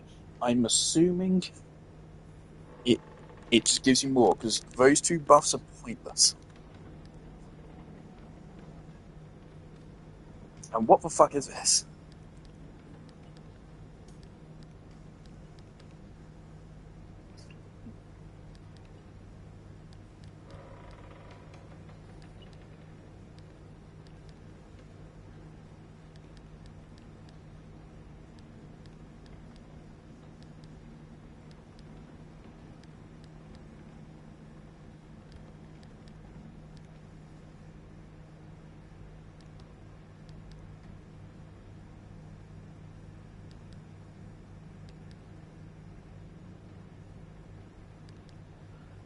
Okay, this is a pretty good upgrade. But we can't build it.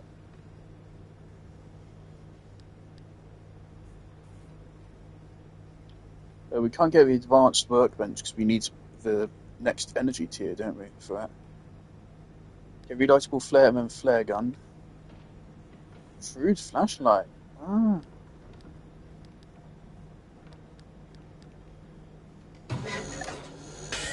Yeah, I want to get the flare gun, I think. So.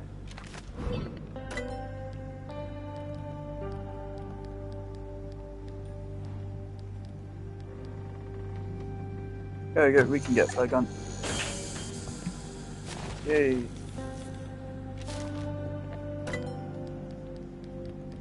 So, flare gun is potentially actually really useful. Now, this could be a game-changing item in some situations. Specific situations, but definitely exist. Now, do we want more shit? Radiation resistance and more health.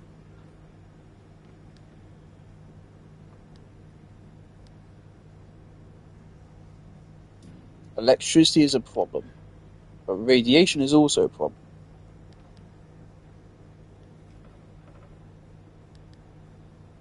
I mean, the direct upgrade, pretty big one amount. It's an extra 50%. We lose impact resistance, which is fine. Impact does not deal a lot of damage. Well, it does, but that's if you fucking crash. Which we have yet to really properly crash, so. Electricity resistance would be pretty damn good. Electricity was a problem last time, but most of the damage comes from when I'm left out in storm, and I do that pretty often. So maybe that would be good.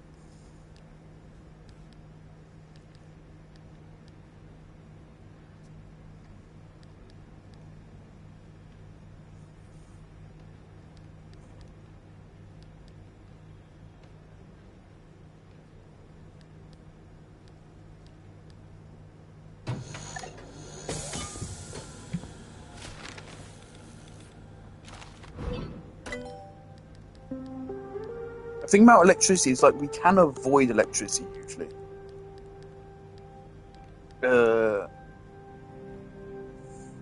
We can either brake, we can either destroy tourists, or we can drive around with Tesla coils. But radiation is a choice, kind of. It's if I choose to make a risk which results in me being out in a storm, or if the storm is too bad and I get caught in it. Also, of course, there's also just the natural radiation we occasionally get. So yeah, anti-radiation, I think, is probably better than electricity for now. And we can get the lightning rod.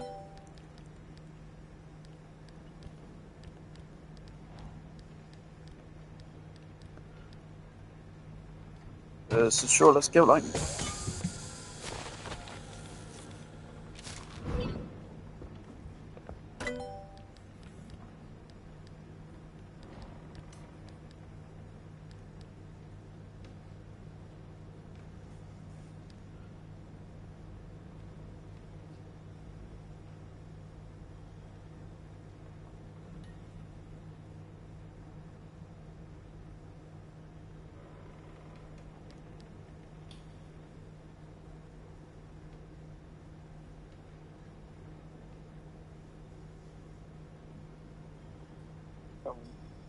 Wind turbine. Do I have to mount this on a rack? Seems like I will have to.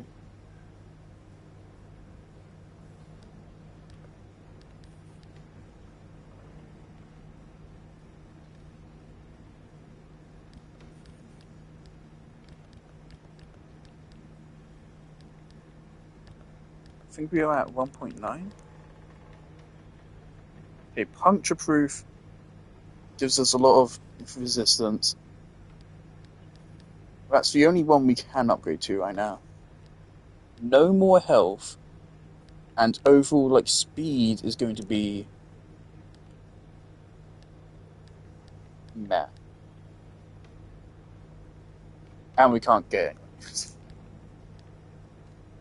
That makes the decision for me.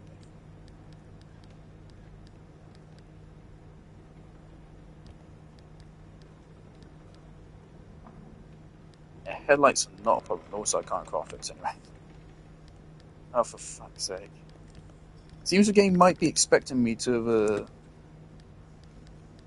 already gotten the better crafting bench, which is where?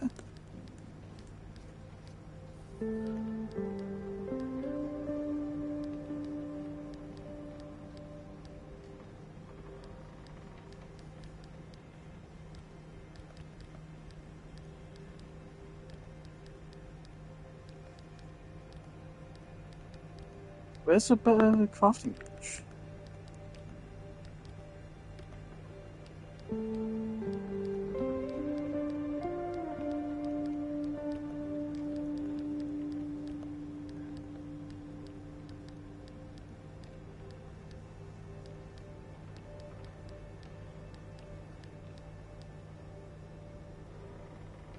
Here, and it needs unstable energy. We have no clue how to get it.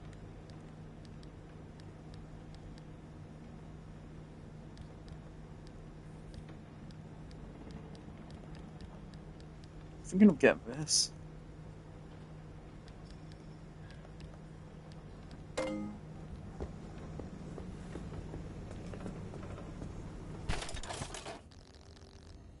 Flare gun. Okay, and it's 2 road flares, so that's good. So 2 road flares, I mean that's 2 sets of fucky wuckies. Kind of. But that's the thing, the flare doesn't disappear the moment you actually destroy them. That's the thing, if I remember correctly, we dropped a flare in front of the tourist, we ran away, and then the flare was actually still lit on the ground, I think. But I assume it's on a limited timer. A relightable flare?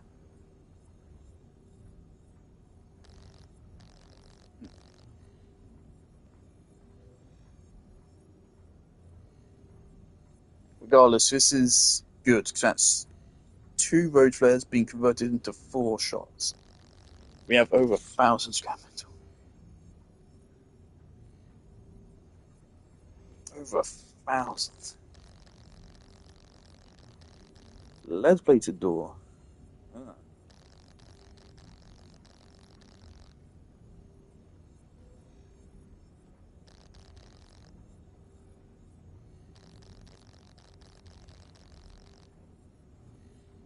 Alright. Well, nope.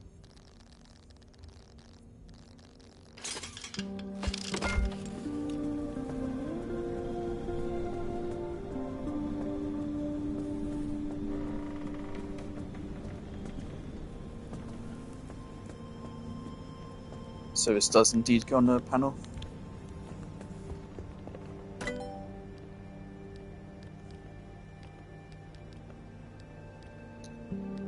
Aren't I out of slot?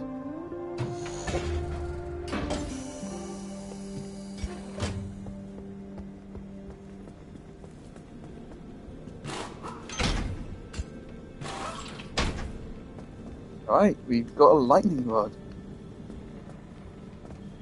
So that might help protect us from electricity now.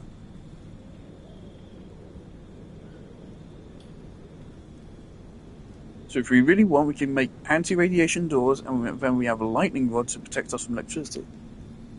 And it'll give us more batteries, we can use our headlights.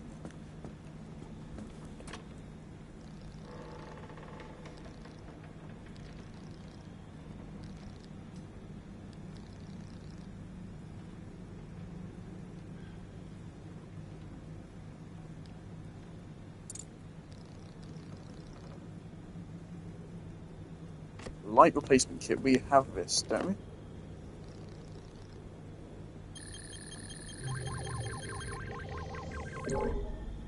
Good. That one's an actual problem. So we have 2 more quirks, which are unidentified? Really?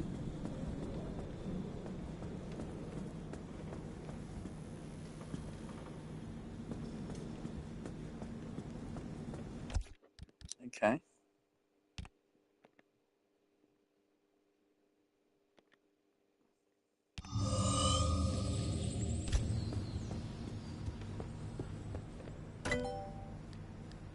And now what was that? 0.3, right.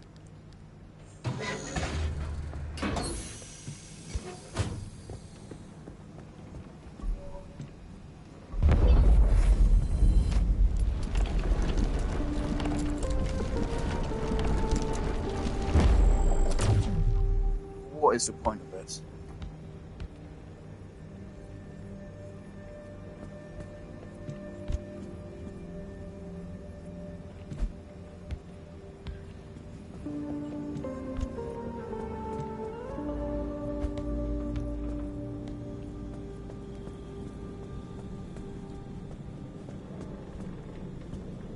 You know when you throw like when you're out in the back garden and you throw a fucking frisbee and it hits the neighbour's garden and you're like, oh, for fuck's sake. Yeah, that. Except literally not that.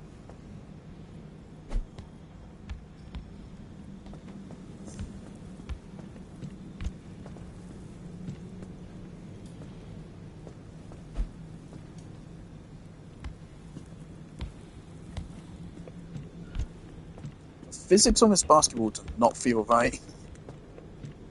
I mean, I'm not exactly a fucking basketball expert, but that does not feel. That feels kind of too bouncy.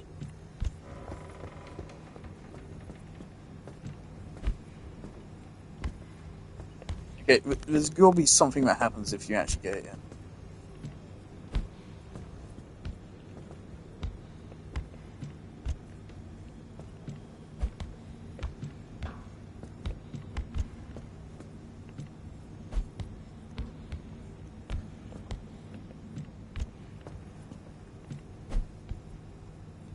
Oh my fucking god.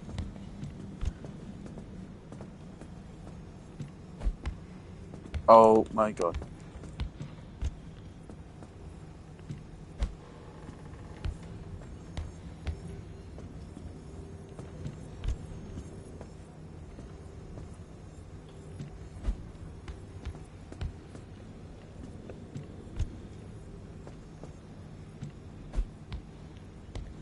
Shout out to Nintendo Switch Sports for releasing fucking basketball. Why did it take them this long? Don't know.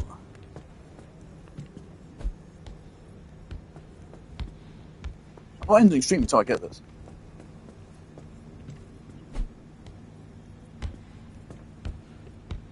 I don't get why we don't just directly port Wii Sports Resort. It's still like the best game ever made. I still think for Wii is like the best console in gaming history. If we're looking at both the console and the games it had on it, I do think it is.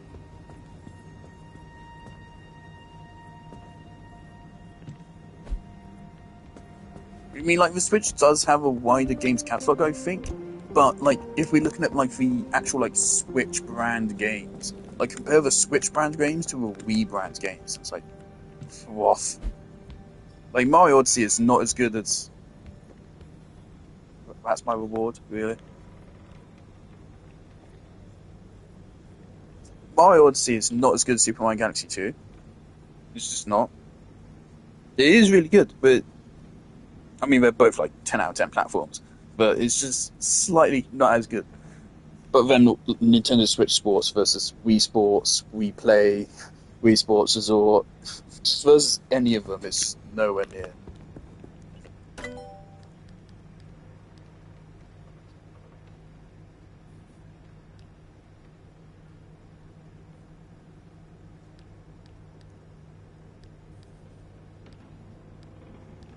Yeah, I don't think we waste money on this. I was hoping it would at least give me a trophy.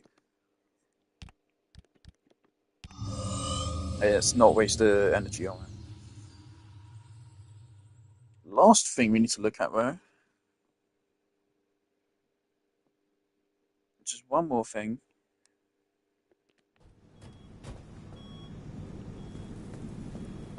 Fuck was that about? There's some bouncing going on.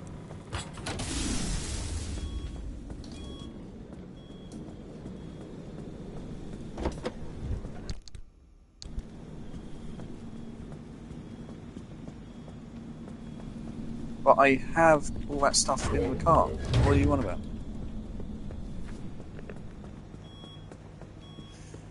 Game's lost the plot.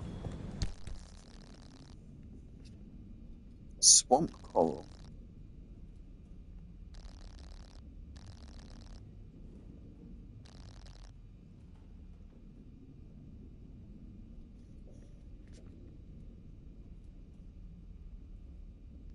This is a lot of resources for a problem which does not really exist. We've taken full damage once.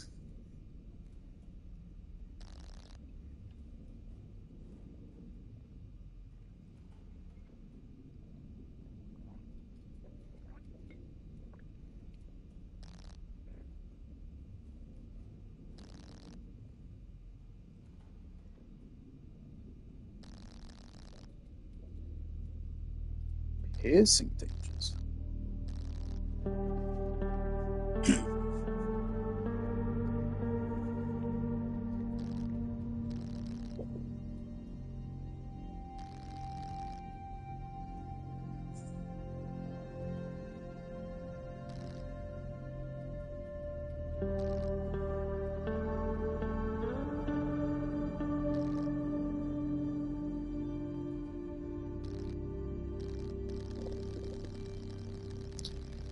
I mean, I'd love to get some of these upgrades, but none of these seem particularly good at the moment.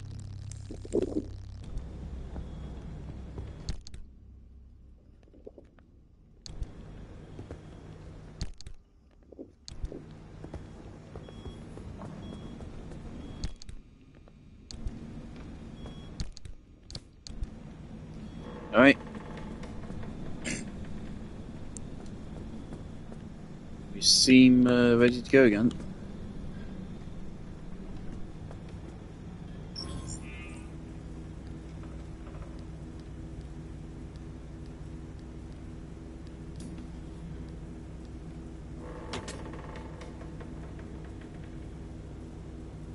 Spotlight.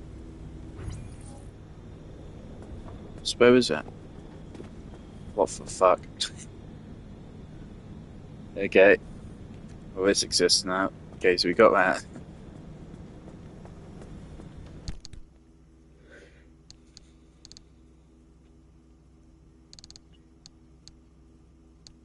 I don't know how I feel about factories have dual abilities. I'm just never going to use them. But again, now that we have this thing going, now we have much more potential to hang on to parts for a while. Especially once we upgrade this to be bigger. Where is that chain? It's the next thing after the advanced workbench. Which, quite frankly, is probably going to be the next thing. The moment we get unstable energy, we're probably going straight for this. We need this for a bunch of things anyway.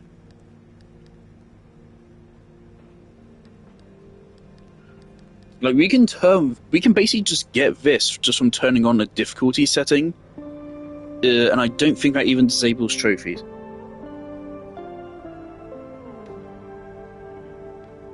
So, like, this is basically pointless. There's not much reason to get this. So if you want this upgrade, you can basically just turn it on in settings.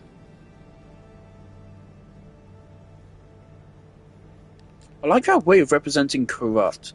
Stable is just two straight lines, unstable is diagonal lines, and then corrupt is one line which is bent into two. So that's cool. Cool visual. Anyway, we're done. 5 bar in there, everything in there. Yep. Yep, find that. Yep, cool. Pump it up one more time. Quirks. We have quirks. These our guesses refill every time, don't we? We can try some things right here, because the fact I haven't even noticed I have 2 quirks indicates something to me.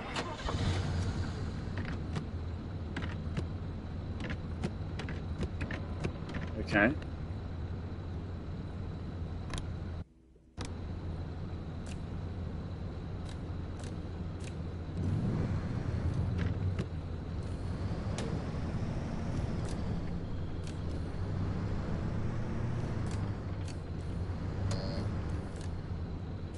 Okay, so it's not abilities or anything.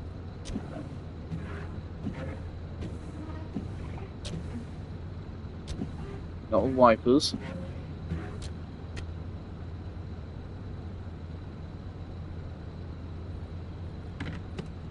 Got any more headlight problems?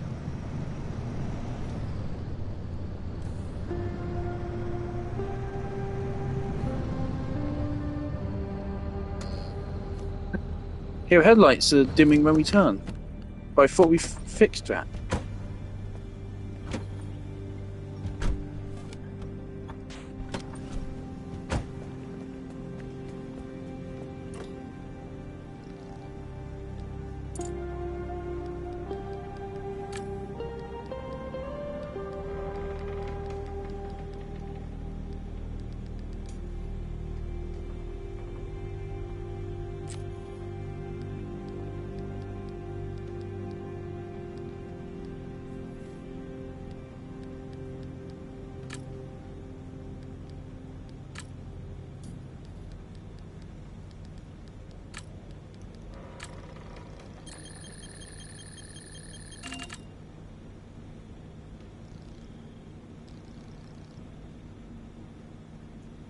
So this is the first fucking quirk we had. And I thought, hey, you know it would be funny if we just did that again. That's kind of cringe. What's the point in this? You just did the same thing but again. Okay, and so what the fuck is the second quirk? Yeah, that's actually new.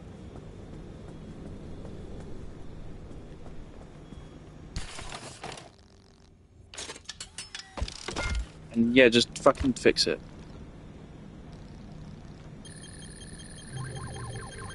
That makes 3 quirks fixed, which is cool. Alright. We have no clue what this problem is.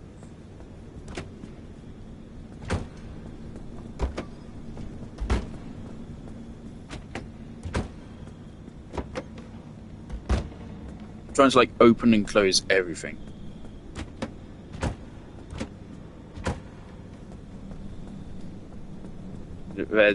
There's no indication of what this is.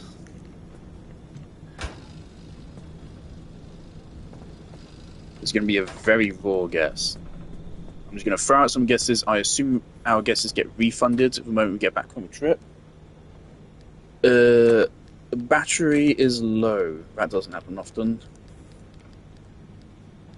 Front right door opens. Okay, great. Car crashes. Okay. Okay, so car. Something about car. Car moves fast. Front left door opens. Okay.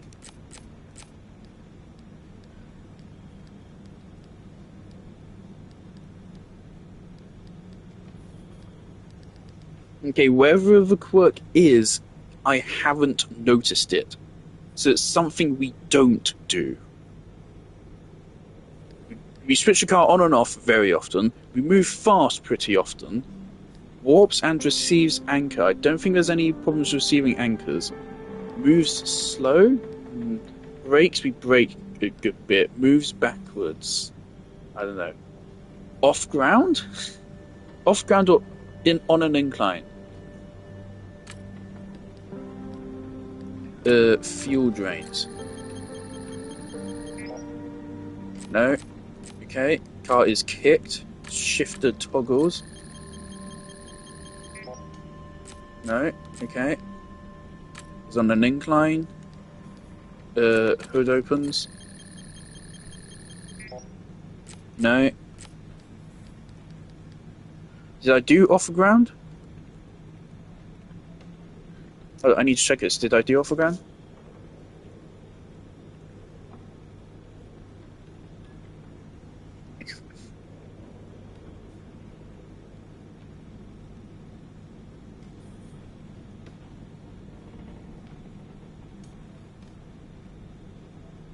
Okay, I don't think I did off ground. Off ground horn honks. No.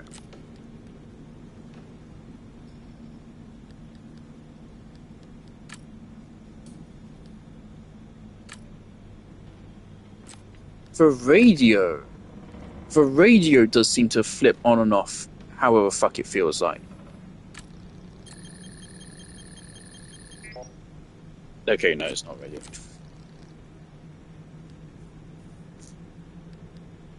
The wipers do toggle a bit.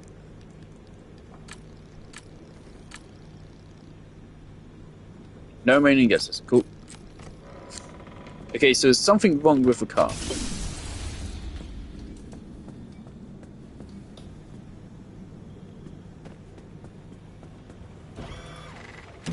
It seems we have to go here.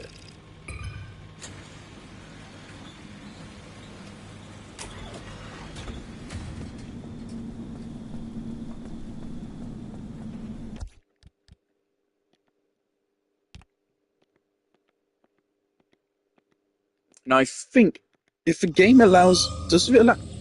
Are we going to go straight to that, or are we going to have to still? Is it 2-stop? I just want to find this first. But it's an interesting quirk. We have no clue what our problem is. No clue. It's something to do with the car that is triggering it. It's not going fast. We're going fast right now. Nothing's happening.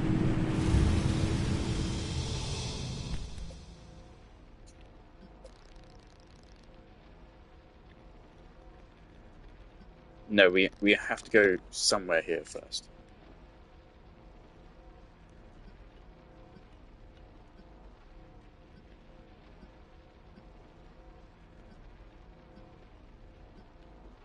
Anchor obfuscation.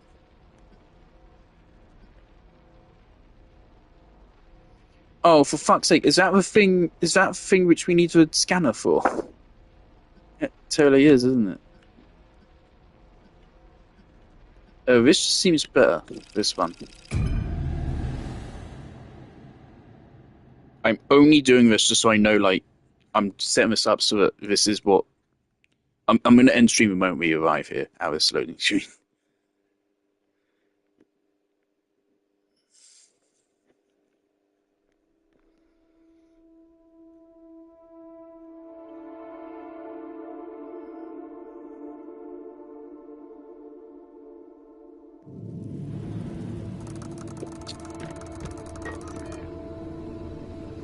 Yeah, so we can't see the anchors. This is anchor obfuscation. This is what we need to scan for. Also, we're back on this terrain. Interesting to see. Okay, so the game doesn't actually like randomly generate terrain.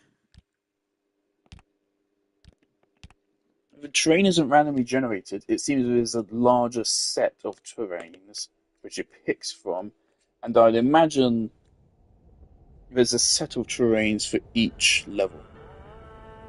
So that's an interesting insight into how it works.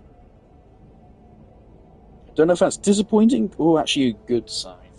So that would suggest the level design is more curated, which is potentially a really good thing. But then, I mean, they still need to take advantage of it. I don't know if they are. I like this game. I want to continue it, but I don't know if I feel like I'm being rewarded for my time. At this point, I would have already completed Outer Wilds. That's the thing. Outer Wilds is better than this mechanically, graphically. Outer Wilds is just better than this in every way.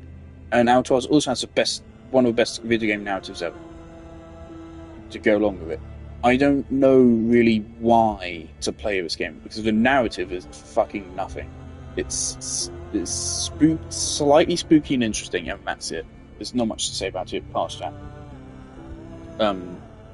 Yeah, so that's it. Hopefully I'll come back to stream this more, but I am definitely on the lookout for another game to play. Quite frankly, Claire, if it's the best thing ever, Floaty sucks. I'm gonna go find where my dog is and go make myself some toast. Aerith is the best video game character of all time, and if you can't accept that, shame on you. And Cloud's the best video game. I love Cloud. I love you, Cloud. How are you doing? I have an Aerith plushie and I have a Cloud statue and an Aerith statue. Yeah. There's a new Aerith statue coming out, in like a month. I'm fucking pissed off. I'm pissed off because I got my fucking Aerith statue for 130 quid, and the fucking arm is fucked up. Her arm is in the wrong place. I'm like, oh, for fuck's sake. So yeah, I'm like, arm's in one place. I'm like, oh, for fuck's sake. Oh, whatever. I will deal with it. And then just a couple months later, we're coming out with a new one, which has new faces. It has new faces. It has us smiling. Ah! That's the one problem I have with this statue. I'm not sure how much I like it. Oh, hello, Caesar. You literally caught... I'm literally just taking a piss. I'm about to end stream. in like probably less than a minute. I'm just ranting about Final Fantasy VII merch. Hello. There's a new Aerith statue coming out. There's going to be 150 quid and it's going to have new faces, and I'm angry because I rationally cannot spend money on it. So I already spent 130 quid on an Aerith statue. I spent another 30 quid on this Aerith plushie. I spent 50 quid on these posters of Aerith. I spent 70 quid on 507 Reba. I cannot keep spending money on Aerith. And then there's also a dress statue I'd like to get at some point. And there's other Cloud statues as well. And I'd really, if they release a Vincent or a Red statue, I'd probably get those as well, because I love those characters. I love all Final Fantasy VII characters. Don't like Tifa, fuck Clotey.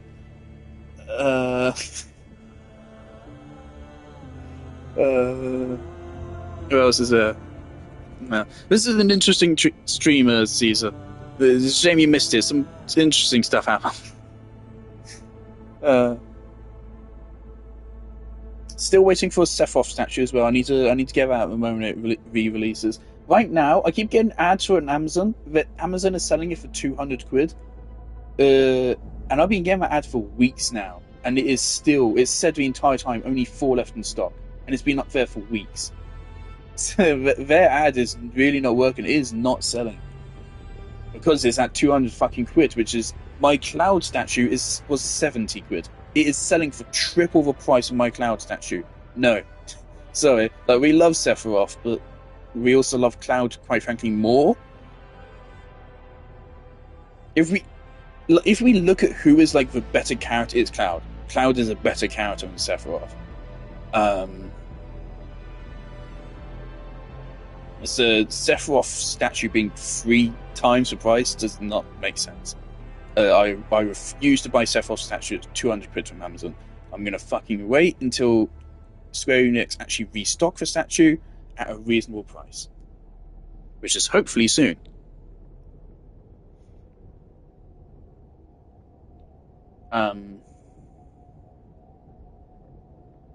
That Aerith wall scroll from Advent Children is really depressing to look at, but I really want it. I also don't have space for it in my room, but I really want it. Anyway, so yeah, I'm probably gonna stream another game before I stream. There's a Honkai Star Rail event I need to do for March 7th, new version, which is cool that they're doing that. I got Navia in Genshin. When did I last stream Genshin? I got Navia. I was streaming when I got Nilo. I got Navia. Don't like her much so far. I'm running her with John Lee, Farina, and Bennett, which I would think is like her best team. Quite frankly, I mean, I haven't actually used Bennett. First of all, Navia's not built yet. Only one of her artifacts is even partially leveled. Her talents are level 6. She's level 70. And I have yet to actually use her with Bennett and Farina's ultimates active. I've seen her skill hit for 40k, and that's the highest I've seen it hit, which is not impressive at all. That is not fucking impressive. Hu Tao hits for 100k every charge attack. I say 100k, I mean she does a normal attack which hits for 20k, and then a charge attack which hits for 80k, 100k. And then there's also a Blood Blossom thing. Yeah, that's what Hu Tao hits. So, not impressed with Navia so far.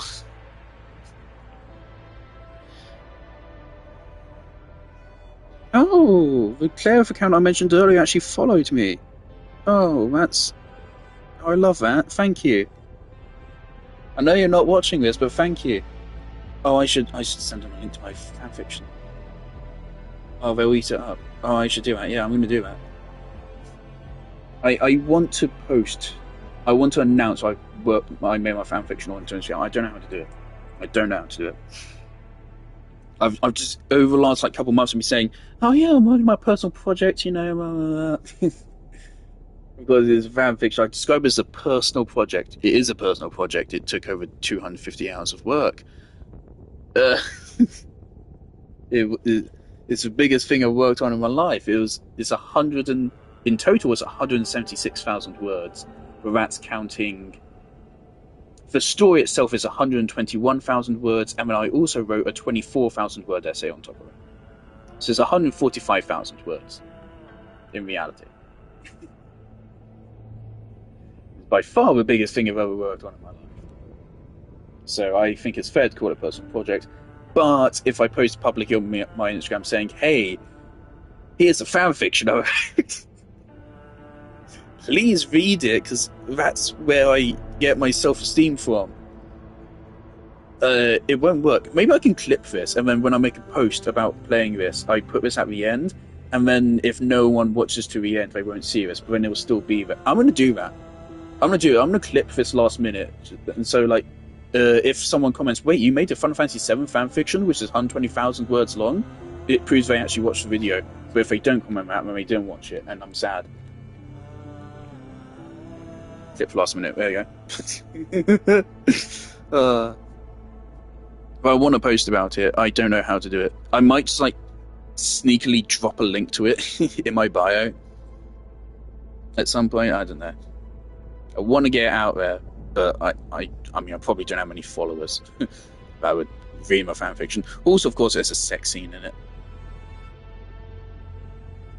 but it's not smart.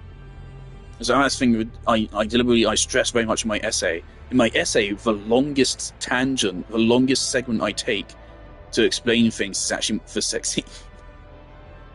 I explain why Claire is great. I explain why I gave 9 reasons why the sex scene was necessary and added to the plot. 9.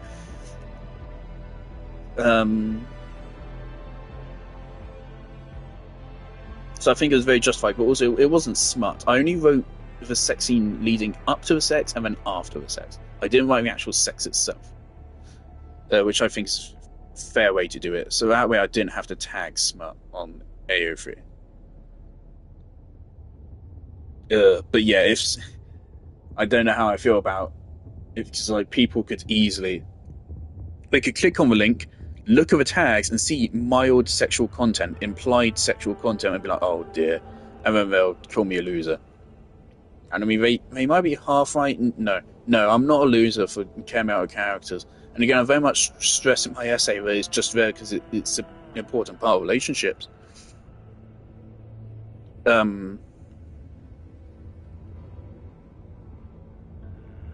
Should I say this?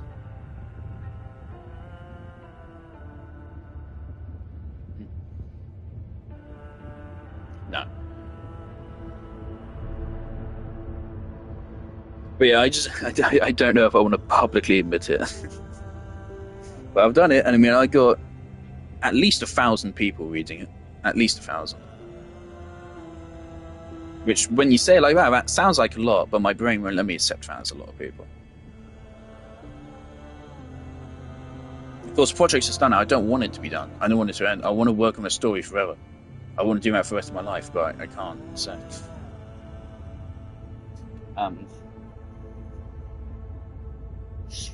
well, I should end stream now. My head hurts, my eyes hurt. I need to stop looking at my fucking television screen. I need to turn my PlayStation off so it doesn't explode. Last night, it actually was it last night? It might have been the night before. It actually fucking hard crashed. I was playing Genshin. I was about to go fight. Yeah, I was about to go fight Navia's boss, and it just backed out of a menu screen.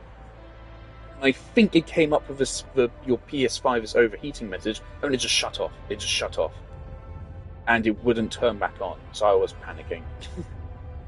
I unplugged the power cable and then replugged it back in.